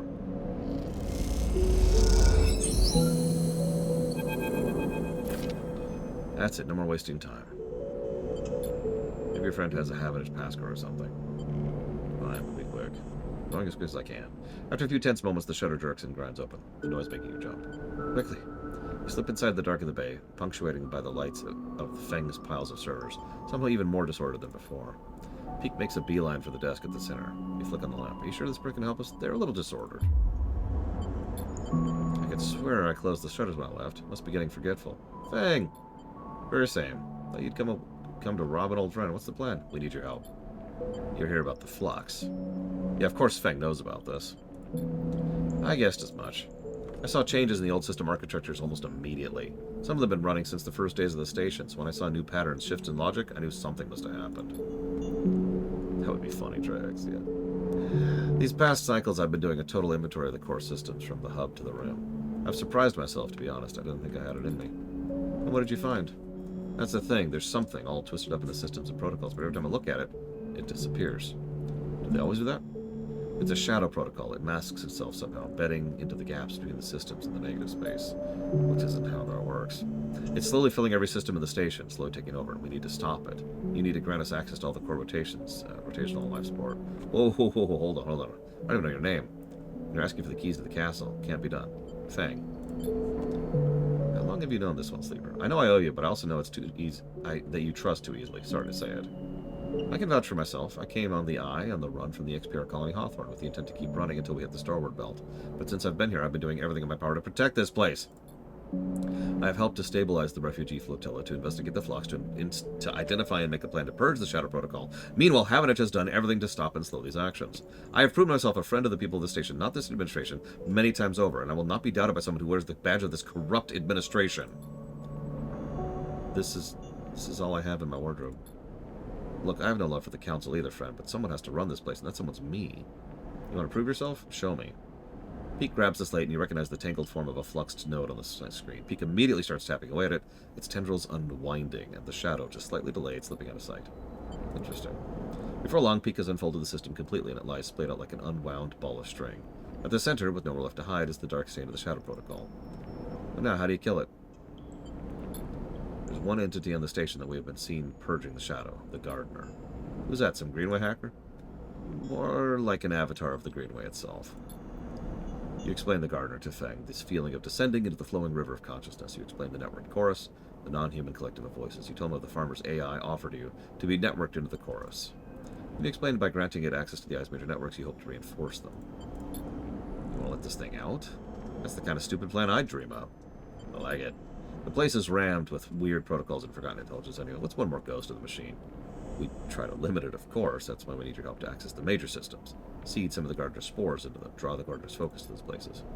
So the way we save the Eye is by growing mushrooms on the server stacks. Sleeper, congratulations. You found someone weirder than you. Ahem. Here.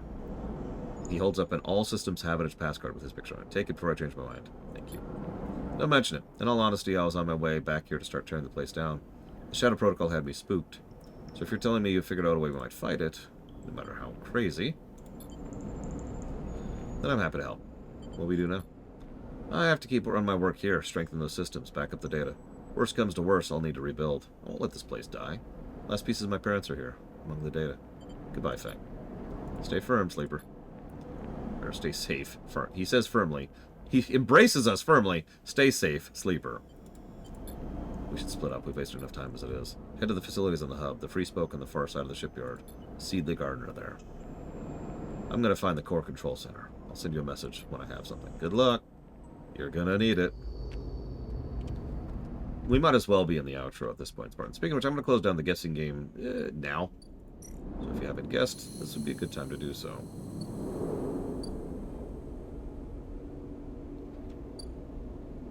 I'm going to burn my very last scrap on this, keeping myself in actions here. He safely affirms, stay Sleeper, he says. Look, it all makes sense in my head. I don't know what you want from me.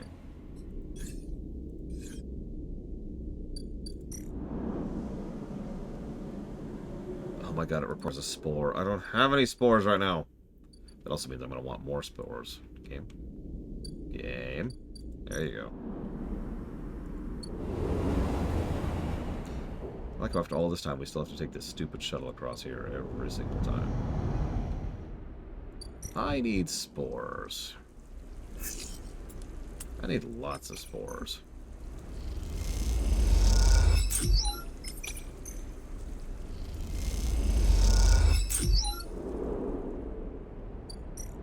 Thankfully, I have most resources on lockdown at this point.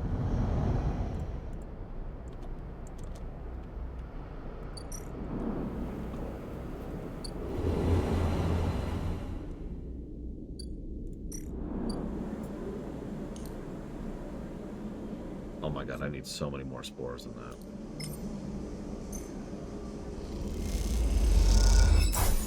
I don't... Okay, we're okay. Never mind, I do only need 3. Oh, thank god. I thought for a moment I would actually need 9. I don't have the dice to forage Draxia. We're on a limited budget here.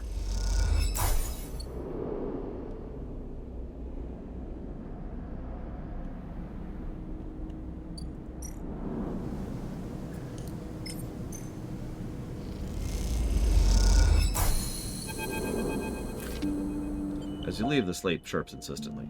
Found a possible entry to the core facility and the low end. Meet me there ASAP. What do you think of the art style, Evo? Of the characters, obviously. You arrive at the coordinates given by Peak Slate, a rundown but active corner of the low end where a short glass-roofed alley turns off from one of the main thoroughfares. You wait in the mouth of the alley, lean against the wall and watching the street life go by. Children hop across grids, scratch into metal floor plates, playing games of their own devising, while older residents sit and talk or play Tabla. Certainly this is all a threat. It seems so concrete, so real. How can some intangible protocol erase all of this? As you're watching, a voice calls out to you from one of the tile tables set up along the way. Castor. Sleeper, my partner's arrived for our usual game. Come, please, take her place. The rematch is in order. You owe me a game. Almost immediately, Castor begins the game. Everyone on the eye knows how to play Tabla. The methodical movement of the counters across the triangular points, a ready fit for the rhythm life on a ramshackle space station. The detail is excellent, almost too high, one might say. In fact, one of my only complaints is that the pictures are too small. They could easily have taken this and expanded by, I'd say, at least 150% to fill most of this left screen. Like, there's nothing else going on over here anyways. Yeah, exactly, Dakota. So just... Anyways. Most games begin in the same way, with each player moving with independence, focused only on achieving their optimal early game setup. There's a moment in each game where it becomes necessary to notice the other player, to anticipate the crossing of the counters across the board. A point of contact when routine becomes negotiation and negotiation becomes conflict. As this moment arrives, the subtle shift in the texture of the interaction, Castor begins to speak. I find myself surprised by you continually, Sleeper. The way you conduct yourself, for example, suggested an anxious refrain, a defensive, protective quality. But in your Tava game, I see only risk. What are you talking about? Risk, Sleeper, I'm talking about risk. Risk is, of course, necessary to play tabla. To move a piece is to expose it, but it should be done with calculation, with proper analysis. Then if the piece is taken, he moves to counter, taking one of your pieces. It's already accounted for.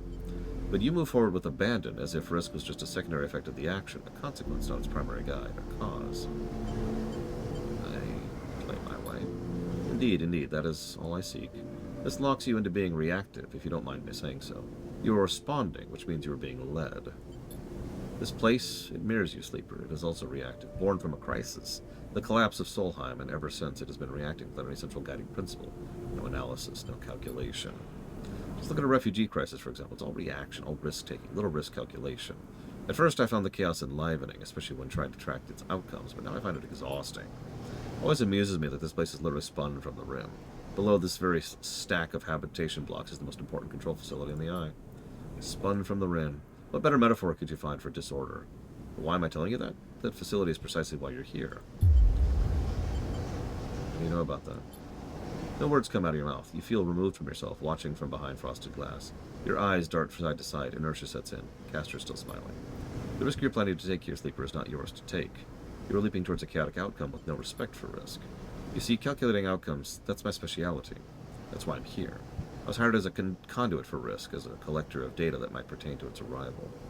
He removes his glasses to clean them, and you see something flicker across their surface, a shimmering stream of characters. This system, this station, is already theirs. Solheim's collapse meant a corporate fire sale. Assets changed hands. My employers, Senate bought out the entire system, and for the past decades have been its one valid owner. And to possess this system, the H1 system, Helion, to you, well, it's a matter of risk, of how much force, how much cost, how much conflict clearance would take. That risk must be calculated against favorable outcome. In short, how much is this place worth to us? For a long time, the answer was nothing. H1 could offer nothing that would warrant the risk. The markets change and demands shift, and Senate we analyze, we follow, we respond. H1 is about to become the most important system in this part of the galaxy. The lone CAN channel operating within a range of 7 or so newly surveyed, resource-rich systems. The frontier town that feeds the gold rush, so to speak. So here we are, reevaluating the risk, reclaiming our property, starting up the CAN channel and clearing the way for what comes next. Your move. You'll kill thousands. He managed to force out the words. He looks a little surprised. I'm an analyst, Sleeper. I will do nothing. Senate as a corporate body will take the required actions. Of course, I do not need to explain myself to you, but in the role as an analyst in my calculations, I see great promise in you, in your ability to enter systems, to shift them to your will. Not every Sleeper has this capacity, I assume you know that. It truly is a wonderful happenstance of SNR technology. I imagine they are not even fully aware of it. He takes his move, claiming another of the pieces, and you watch as you realize the inevitability of his victory. I will make you an offer, to come willingly or come by force. This station will collapse, we can be sure of that, but your ability to work with data, well, for an analyst, that's intriguing. Very intriguing indeed. Come with me as a collaborator or as a prisoner. Consider the risk. On one hand, almost certain death. On the other hand, a potential future. Analyst or not, you must see it. Speak now, Sleeper. The game is forfeit. You must see that. You are of value. You are needed. You feel a slight release in the inertia that grips you, and allowing you to speak and respond. You realize that you are already in Castor's hands, that you cannot move from this place if you wanted. Sleeper? Sleeper, I'm here. You're unable to turn your head to see Peak, but you notice Castor's eyes following them as they come up behind you. Then you see Castor's eyes glance drawn towards his hand, concealing the table.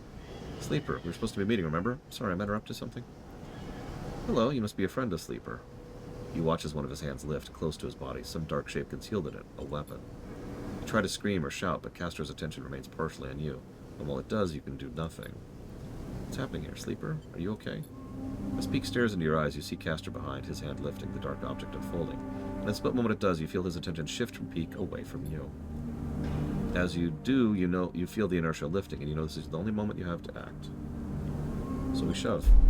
You lurch forward wildly, like a sprung trap. Your head strikes Peak's chest, and then carries him back into Castor. Somewhere some digital screech is echoing through the walkway. They tumble together, and the object in Castor's hands skitters across the floor. You realize the screech is you. You get to your feet, grab Peak, and run. You run as hard as you can, the scream chasing you down the walkway as you shove through the residence. Peak, dragged behind. You run from the cold grip of whatever power Castor had over you, the signals that locked this body of yours, that broke the connections and crawled up your spine. Eventually you stop, both you and Peak collapsing, heavy breathing on the cold metal floor. When you are able to speak, when they are able to speak, Peak asks you to explain, and you tell them everything Castor told you. About Sinistat, the claim of the Helion, the CAN channel, the Helion system's growing importance.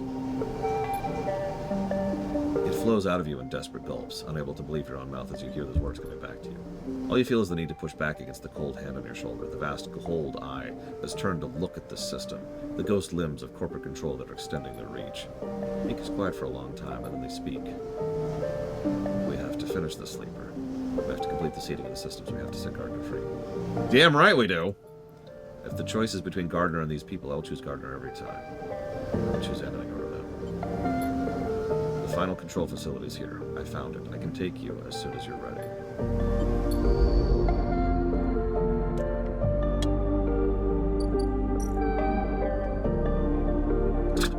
That's a lot of successes.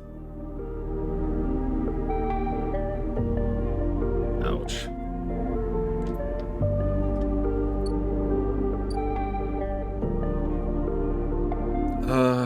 Okay.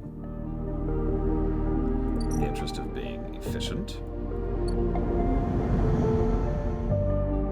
It depends on what kind of laws govern them and how much they care about PR Trihexia.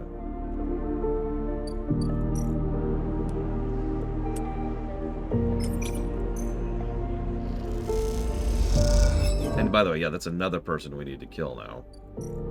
Gardner, I am going to give you so much fertilizer. All I need you to do is make sure that this person stops living.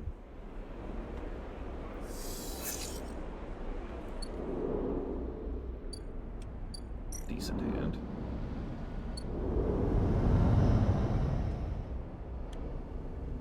How did they screw it up?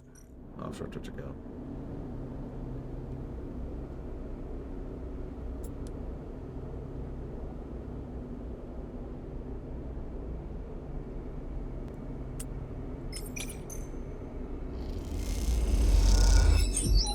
I don't think the council gives a damn. More likely they wouldn't believe it at all.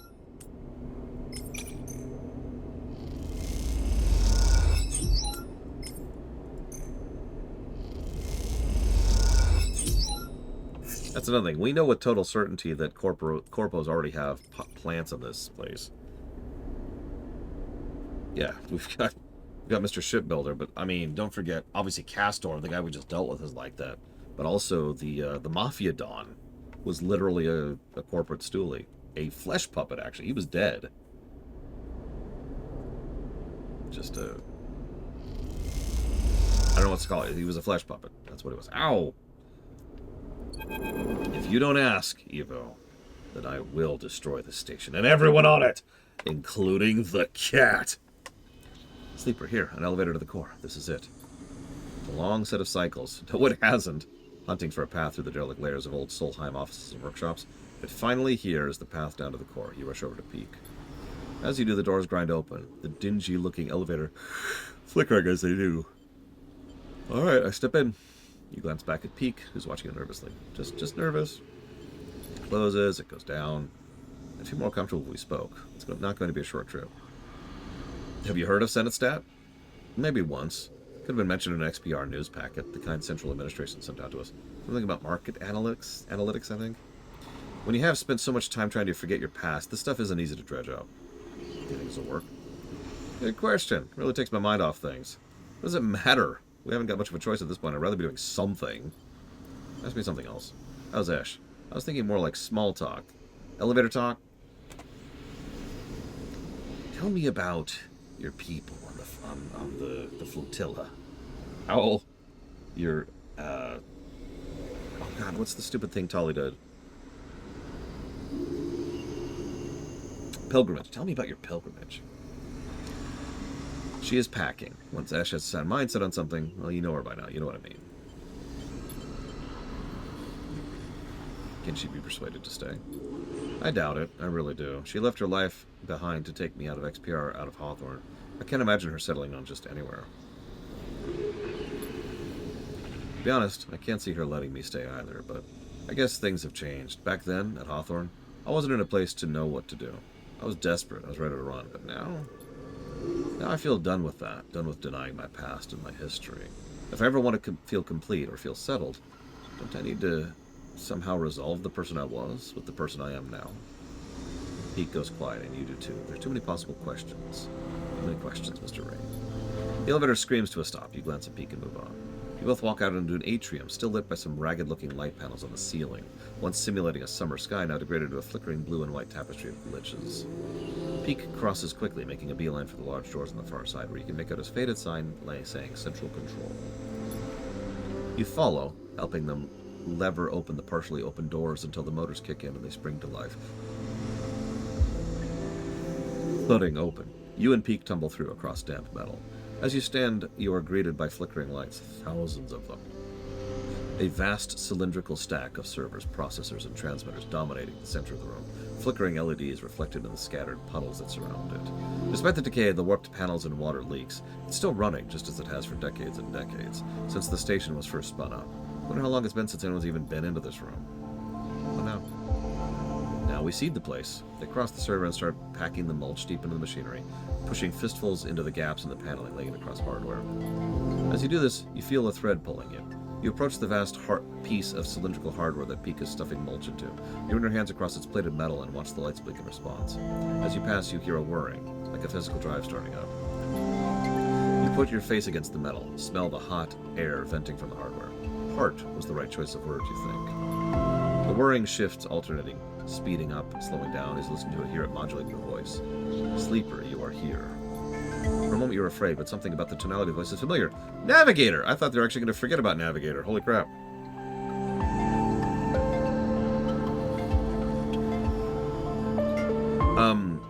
My honest answer to that, Eva, would be go ahead and ask them that in a few hours at this point.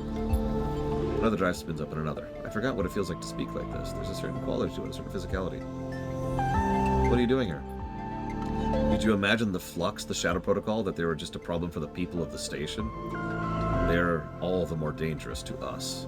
I've been hiding once more, jumping from network to network to avoid the shadow as it eats up domes. I thought my hiding days were done. For the moment, I have found myself a haven in the core. The shadow has yet to breach this facility, although that is a temporary state of affairs. My predictions do not point to good outcomes. That's why we're here. He explained to Navigator about Peak's plan, about Gardner's resistance to the shadow, and how seeding key systems will protect them from its advance. The drive hums thoughtfully as you speak. A desperate plan, but appropriate given the probability of total collapse. When you say pricey, how pricey, Evo? I'm not sure what will be worse for us, hiding from the erasure of the Shadow Protocol or the assimilation of Gardner. But we owe you our freedom. I will do what I can to guide Gardner to the systems you have seeded. It is correct to do so. Be careful. The drive squeaks in affirmation. You have a notable persistence, Sleeper, even with poor probabilities of success. I'll be curious to see the outcome. This cannot be sustained much longer. Go, I'll be fine. You step back from the towering cylinder, staring at this vast piece of Solheim hardware. This whole place is built from ghosts, you think. Old protocols and company hardware. From engines that drove decades of corporate expansion. Oh, that's a joke, Evo. I'm sorry. I was expecting you to say something like, yeah, 10,000, 5,000. $70? Here. There you go. Done. Is the eye proof that they can be shifted, bent, forced into new configurations that allow for new ways of living?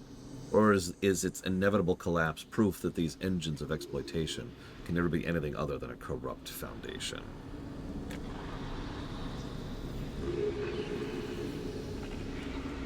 I thought I could continue. Probably not. It seems to depend on who you ask. Done. Here, Eva, I'm going to take a picture just for you. No, I'm not. That's it. The heat and damp should help the spores germinate quickly. If we're lucky, there's enough time for growth before we reconnect the Greenway. That's it. All the facilities lately seeded. We either just ensured the eye's survival or stuffed a whole lot of soil into one of the most important computers. Shall we go? Take one last look. You wait for a moment, following the blinking lights. You wonder what might be tucked away in such a structure, what secrets might it hold, what histories.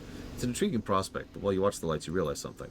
If the eye is to become anything more than an offshoot, a temporary structure, it must form its own history. Its own story, stronger than anything that came before.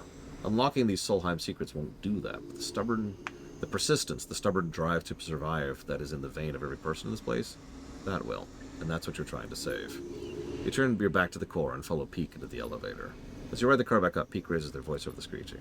I'm going to the Founder's Gap to finalize the connection. The moment I'm ready, I'll let you know, and we can let Gardner out. Probably going to be a timer here. If we wait till the final cycle, it'll be too late. If you want to help speed things up, go to work with the flotilla. We can't make the connection until we know they're ready to go. Unless you and Gardner can affect them too if we're careful. What happens then? When you reach the top, you go your separate ways. Before you do, Peak embraces you, bearing their face in your shoulder. And a bot shows up, which we kill immediately and mercilessly. You stand there for a moment, spinning with the eye, moving relentlessly towards an unknown future. And then they go, slip away, the pressure of their hug fading like a bruise as you begin to leave. One upgrade point, which I physically cannot use.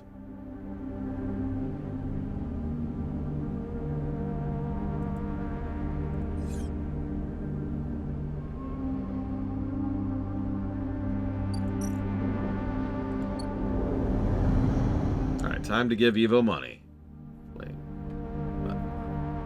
Yeah, there's a lot of unknowns here, for good and for bad.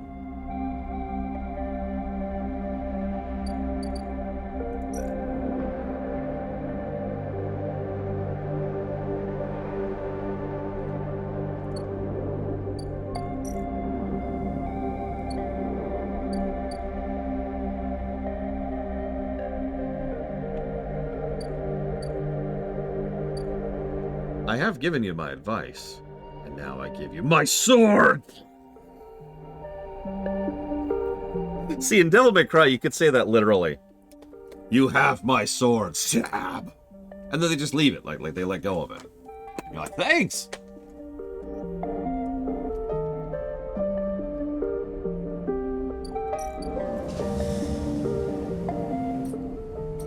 Yeah, and then it powers you up, right? It makes sense. It makes sense. Imagine the Lord of the Rings scene, but in Devil May Cry verse. You have my axe! You have my bow! If this is the will of the council. Stab! And they're all stabbing Frodo. And so Frodo's like super powerful now. He's got like 5 weapons just sticking out of him.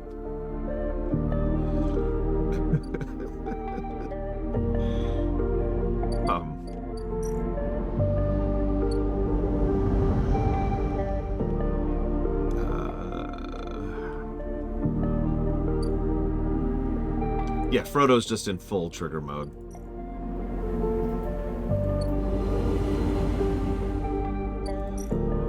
I would like a meal, please.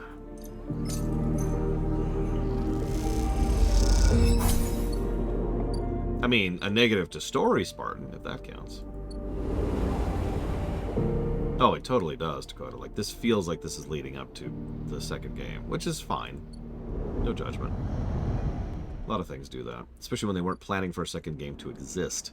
So the DLC ends up being the bridge. I have no things left. So I'm going to go ahead and be risky and blow a stabilizer, even though I'm pretty high on system. Well, he tried to kill Peak, Brigwin. And we ran away from him, and I'm not sure what happened to him after that.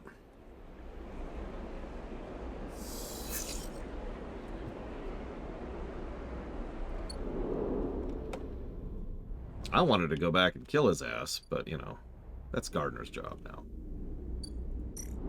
Yes, they want me to do this. It's like the only action I could take right now. Yeah, help the Pilgrim Seed. Okay, whatever. Let's do it. Frickin' Castor.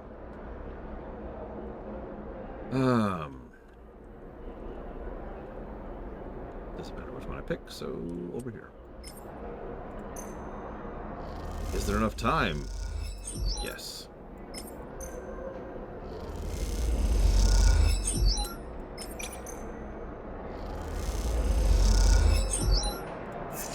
I mean, truthfully, no. We're pathetic and terrible. We have no power to do anything right now. Our biggest power is in our connections, and most of those are AIs. I keep talking about the Mafia, but jokes aside, we don't have much in the way of connections.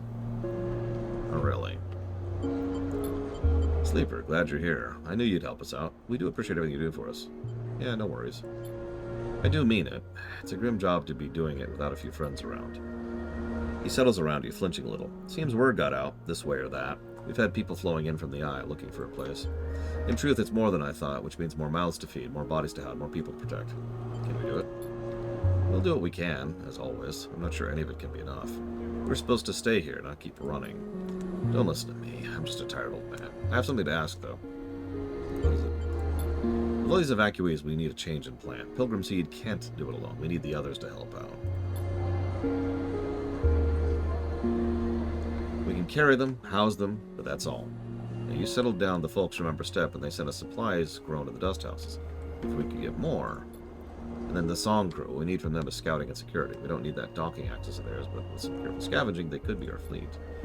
These folks know you, Sleeper. You've earned their trust already. I sent my request out, and they seem to be complying, but I need you to make sure the work gets done. Time is our greatest enemy now. Alright. Think of it this way. Either way, you won't have to deal with me much longer, unless, of course, you're planning to come along for the trip. No, I'm staying. I understand.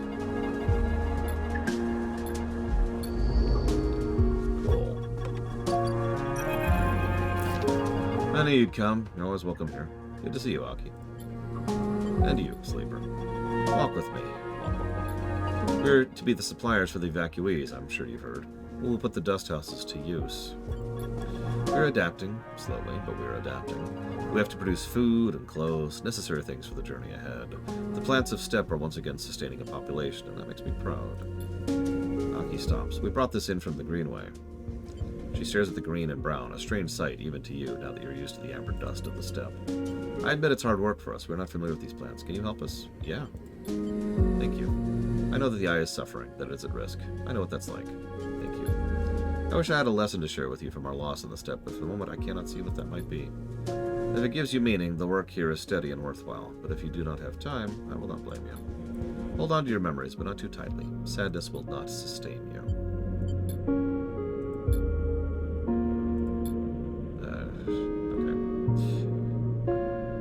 She finds salt. It's getting hard to talk.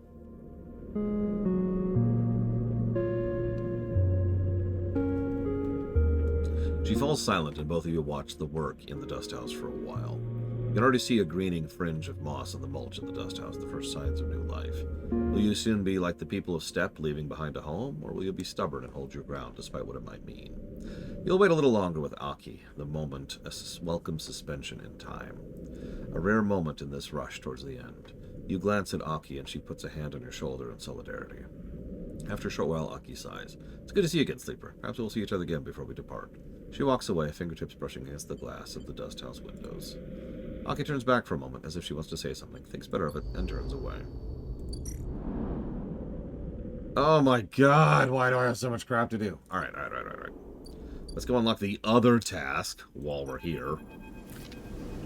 The docking axis is in chaos when you arrive. The staccato bursts of welding torches, shouts of crews gathering, rapid flow of supplies, and kit from dock to dock. You can tell already the news of the flotilla's imminent departure has reached this place before you. Come to join the Exodus, Sleeper. What's happening? Singers are rising, Sleeper. I suppose you are here on Soul's orders again? Nothing Empress Hearth likes to do more than ordering people around. Yeah, I'm here by choice. Fair enough. Just your timing seems to always be a cycle or two after we get some request from the Hearth ship. Must be a coincidence.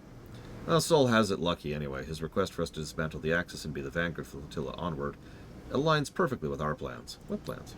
To leave this damn place, of course. We've been perceptive since the cordon collapsed. If we can build our escape and make the Hearth ship think we're complying with their orders at the same time, that's a 2-for-1 for us. These idiots will never see it coming. You're leaving the flotilla? We are our own flotilla. We aren't going to tie ourselves to Heart and Steppe any longer. Why would we?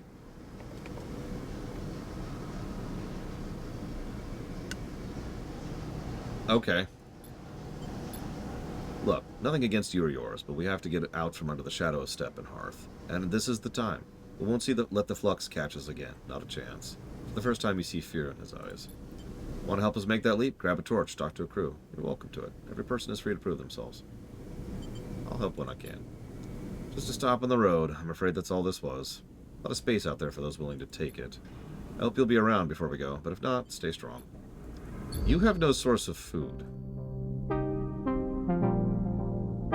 Just point that out.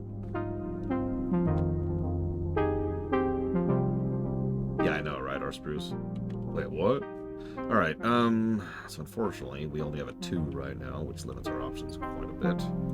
And we've already re-rolled, so we're going to go ahead and put in a day's work at the commune, who are probably like, huh? At this point. And let's sweep. Sweep, sweep, sweep.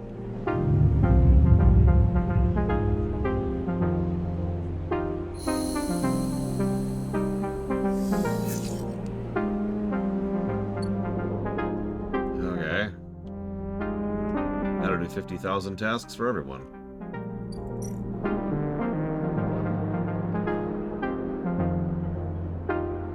Alright, let's learn. Let's burn a 4. And then burn a 5. That's done. They just keep coming. Perhaps the flux event scared enough people they really will believe the eye will collapse. Perhaps they're sick of Havenage, of the Council's infighting and the Hardliners. Or they just want to take a chance at some new future, a place that is anywhere but here. Whatever it is, the evacuees don't stop. They come on flotilla shuttles, on their own ships, however they can. You've seen so many faces pass, they're almost meaningless now. A parade of features that seem both familiar and distant. You've been helping people, lifting bags, bringing in supplies, directing them to berths you help build. Some of them recoil from your touch, still unfamiliar with sleepers. Others treat you with pity. Some with hate, snatching the bags back and storming off. Still you help, carry boxes and bags. Nothing can stop you. Don't look for Sol. You know he's busy, just like you, trying to make his thing work. Trying to fit as many people as will come under the Pilgrim Seed. You know you will see him before this is all over. You keep working, but there's something in the back of your mind, something eating at you. You try to keep pushing back, but it keeps coming back. The eye is over. That's the thought, that the eye, even if Flux doesn't get it, is on its way out. How can it survive when these floods of people are leaving it behind? It's a thought that troubles you, because it makes you question why you've held on so long, in a place that seems so temporary for so many people. Are you just a stubborn idiot, someone who didn't get the message? Or are you strong, committed, for lasting the storm, for seeing the collapse coming and facing it head on? Because there is something you are sure of now. This place, like all places, is temporary. Even stars die, Anakin. And as each face passes you, each family packs up and gets on board the Pilgrim Seed, it feels ever more temporary, ever more fragile. Which means it either desperately needs protecting or desperately needs to be left behind. The choice is yours. That feels like such a non-choice, though. Like, I've already done the AI stuff.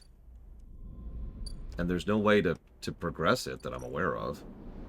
So, like, I'm kind of just passing time right now. Assuming an event will trigger when I'm done.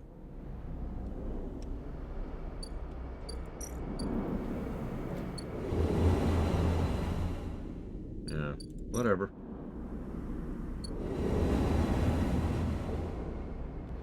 And yeah, there's nowhere to run to, really. They keep talking about the Starward Belt location of the second game, but that's, like, it. And we know nothing about that, except that it's even further out from the surrogate systems.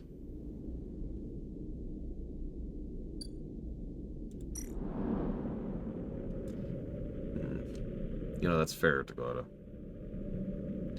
Whatever. Let's reroll. Actually, yeah, no, let's reroll. Ugh. Terrible dice. Yeah, at least Lem and the kid are out of this nonsense. Yeah, I didn't even touch it off your Twitch account. Ugh. No dealer's choice put to that. You guys funded that. Hell, that got funded while we were still playing Zelda. I think. No, I've decided not to take a lunch break. I'm going to work through the end of this.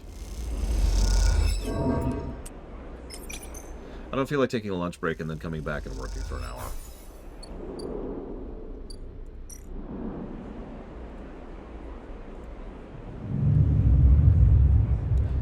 I will admit some irritation that this is going on this long. Especially given how much of this DLC is spinning its wheels.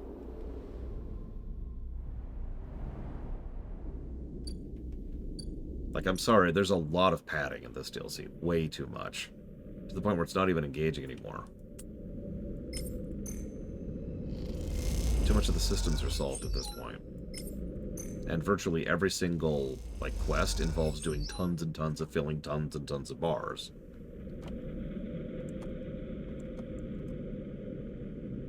Like, it feels, if I was to put it into, yeah, exactly, Ross. If I was to put it in terminology, and I'm going to put a negative for this, I think. The biggest problem I have is it feels like the developer wanted to up the difficulty, and so did so by increasing the padding. The difficulty itself is barely higher. It's essentially the same type of tasks I've been doing for over a day now of real-time playing. It's just, there's so much more of them. You have to, I mean, we have giant bars to fill in 3 separate interactions right now. Now we're on a timer, but honestly, the timer isn't really something that's relevant to what we're doing. We will finish long before that timer finishes. All this is just padding at this point.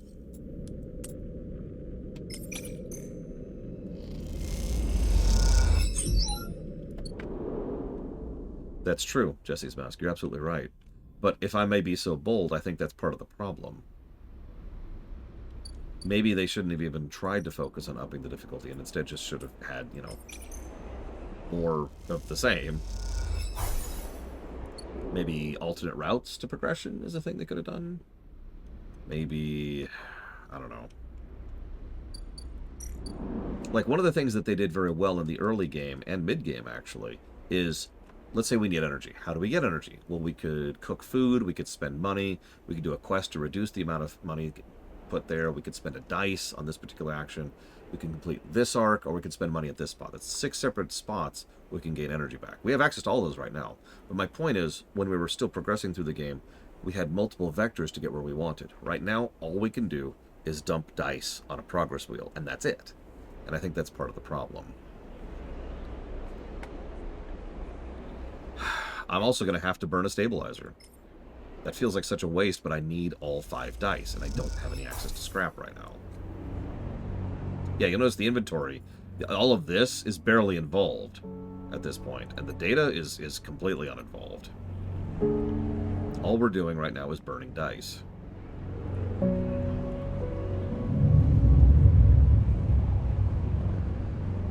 On large progress wheels. I hope the second game doesn't lean that way when it comes to its gameplay design. Because yeah, now we go back out here. We've got some good dice, so we're going to blow these. Looks like we'll be able to finish this one today.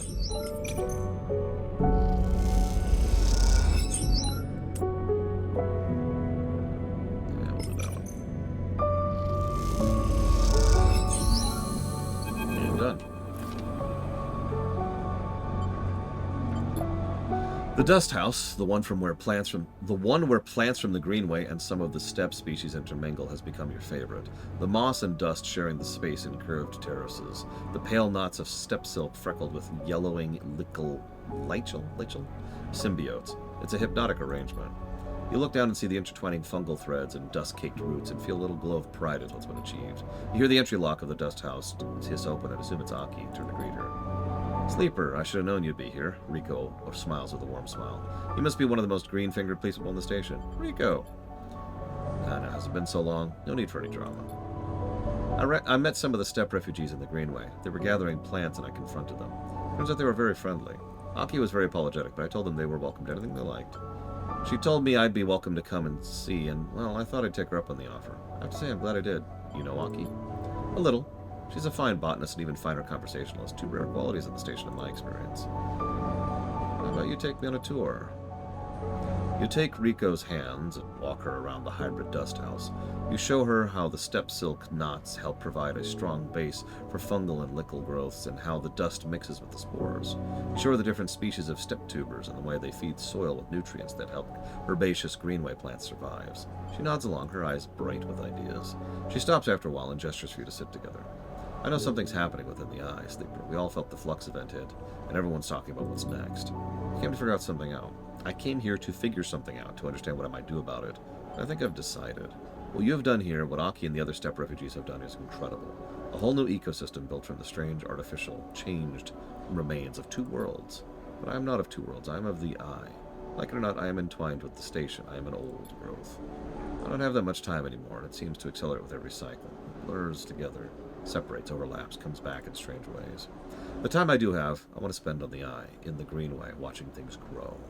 One day I'll lie in those fields and not get back up. And when the green takes me, I'll be glad. I'll miss you. The feeling is mutual, Sleeper. But that's enough of me blubbering on about. What I want to know is what you're planning. Why is that a choice?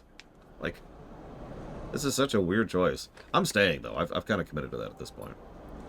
We all have to get to know each other, Sleeper. To know what it is that drives us. I'm sure you'll decide to act in the manner you know. But you also have to ask yourself why it is so. Don't neglect that. Oh, I totally forget this. I'd like to plant these. If you go, you'll need them. And if you don't, well, maybe another sleeper will benefit. Thank you. Don't thank me. These are yours by right. She delicately takes the club heads and places them in the soil. You should go, Sleeper. I'll be a while. See you around. Goodbye, Rico. It's beautiful. The plants look happy together. She spots Rico with the hands. Ah, botanist camp. A friend of yours? Yep. She speaks beautifully about the Greenway. I should go in and welcome her. Are you leaving us? For now. First of many goodbyes. She embraces you, wrapping you in layers of rough cloth. She pulls back. I wish you a steady step and a clear path. A farewell from my world. Godspeed. I like how that sounds. She nods and smiles one last warm smile before turning and entering the dust house. You watch as she walks inside, Rico turning with a smile to greet her. She kneels beside the old botanist, and you see her pointing to the club head, asking questions. You are unable to hear them, but despite that, you can easily imagine the measured, even tone, laced with excitement, that Rico is using to explain the club heads, the Greenway, and much, much more. You turn, leaving them to their conversation. Your step is light, despite the burdens you carry, and the smile Rico and Aki were sharing is somehow still on your lips as you depart.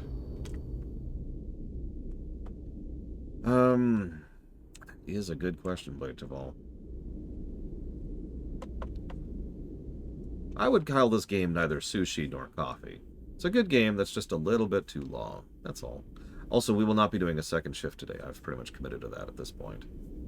It's the only way I'll be able to get errands done and finish this. So, tomorrow we'll be starting Star Trek Resurgence. Oh no, Castor should be killed immediately. I know I say that a lot about a lot of characters, but Castor is a present and clear threat to the station and to us. So, yeah, he needs to go away.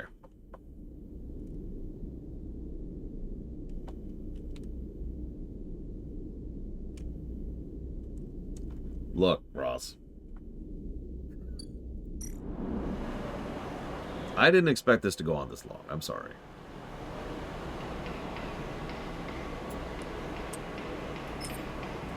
Yeah, Castor is actually competent as well. And very uncaring about what his job involves, too. Yeah, he also can do worse than death. Remember that deal he offered? You're coming with me, either willingly or as a prisoner. That's not great. I'll take or death, please. Thank you. I'm going to go ahead and synthesize one last bit of stabilizer while we're here. Actually, usually they aren't, Evo. I know that's been untrue lately, but generally speaking, my estimates are quite accurate. Yeah, you're right. Castor is functionally a slaver. So he really needs to die. 3 times over. He's a threat to me, he's a threat to the station, and he's a slaver.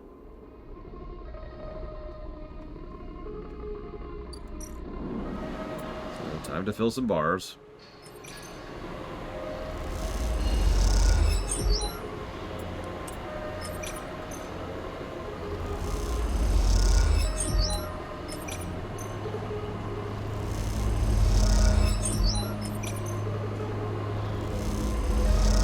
Of course it will, Arcamville.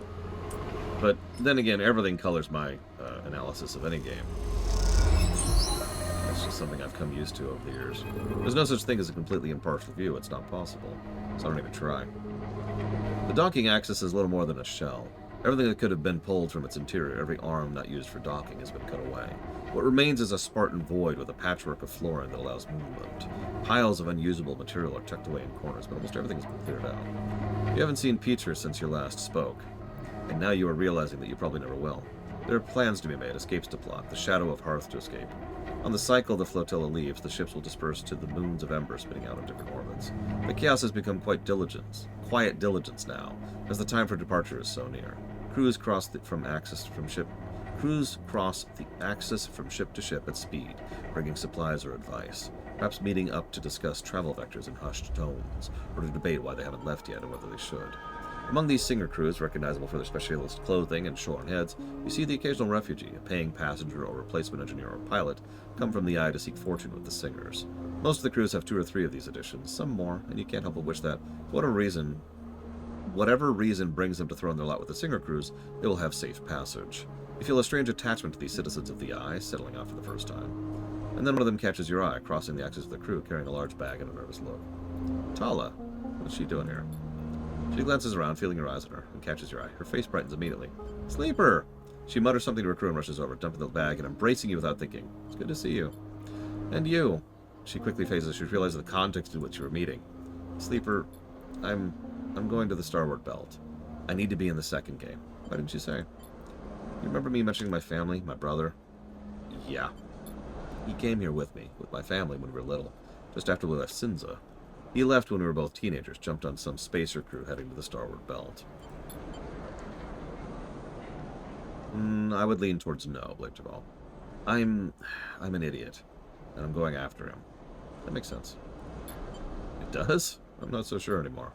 I really don't know if anything makes sense or if it's the right thing, but ever since I heard that was where the refugee flotilla was going, well, I couldn't stop thinking about it. So what happened to the bar? Someone will have to run it. I mean, I can ask Francis. He'd be happy. One of the others. Of course, if you're leaving with the flotilla or someone else, it'd be okay if you wouldn't need to say it. It's no pressure. It's fine. I was just, hey, I'll run the bar.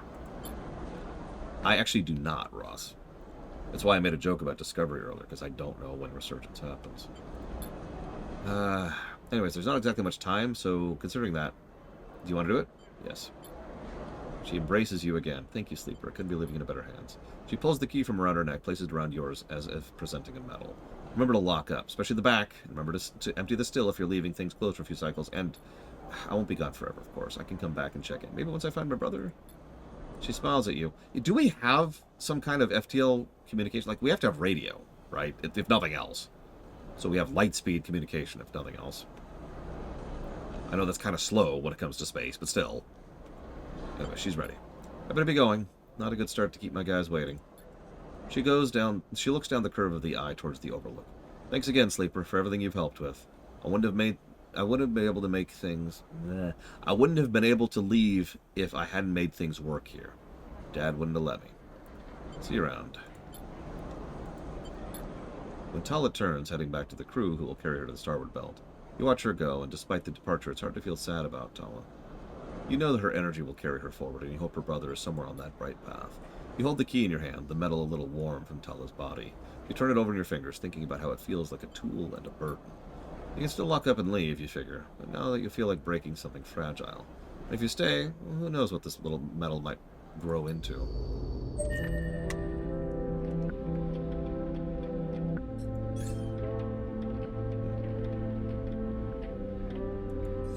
Me too, Jesse's mask. That's like the last thing. Yeah, I have no active quests now.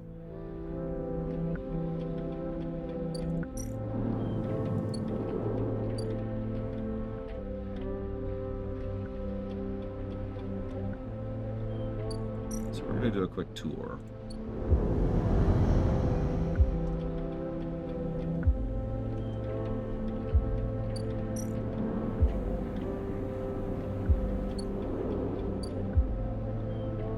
Oh god, that would be insane, Blake Duvall.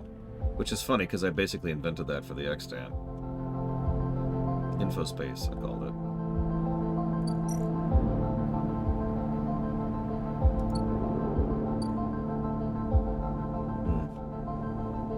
Well, whatever. Let's make sure that the cat has some food. And let's end the cycle.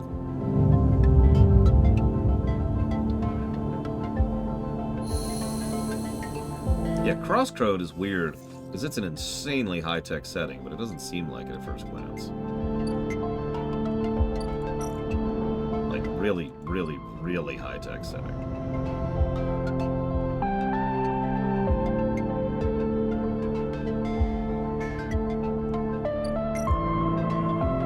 Now what? What am I supposed to do now?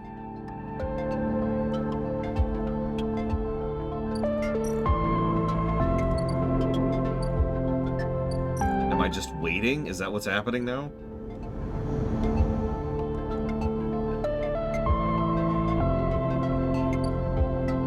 Like, I'm confused.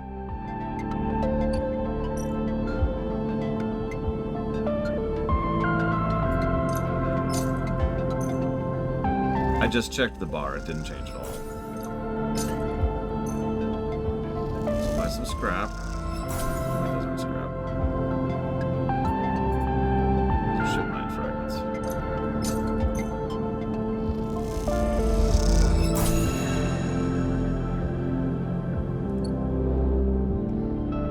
I thought they did say that, but wait, hang on, maybe here. God damn it, game. Okay.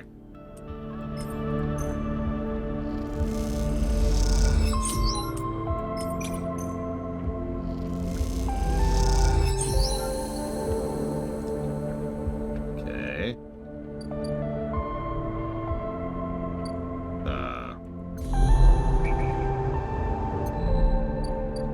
Well, we did that, and now more nothing?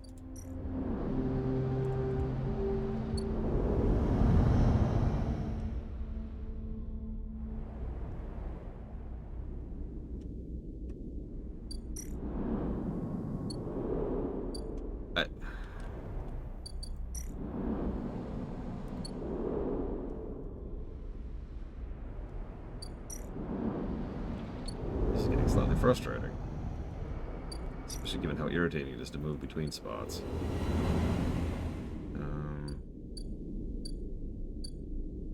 The ambergris is still docked. They're like, hey, can we go? No.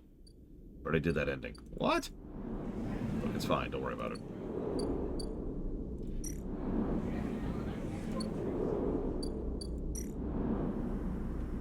Okay.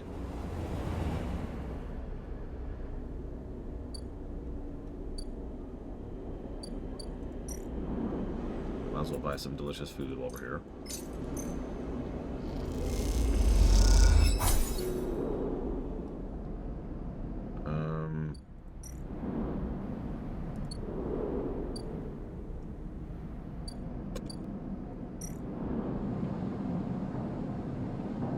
Okay.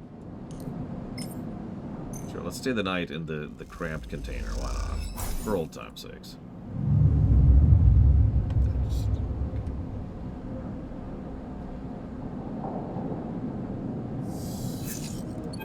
Hey! Peak Slate chirps. Connection's ready. Meet me at the Founder's Gap. It's time.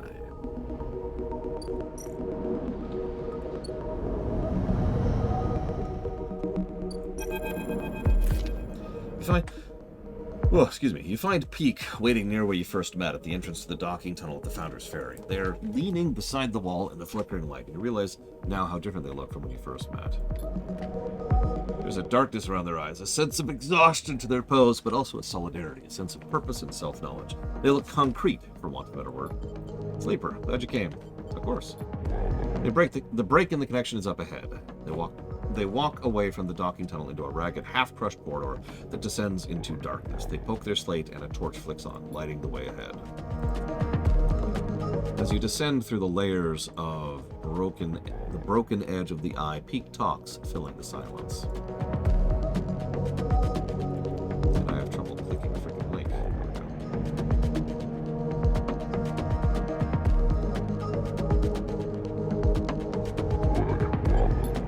I had to hunt all over this part of the eye to find the point where the connection was broken. They run a hand along the buckled metal of the wall. This gap, got knocked in the eye when Solheim collapsed. It's impossible to tell who did it, but my guess is they tried to scuttle the eye. If Solheim couldn't keep hold of their fancy new station, well, no one could. So this place has always been on borrowed time. I've managed to weave together the old connections and run a patch down to where the main line still runs through the remaining ribs of the rim. It's like keeping those old XPR platforms running. Ash would be proud if she bothered to hell. As Peak goes quiet, the corridor opens into a wider, twisted passage with compartments on either side thick with wiring. Here, this is the connection point. You can see where Peak has levered off a panel and hooked up a thick cable to the existing hardware. As thick as a tree trunk, it snakes off to the dark ahead, its yellow rings making it look like some huge and exotic serpent. But now we make the connection. You both stand there, staring at the point where the new cable meets the old one, the ends separate, fitted with multi-pin male and female connectors, and bracing inside a metal framework with a scissoring mechanism. Bring them together, seal them, and the grain will be connected to the rest of the eye for the first time in decades. Peak shifts their weight on one hip, pushing their hair out of their eyes. I feel like this should be more momentous, like there should be some sort of ritual or ceremony. Or someone should stop us doing this crazy thing. Yeah, just do it.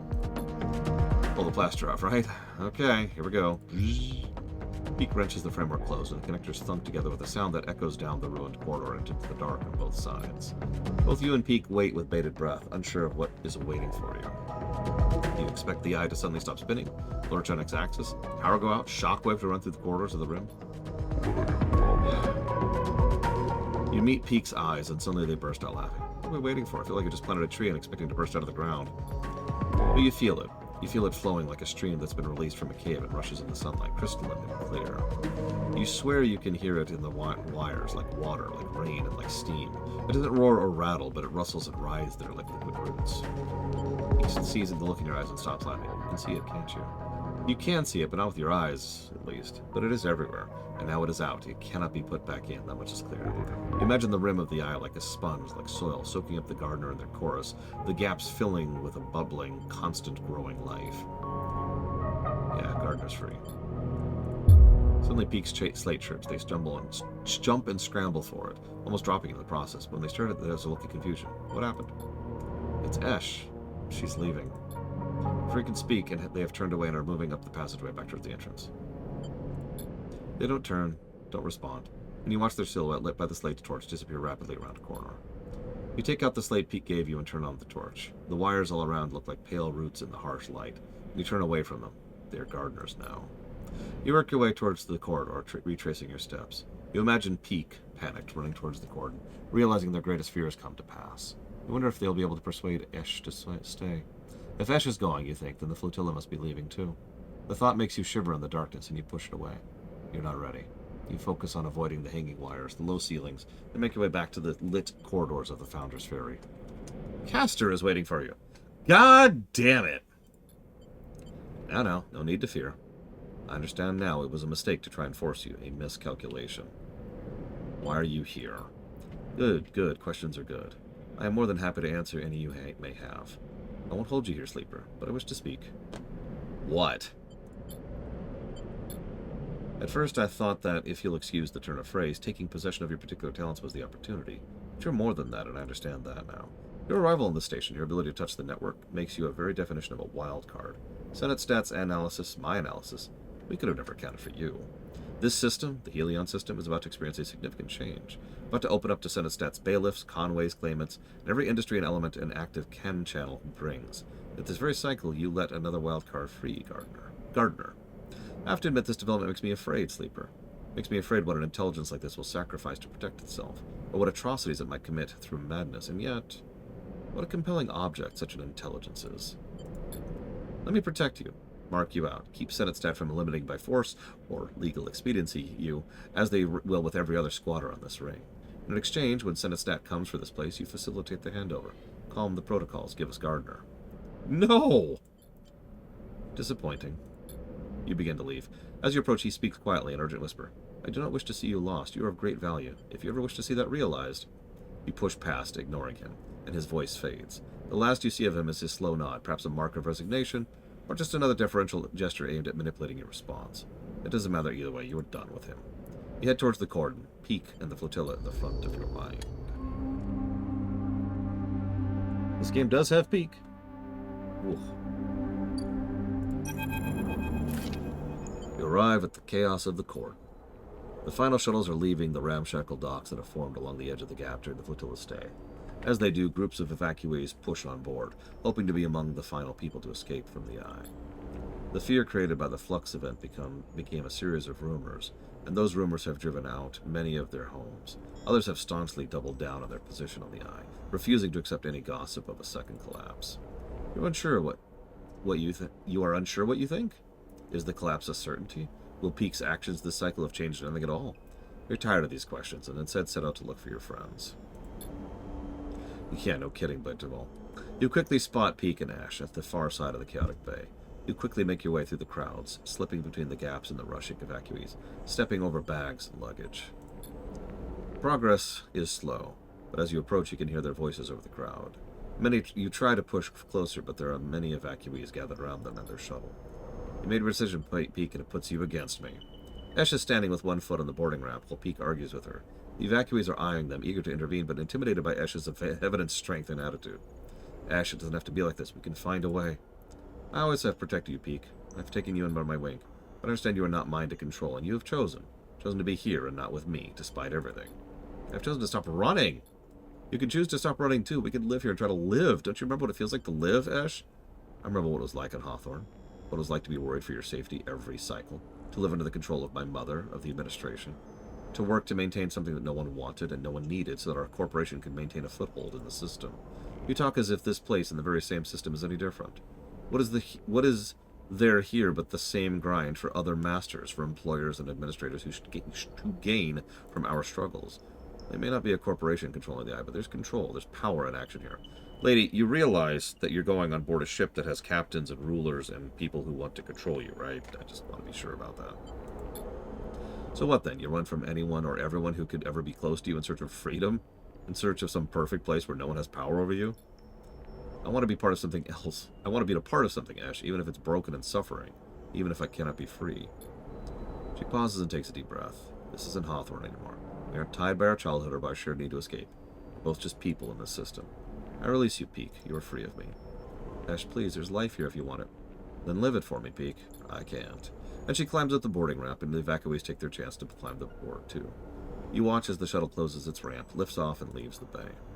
The crowds are dispersing now as they get under their shuttles or say their goodbyes and move back to the main part of the cordon. You push past the last of them to reach Peek. Ash is gone. Yeah, honestly, you should probably go too. There's a lot of uncertainty here, and you deserve better than this. No, I'm sure now. This is the way it should be. I'll miss the Briar, but she'll serve Ash well. I know that. Sleeper. What? Can't believe you'd make an old man run this way to get you. The Singers have gone. They left at the start of the cycle. They broke away from the flotilla. You smile as you think of Tala safely cradled in one of the Singer ships on her way to the starboard belt, and hopefully a reunion with her brother. Godspeed, Tala. What are you smiling at? They forced our hand. We have to leave now. If we follow close enough behind, maybe they'll end up being our scouts anyway. I reckon any hostile spacers out there will give them a wide berth. Pilgrim Seed will need a time to make our way out to the cordon, but I'm heading there now to get her started. Thankfully, the step ships are sticking with us, so we'll be plenty well supplied for the journey to the belt. Anyway, I didn't plot over here to tell you that. It's now or never. I'm good to my word. I kept a berth for you, but this is your last chance to take it. Make the call. There we go. You glance out at the flotilla beyond the bay, beautiful in the light of Helion's sun. You think of the long journey to the starward belt, of the people inside the Pilgrim Seed, of the possible futures that await. Then you think of the people here on the Eye, of Peek beside you, of Batanyan, of Tala, and the key that hangs around your neck. Of promises and possibilities, we stay. You open enough to speak and realize this is the final time you will make this choice. Yeah, I'm staying. We're done. We're good. You say the words, and the moment you do, the weight of it all seems to descend on you. You stumble a little and then stand straight, refusing to be crushed. You feel a tightness in your chest and a haze blurring your thoughts. Good luck. You're gonna need it. And the haze, his pitted and rough hand feels so real and so detailed that it grounds you. And then it's gone, and Soul goes with it, quickly moving to the waiting shuttle. As he does, you watch, unable to speak, your whole body pulsing. Then another hand falls on your shoulder, and it grounds you once more. Let's go, Sleeper. You nod, seeing how unsteady you are on your feet. Peek puts an arm around you and steers you towards the entrance to the bay. As you do, you hear the roar, feel the wind as the shuttle lifts off and angles towards the flotilla. You don't turn. Instead, you keep your head down and focus on each step. As you do, you feel Peek beside you, holding a little of your weight, and you hold a little of theirs. And this is how it will be for many cycles after you both leave the bay and head back to the Eye. You'll both hold things for each other. Remind each other of the choices you made. Remind each other why it's important to keep going, despite the moments when it seems impossible. You will keep each other going. Also, I have like 5 houses at this point, so we're good on that. The support will be vital when the second flood hits the Eye, when it knocks the entire free spoke off the power grid, making the whole station lurch with a sickening motion, when it cripples systems and corrupts processes, leaving sections of the station to go dark or start venting oxygen, when holding on is all you can do, when the world seems to come apart around you, and yet somehow the Eye will persist. Systems will resist total collapse in ways that seem inexplicable to many, but to you and Peek, they will signal the awakening of a new force within the station. That new force will bring with it new challenges and new possibilities in equal measure. Strange growths will be reported all around the station in the wake of the flux events, fungal crusts pushing through pipes and wiring. The Eye will go wild and fecund, becoming a station of increasing unpredictability, prone to a seasonal rhythm of spore clouds and growth spurts. There'll be strange and unsettling beauty to the paradigm shift, as the greening of the station turns it from a corporate ruin to some altogether new assemblage of biological and mechanical structures. Rico will take on this challenge with energy that seems impossible for her age. Until her final day, she will delight in the new mysteries the Eye and the Gardener produce. And as this new era consolidates around the station, you will find yourself in the Bentonian most cycles, working to keep the place alive. The cycle where you invite Emphas to come make use of the kitchen will go from a one-off event to a regular occurrence, and soon the Bentonian will be filled with spacers eager to try the best preparations of the station's now abundant mushrooms. And on occasion, after a long shift at the Bentonian, you'll hear the sound of the stray mewling, and you'll crumble up some food and sit and watch the cat eat as if the only thing in your world that matters.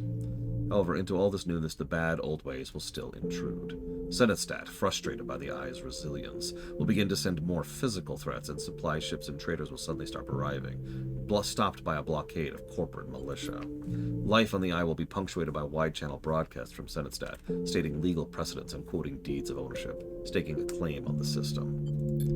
Meanwhile, Havitage's hardliners will fizzle out, losing their grip on the Havitage Council.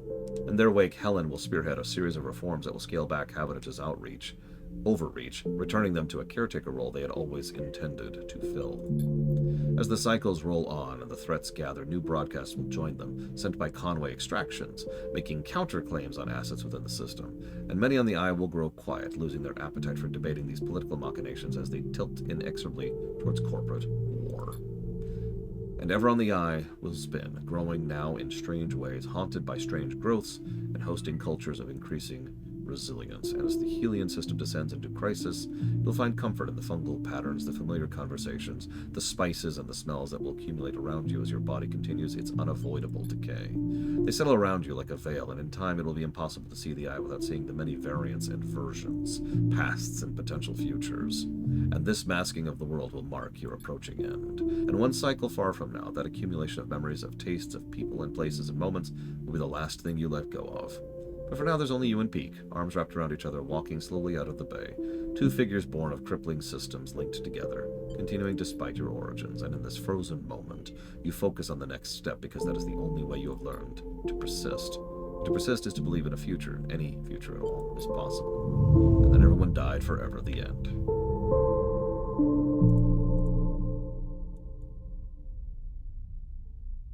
Synthesis ending. 4 months, by the way. That's interesting, because that means about 2 months of in-game time for the base game, and then 2 months of in-game time for the DLC, and a lot of that was just spent waiting. Okay, hang on. So now we're gonna leave.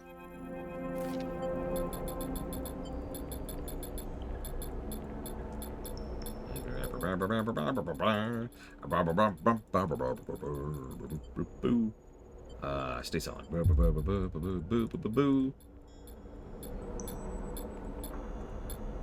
I leave. Come on, let's go. You freeze for a moment, feeling Peak's presence behind you, and the moment to speak disappears. I'm sorry. Good luck, Peak. You too. They managed to squeeze out the words before going silent. Not really, Loke. Corporate war coming? Locking off external supplies? This place is screwed. Then you're walking with Sol across the bay. Almost without trying, your step light and your head spinning. Sol grips your hand to help you up onto the shuttle ramp. As he does, you feel the thick texture of his worn hands in great detail, as if you were touching some cratered landscape. You grip them tightly as you board. As the ramp begins to close, you see Peak watching in the distance, their face half covered by their hair. They raise their hand in farewell, and as they do, you see something in their expression you can't quite place. A sense of determination, perhaps, or a compressed anger. Something that will drive them forward from this point on to a future you believe will be better. And then the shuttle ramp closes, and the metal box you are inside rumbles and tilts. Some of the evacuees with you screech at the sudden movement, but they settle as the ship carves its way out of the little bay towards the flotilla, towards whatever comes next. When you arrive there, you'll find a berth, just as Sol promised, tucked in amongst hundreds of others, like strange neighborhoods of tiny flats. The communal canteens, the water supply at the farm stacks, these shared spaces will become the center of this new reality. The places where stories are shared, where signals and messages from the ships of the system and the Eye itself are interpreted and discussed. You'll find yourself unable to resist listening in to any conversation about the Eye, any scrap of data or detail. This is how you will hear that another flux event hit not long after the flotilla left, one that knocked out the power for the whole free spoke, they say, disconnected the hub from the rim for many cycles, one that crippled many systems and cost many lives. The flotilla, having departed with enough time, will outrun the flux. And you and all the evacuees will be thankful for this mercy. You hear of strange growths that people start reporting around the stations, fungal crusts, blah, blah, blah. Rumors of the Eye going wild and fecund will travel around the Pilgrim Seed, telling stories of a station of increasing unpredictability, prone to seasonal rhythm of spore clouds and sudden growth spurts. As your long journey across the system becomes a dull routine of the same faces and places, you will delight to overhear that the Eye persists despite everything, that crippled systems are rebooted and replaced, and new seasons of growth and decay bring with them a plenitude of resources and surprises. You'll hear that Havanage's hardliners and physicians. This is kind of a repeat. That's a repeat.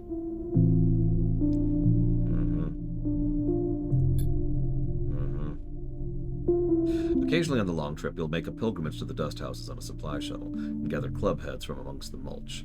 You talk with Aki as they are processed into stabilizer, and hear of how the planets are changing, adapting, becoming ever intertwined with this new and unprecedented ecosystem. And then in the final part of your journey, you reach the far parts of the system where few signals travel, and the starboard belt girds the system like its defensive ring. There'll be distant reports of another fleet entering the system under the banner of the all-too-familiar Conway extractions. By this time this happens, you and the evacuees will begin to discuss these events less and less, perhaps in the hope of avoiding being implicated in the coming corporate war. And finally, one cycle far from this moment, you will arrive in the asteroid port in the starboard belt, one you have yet to know, and you and all the evacuees will be released into it.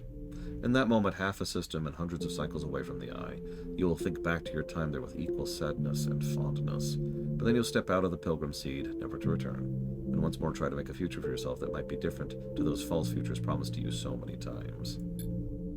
But for now, you remain on the shuttle, angling its way towards the bays of the Pilgrim Seed, carrying the hopes of all those who tremble quietly within it. In this moment, you feel the Eye releases you just as Ash released Peak, and it feels good. And then you die at the end. Alright, so. No, that's some clear slanting. And again, considering that the second game occurs in the starboard belt, come on. We know where that was leaning. That makes sense.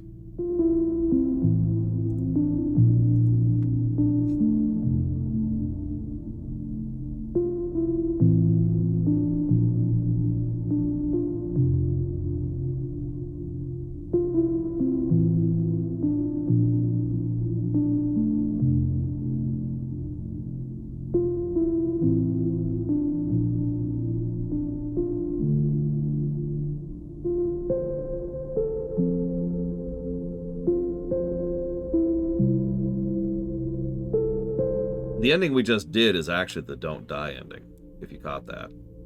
No, seriously. If we stayed on the station, it actually specifically has a mention of our final moments. But when we get off on the asteroid, the final mention is of us getting on the asteroid, leading to something else. It is pretty much the only ending where we don't die, to some extent or another.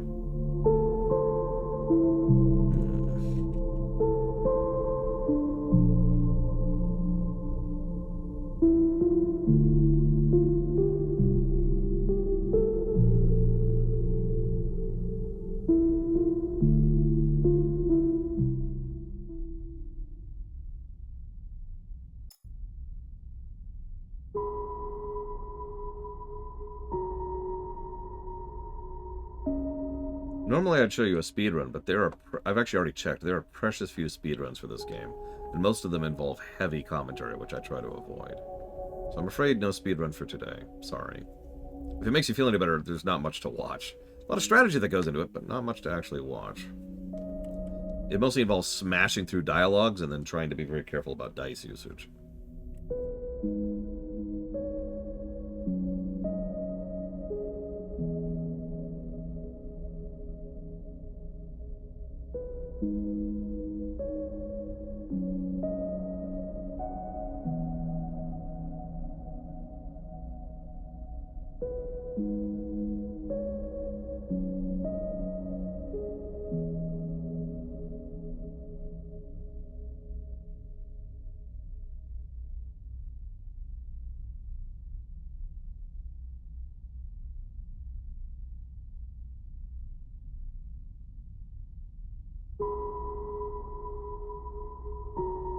Yes, we have actually beaten the game now.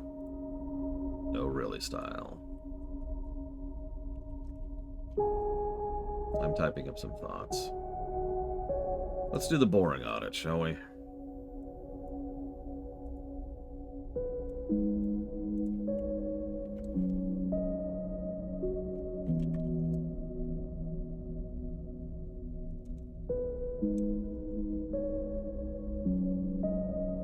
Was there a good ending? The last ending we did is probably the most good ending we have, and again, almost assuredly is leading specifically into the sequel.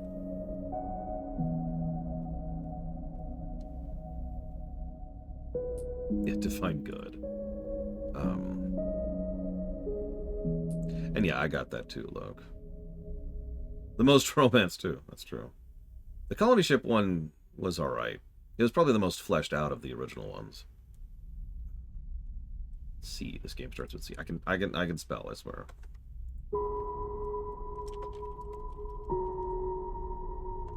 Yeah, that's the one I was talking about, Jesse's Mask. Let's go and pop out of that. Tell you what. Because we've had enough depressing stuff today. And I already want to kill myself. Let's de-kill myself a little bit, shall we? Let's see.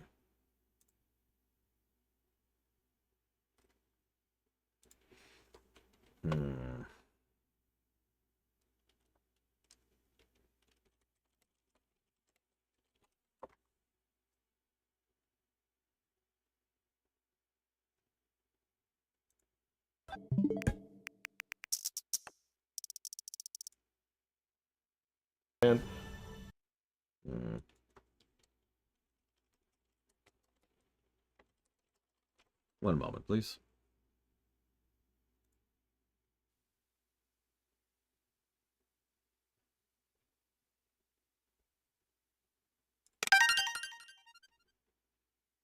So we're going to combat suicidalness with the only thing we have.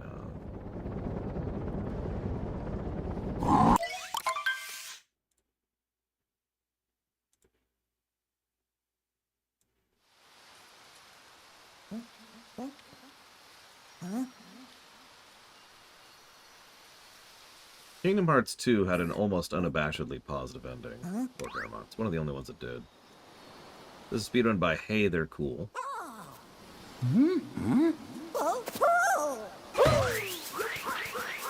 And should pretty much speak for itself.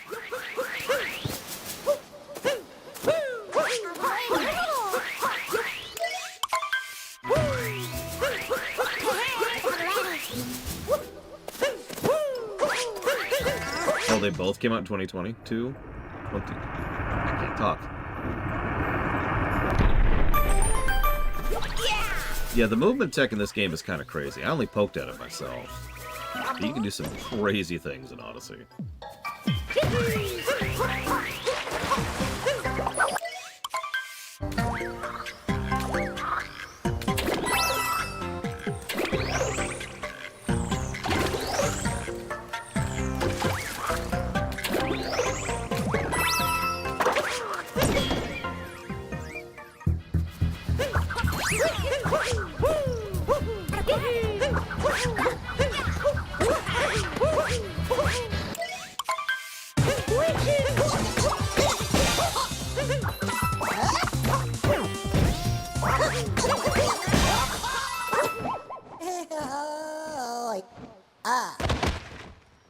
That was a boss fight.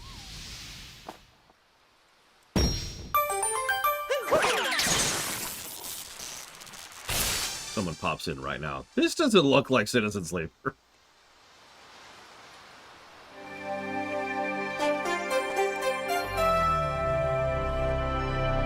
Yeah, good way to put that, Lord Helmet. That was a boss fight.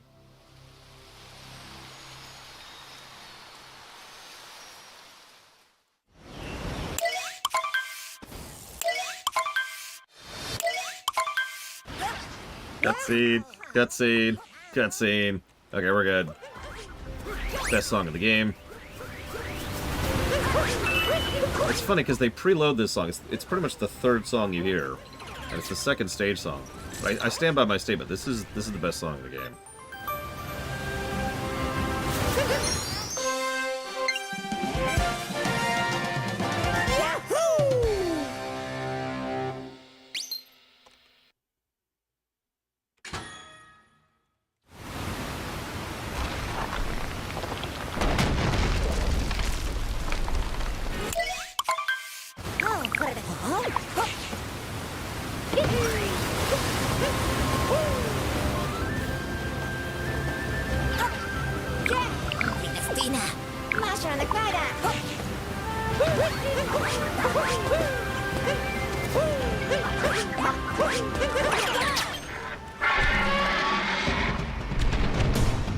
When I showed this first to my niece, she literally couldn't believe that she could just control a T-Rex for this. And then she promptly just went back and recontrolled the T-Rex for like 10 minutes. Until she had pretty much done everything she could with it.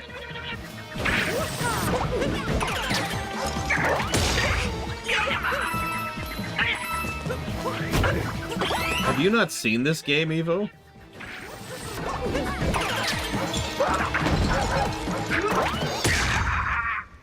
Evo, allow me to introduce you to a game.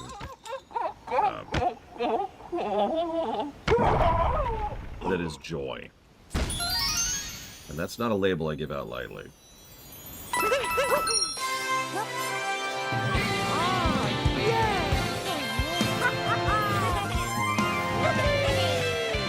I have streamed this game. In fact, I've streamed 100% of the run of this game.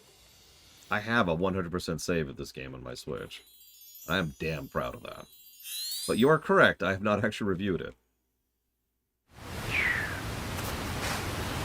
I have specifically requested not to play this game again until I'm in a mental state where I can properly process it.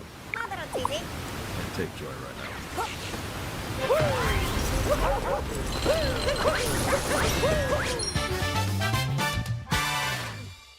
So, yeah, if you pay attention to the upcoming page on the website, you'll notice this is under the Someday category.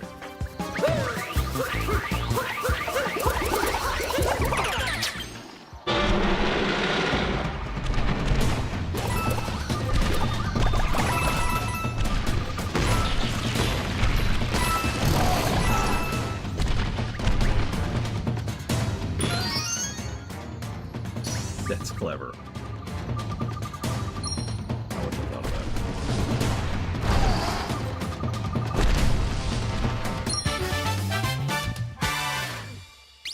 I've been through too much in my life not to plan for someday, good and bad. Always want to have a plan for that in case it happens. That's what that means. That's what that works for.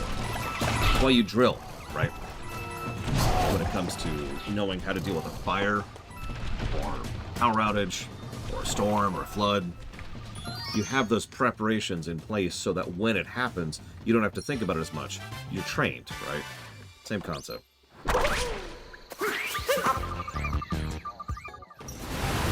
Okay, so that was the boring part.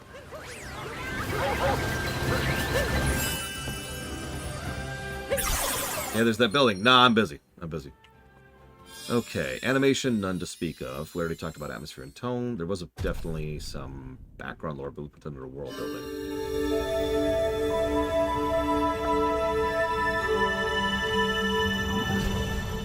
Oh, neck. Let's see. Banter, none to speak of. Branching narrative, not really. I'm a prepper. No, I am someone who has a brain.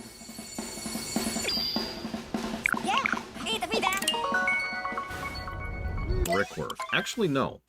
Not only was there no brickwork, there was functionally like an absence of brickwork. Camera work, no. Characters, yeah. Good characters. Cutscenes, eh. Consequent storytelling.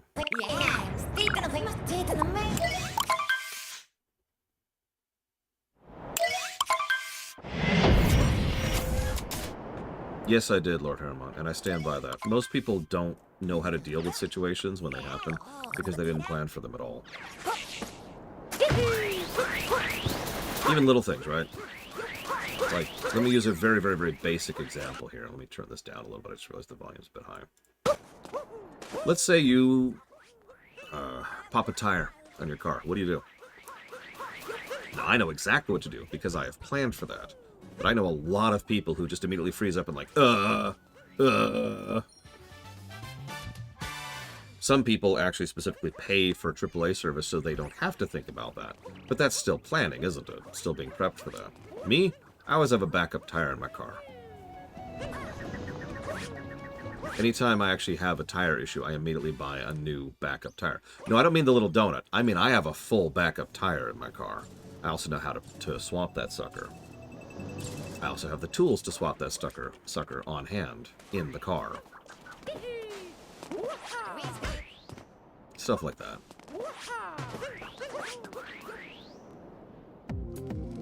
Exactly, Blatable. That's not an invalid plan, Lord Harriman. As you might imagine, that's not one that's been available to me for most of my life. So I got used to being able to deal with this kind of crap. Would you believe I'm usually the person some of my friends and family have called for exactly that reason? And I will admit I say that with a little bit of pride. I like being reliable like that. One time a friend of mine ran away from home and started freaking out and was lost someplace and was like, oh god, what do I do? What do I do? I pulled up a Google map because I was on the phone with them and started directing them where they needed to go, what they needed to contact, where they needed to spend their money, how to spend their money, and started figuring out how to get them a ride back home. Because they wanted to return home, obviously. Pretty much, Taquita. There is footage of this game, but here, I'll even show it to you to explain what this is like.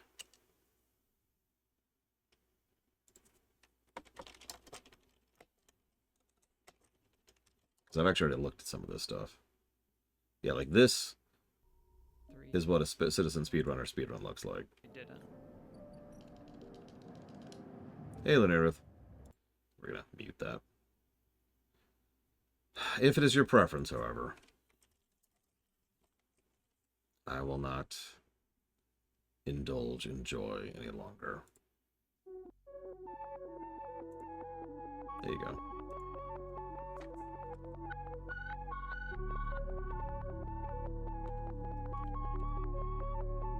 No doodads to speak of. No empty text. Good dialogue, just construction. No external continuity to speak of. No fake drama, believe it or not. No foreshadowing that I really noticed. Humor, none. Integration. Internal continuity.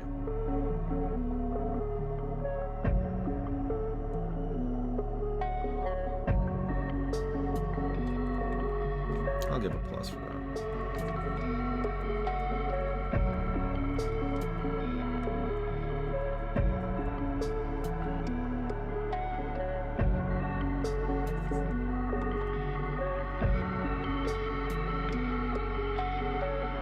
Listen, I can't do jokes, Lord Harriman. We've talked about this.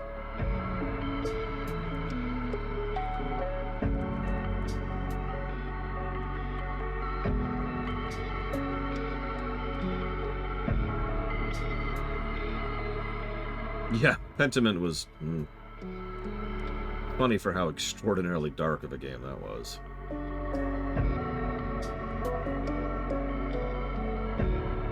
Hey, Talmarid, how's your day going?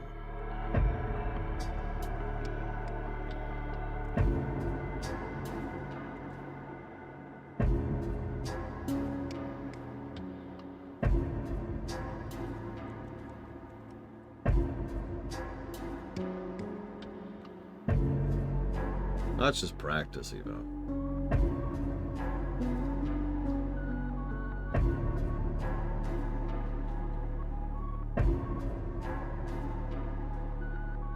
Disco Elysium is hysterical, which is funny, because as you say, it is a very bleak game.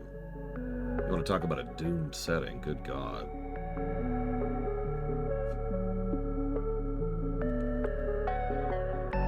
Sorry, a lot of this stuff doesn't qualify. There's no storyboarding to speak of. The storytelling mechanic, the only one I really noticed was the and that doesn't really qualify for a positive, I don't think. No visual storytelling, no voice acting, no voice direction. The Doom setting, ironically, is pretty hopeful. If you know about the lore of it. Hi, Just Shadows. Diagonal stagnation. I like that. Ow.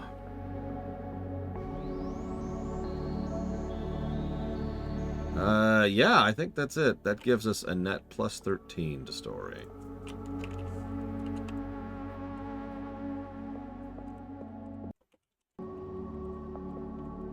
I should do that. Sorry, one moment, please.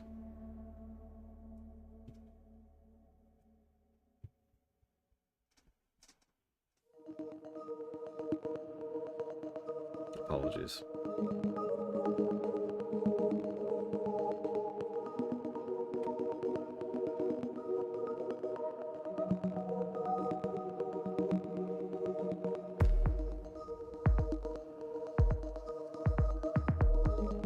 The worst setting I think is still salvageable.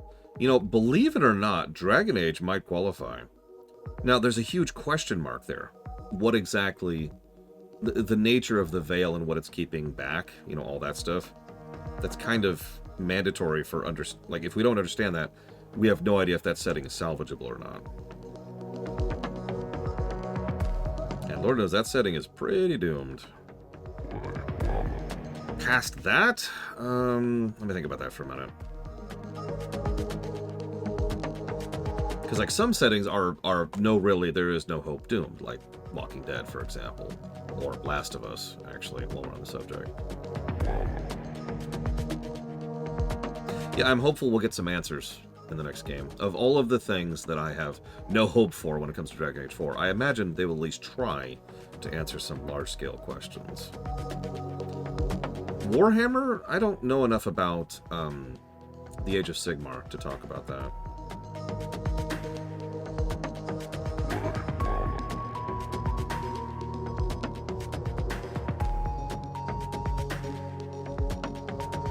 Well, they probably retconned it at some point, because I remember talking about that when we were streaming one of the Telltale Walking Deads.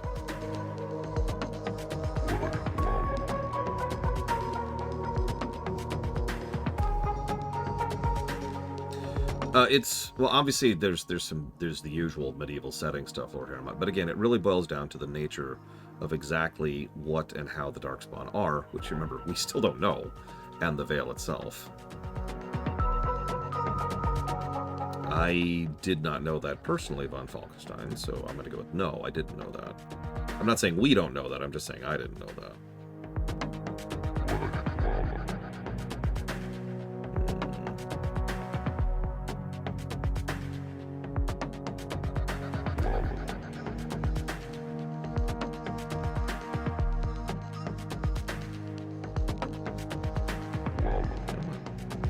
I apologize for how much time this is taking.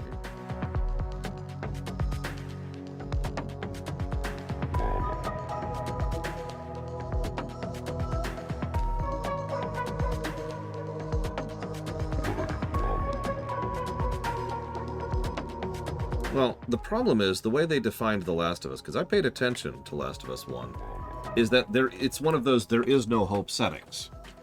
Like, it doesn't matter how good or how defined people get, they're behind the curve, right? Critical mass has already been hit.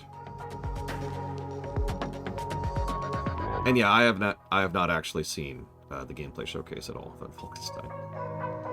I was going to. I was actually planning to wait, so no judgment, no casting shade there, but I eventually decided not to, mostly because I just never had time to.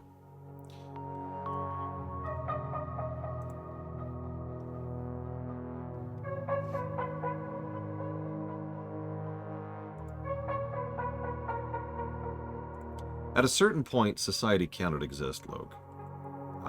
I know that's a cold mathematical way to look at it, but it's true. At a certain point, you need enough input and you need to manage enough output in order to have a sustainable environment, a sustainable population. And at certain points, that doesn't exist. We've actually had real-life examples of times, specific areas and settlements where pockets of humanity have died out because they fell behind the curve.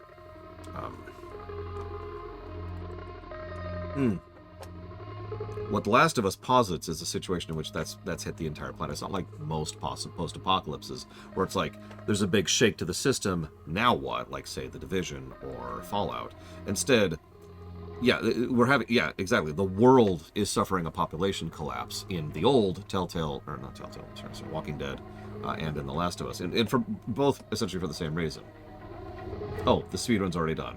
Well, I hope you enjoyed that speedrun, because it's already over. I don't even see what ending they went for. Whatever. Well, not only that, but remember that the problem of the zombies themselves, or whatever the hell they call them in Last of Us, is an escalating problem that's not going away. We also know that those things don't rot away or die out like most zombies do. They're there, right? And they're going to stay there. Yeah, they're magical zombies, Resident Evil style. But unlike Resident Evil style, there's no method by which to deal with them. Yeah, no, cordyceps. I know. Again, I'm actually pretty familiar with Last of Us as a setting. That's why we gave negatives to Last of Us 2, for being like, yeah, by the way, it's been a few years and everything's fine. What? No explanation, just everything's fine.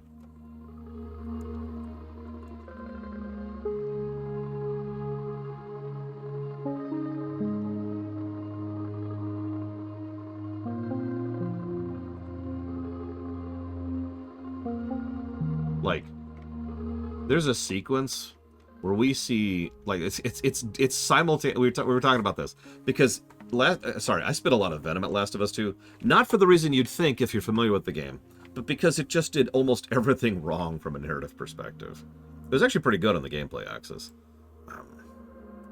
but there's like this one sequence. I'm not going to spoil too much, but there's this one sequence where you go through an area that is simultaneously too small and too large at the exact same time. Like, it's so invested, like, it's basically modern day levels of machinery and production, and they have trucks which have functioning gas and all sorts of things that there's no way in hell that they have access to at this point, right? How are they keeping their trucks running? Just that one thing, right? But then at the same time, it's also too small. It was this. It's a football field, right? And it's this football field of resources and supplies as headquarters, which is keeping this massive population fed and taken care of. And I'm sorry, football fields are not that big. Yeah, 25 years after the apocalypse, and everything's just fine. And the answer is, of course, they didn't think about it. That's why we came up with the term world destruction.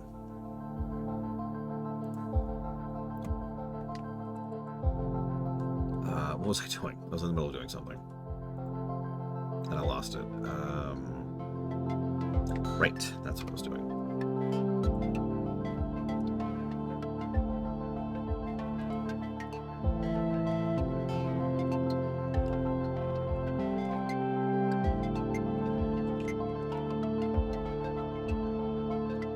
Had to look up when we started this game. Alright. Gameplay. Don't even get me started on that. No offense to anybody who likes The Last of Us. Not my thing.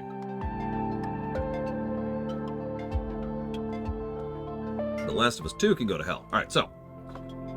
That doesn't apply. There's no animations, there's no audio spam, there's no leveling to speak of. The Drive of Us.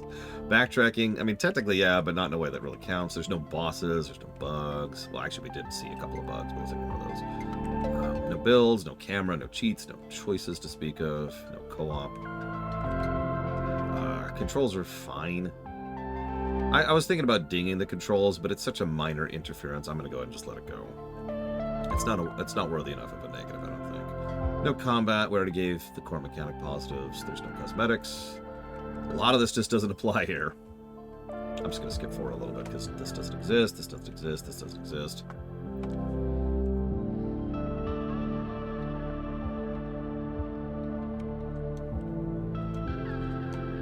Zombie giraffe. I like it. I like the way you think. Let's make it happen.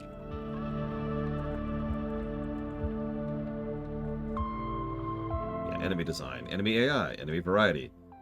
Well, we only really had 2 enemies the entire game. 3 if you count Kemp.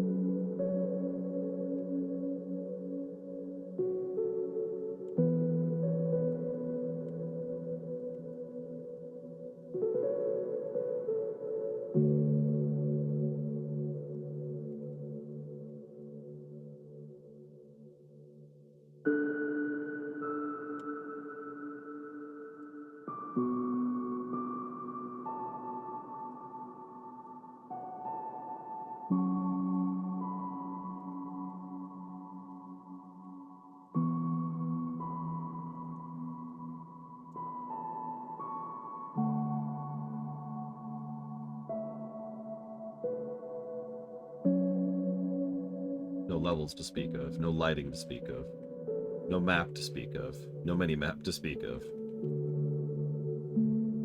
A lot of these just do not apply here. Makes sense.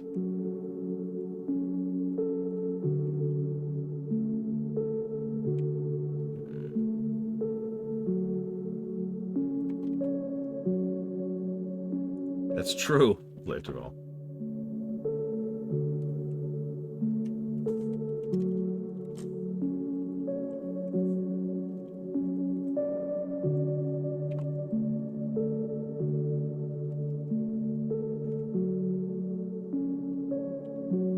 Replayability.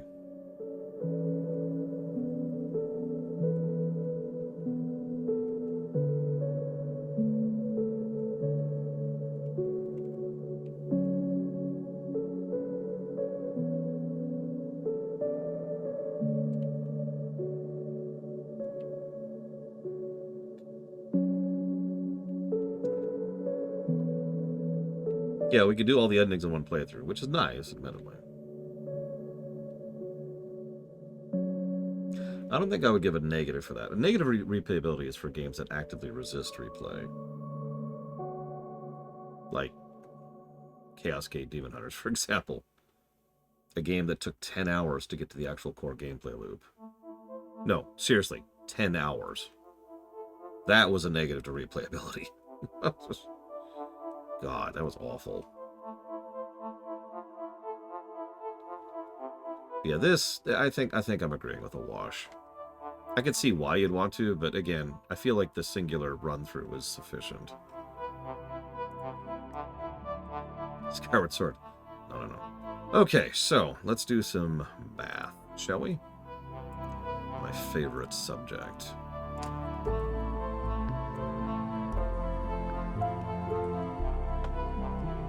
Interestingly enough, it looks like, in terms of time... Hang on.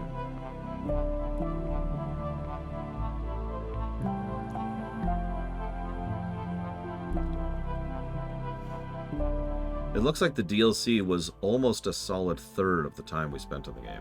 Which doesn't sound like a lot, but that's pretty impressive. For good or bad, that's up to you. Just sharing the data.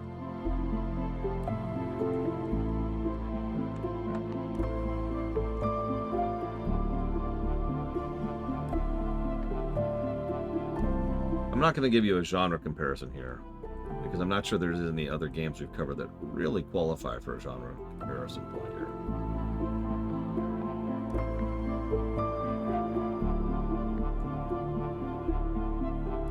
That's fair, Dakota. I thought the idea of the flux was interesting. It certainly gets across the central theme, right? Being the grass while the elephants fight. Thank you for the sub, Lunarith, as always. I do hope you're doing as well as you can. Although I suppose I always hope that.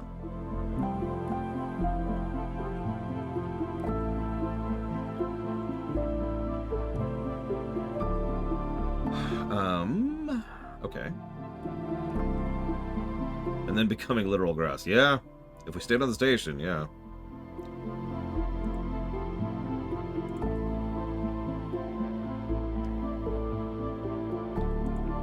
That would be nice, Lunarith.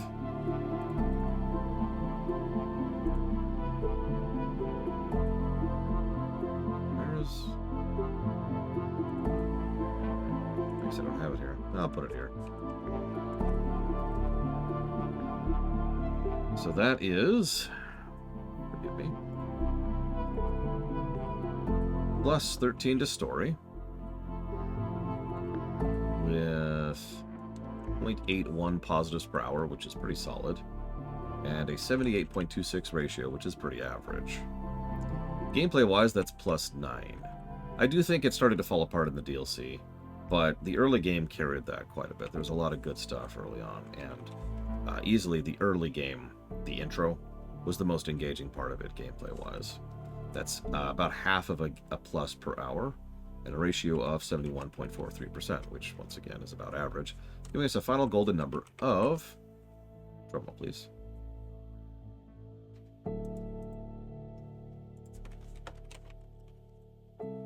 And as usual, Linareth, if you know what you want to put that towards, please let me know.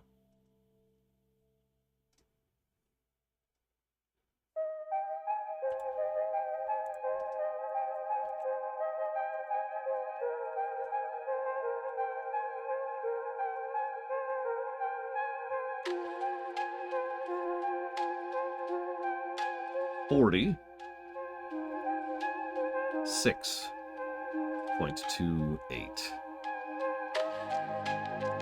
An interesting game. One that I definitely feel overstayed its welcome. But if I'm being completely honest, almost all of that boils down to the DLC. Still a decent game, especially for one made by one person in their spare time as their second game ever made.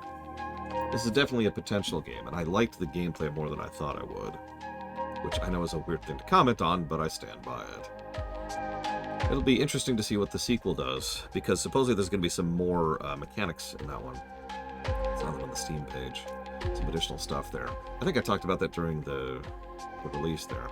And yeah, very experimental title. Definitely worked for what it is.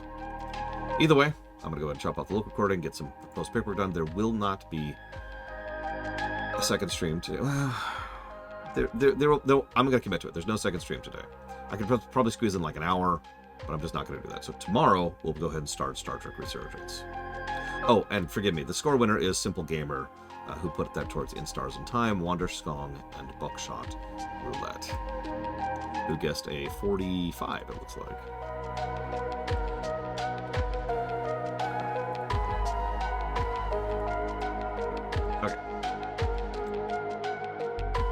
Alright, Crazy Norse. Hit me, but I'm going to chop up the recording so YouTube can't tell the answer.